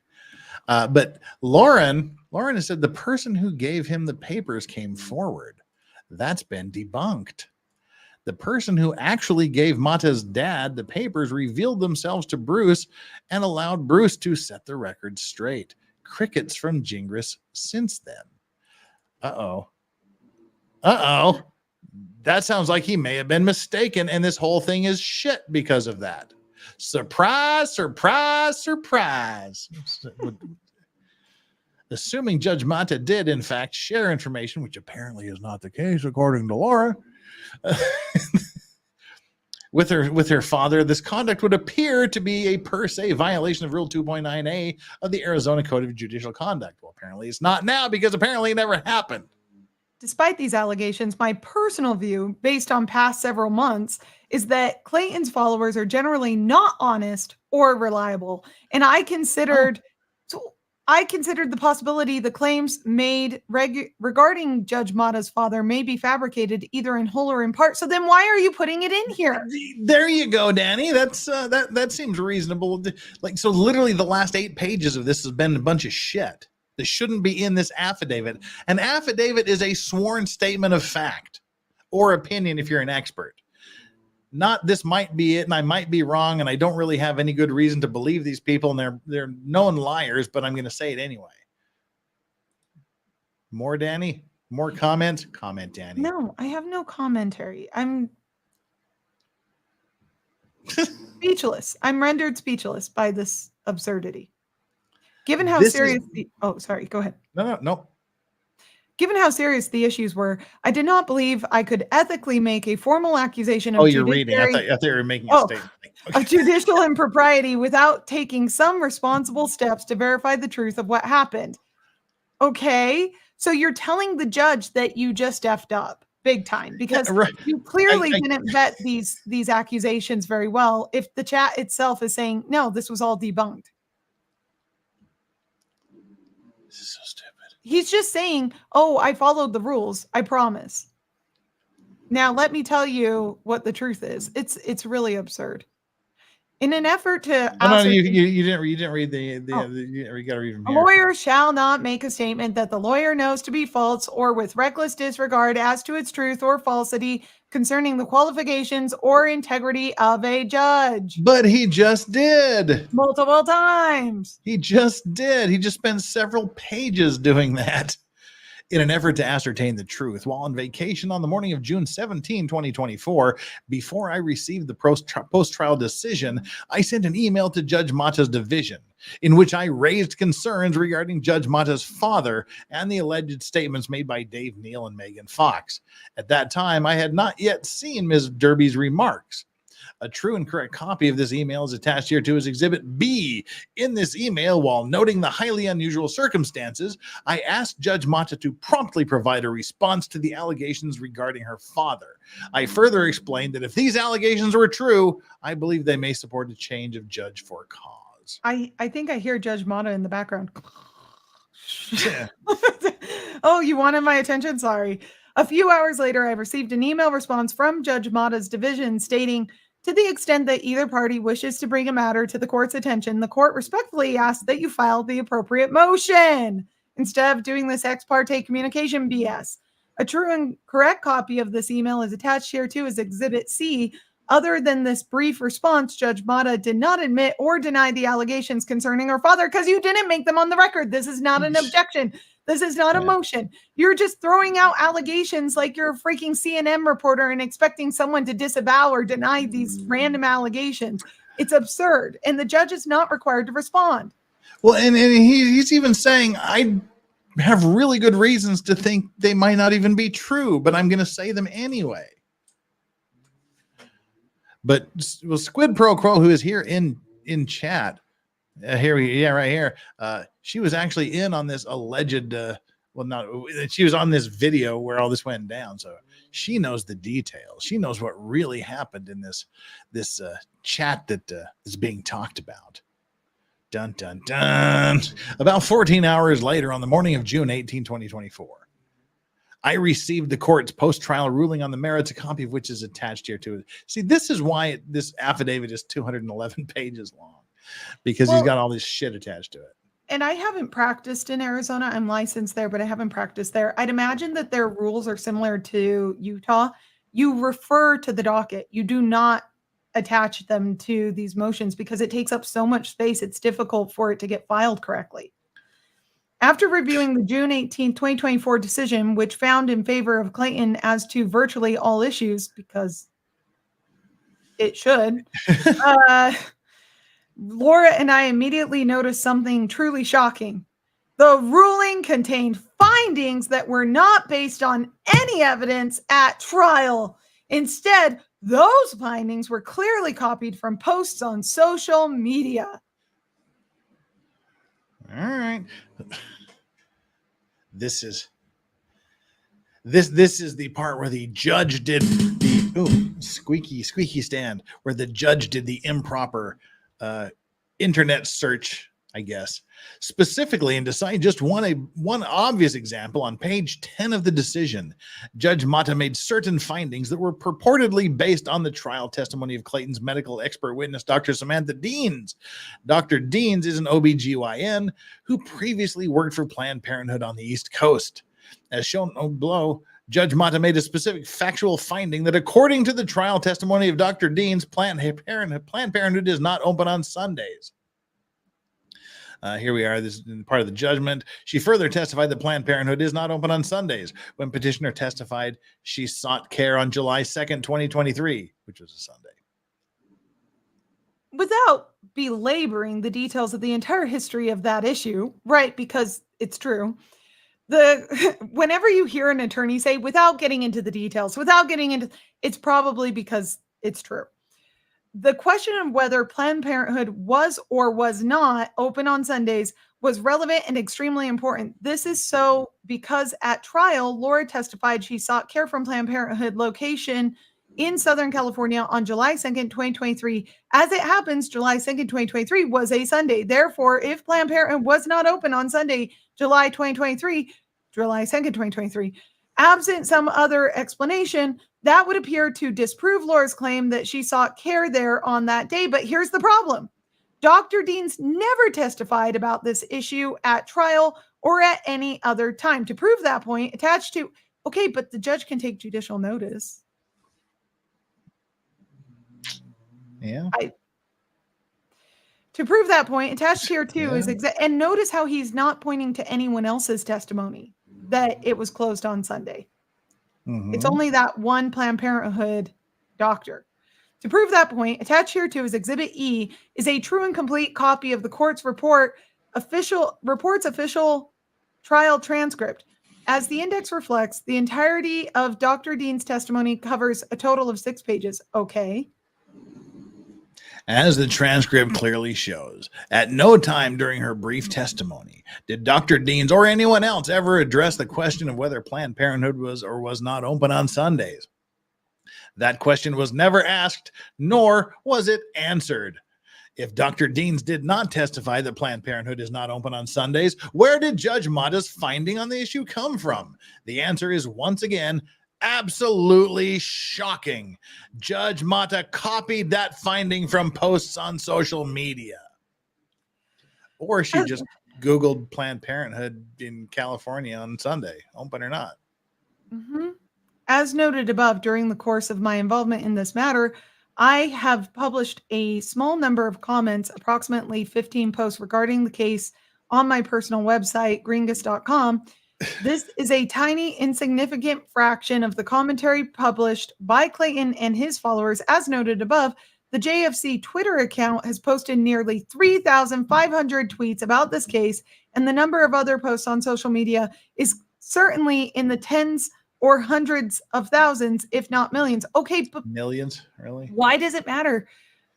Why does it matter? And by the way, it didn't need to come out in trial. It didn't need to be inquired in trial. If it came up at all during any of the prior motions, the discussions, anything else, it's in. It's a facted issue in the case. And this is just looking through a crystal ball. This is just shaking your magic 8 ball and seeing what it tells you as far as the veracity and reliability of this goes. Hang in there, Danny. We got 2.5 pages left. Okay. As limited as my online involvement in this case has been,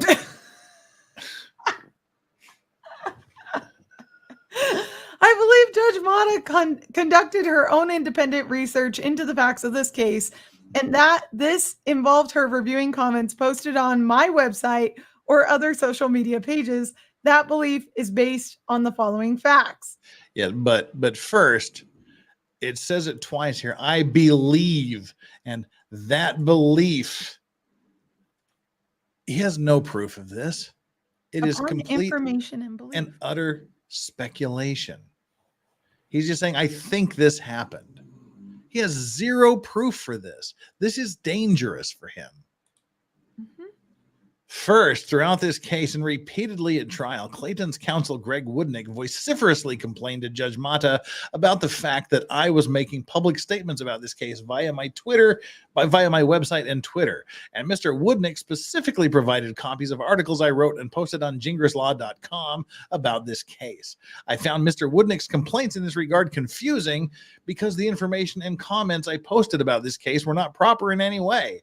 And because Clayton and his supporters, including Mr. Woodnick, had also posted public comments online, and this case suggested that Mr. Woodnick fully understood that I had a right to inform the public of Laura's side of the story. So effing what? This is a 3-year-old going, well, he did it. Who cares? Who really cares? This has nothing to do with it. Go ahead, Danny.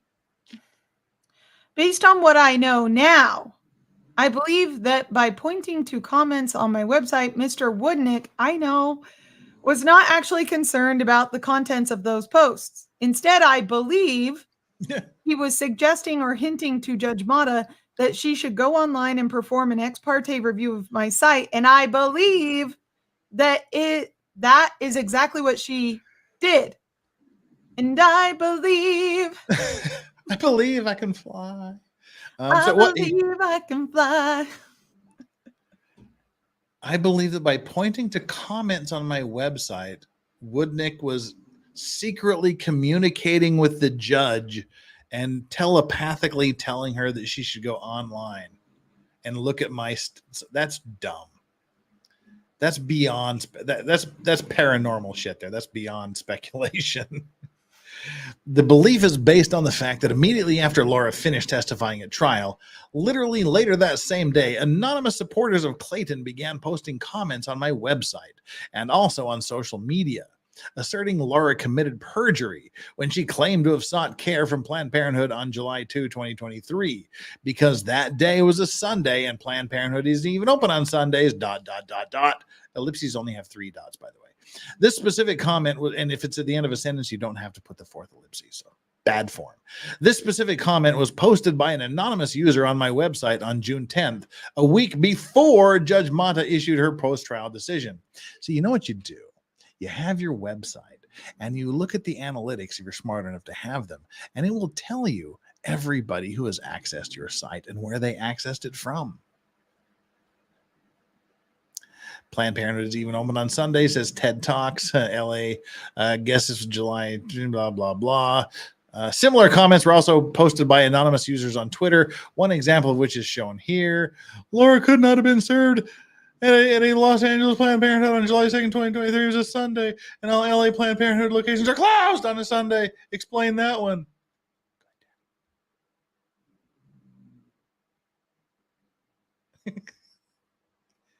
Danny, unmute yourself first. Jeff. What? Did he cite to his website as a source of information or evidence in this case upon which the court could rely? I mean, besides this motion?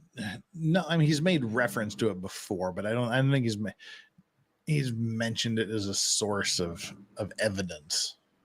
Because if he brought it in, the judge and wants the judge to rely on it as evidence, then I could imagine that the judge could say, well, I looked at your evidence and that's where I got the information. So I took judicial notice of it. I don't know. I wonder, because I'm thinking along the lines of maybe she did. And if true, then what are some of her arguments she could make as a judge to allow people are saying Woodnick did. Okay. Lots of people are saying Woodnick did. Okay. Second, the evidence shows Judge Mata violated Rule 2.9C of the Arizona Code of Judicial Conduct by performing a secret, undisclosed investigation in the facts of this matter, which clearly would have resulted in her seeing comments from Clayton supporters regarding their beliefs as to Planned Parenthood's hours of operations. Dude, he's missing the fact that his client lied. He's just trying to dance around it altogether. Listen. This is such crap. the judge performed a secret, undisclosed investigation of the facts. Show me. Oh my God, this is terrible. Can a judge take judicial? This is just. Why would a lawyer do this? I don't understand how his mind works, and I really want to figure out why he does these things and what's his motivation. Yeah, a judge can take judicial notice of a fact sua sponte, which means on their own initiative. This is also known as judicial cognizance or judicial knowledge. So she could have done it sua sponte, and it wouldn't have violated the rules.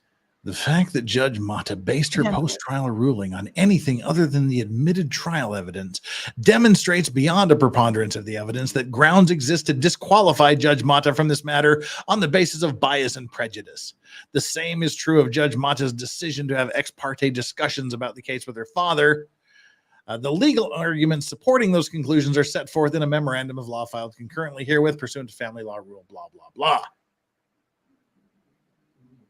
For the reasons stated above, I have grounds to believe, and I do believe, that on account of bias, prejudice, and other interests, the judge currently assigned to this matter, Honorable Julie A. Mata, he forgot the judge, but Honorable Julie A. Mata is unable to act fairly and impartially, and she is unable to provide petitioner Laura Owens with a fair trial, including a fair retrial of Ms. Owens which Ms. Owens is concurrently requesting.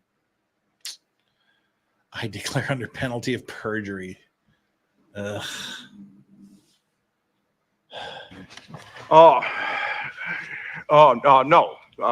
Your Honor. No further questions. And then the rest is just 200 pages of stuff.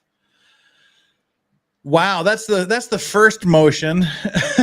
No, I can't. That's the first motion. So Friday we'll get the response to that, and then the response to that, and then the motion to set aside to vacate the judgment. We're so far behind on this. We'll catch up some more on Friday. Danny, what are you thinking so far here? I'm thinking this is an affidavit that's attached to a motion. This affidavit has more arguments of law in it than the motion did. This is not an affidavit. The affidavit is longer than the motion by 6 pages.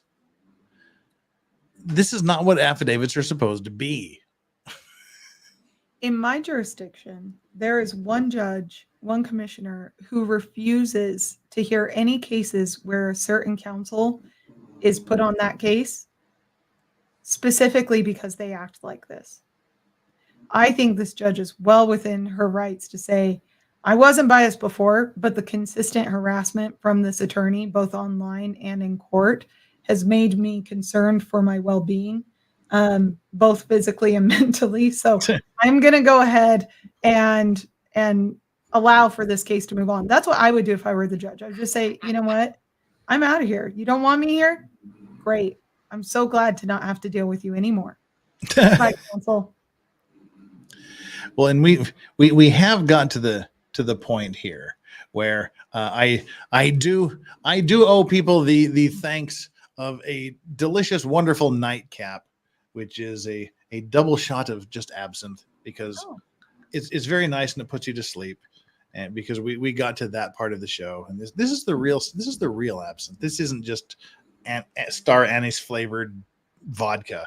This is distilled good stuff. Looks like pee. All right. I love you, Jeff. Which is why it's good. Danny? I do have to be on my way. Thank you so much. We're going to wrap this up right now. Oh, well, then I will wait. As soon as I can breathe again.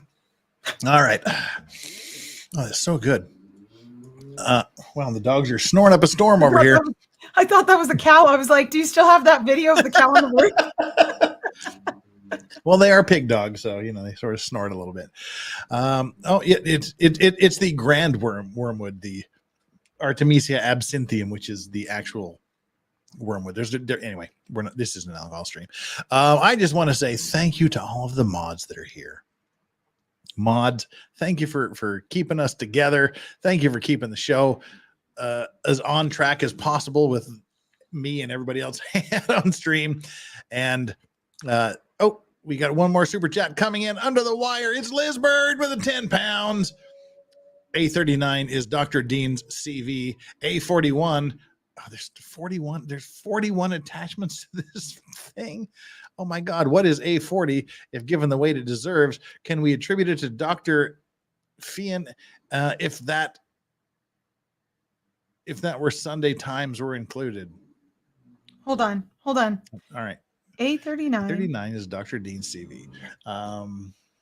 Attachment 39. Change of judge. Let me see. A49 is her report. 41 is her report. And what is A40 if given the weight it deserves? Can we attribute it to Dr. Fian if that where Sunday Times are included?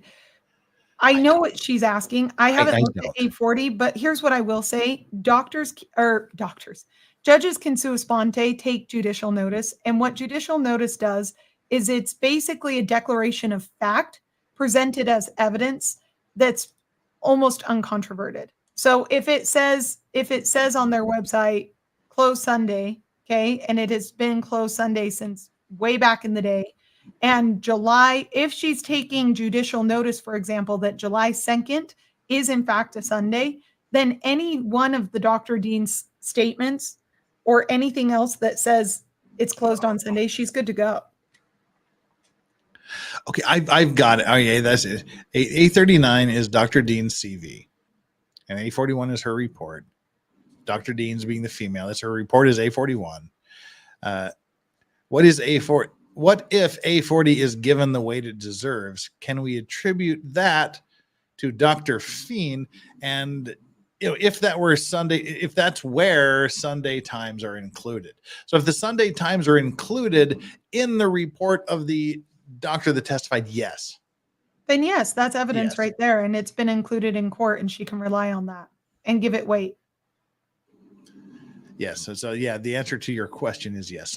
Sorry it took my addled 2:41 a.m. brain that long to figure it out. I apologize.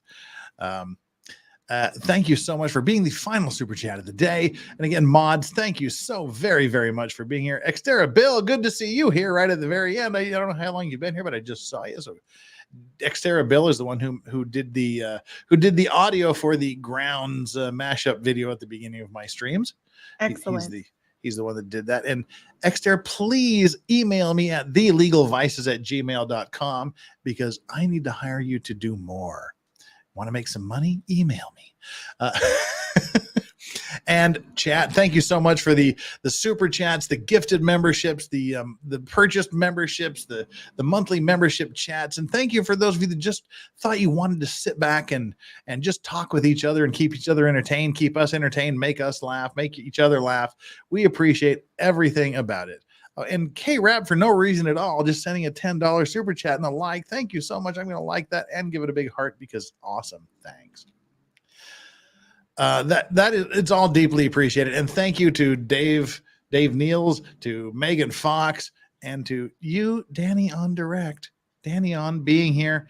Everybody, seriously, make sure you get over to Danny on Direct. Subscribe to her channel. You won't regret it. I promise you.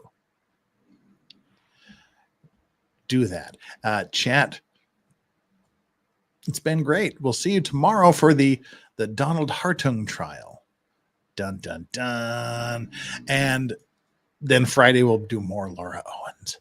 And in the meantime, Danny will be doing the live feed of the Republican National Convention where Donald Trump is expected to speak as the final speaker of the night after his presumed nomination. I don't think anybody has gotten any votes other than him. No, he was officially nominated with his VP on Monday. So it's done. He is our candidate. And there we go. Thank you, everybody. Thank you so much, Danny. Always a pleasure. Thanks for having me, Jeff. Thank you, chat. You guys rock. And we're going to send you out into the wild. Goodbye, everybody, and have an awesome, awesome day, night, evening, morning, whatever the hell it is, wherever you are. Bye now.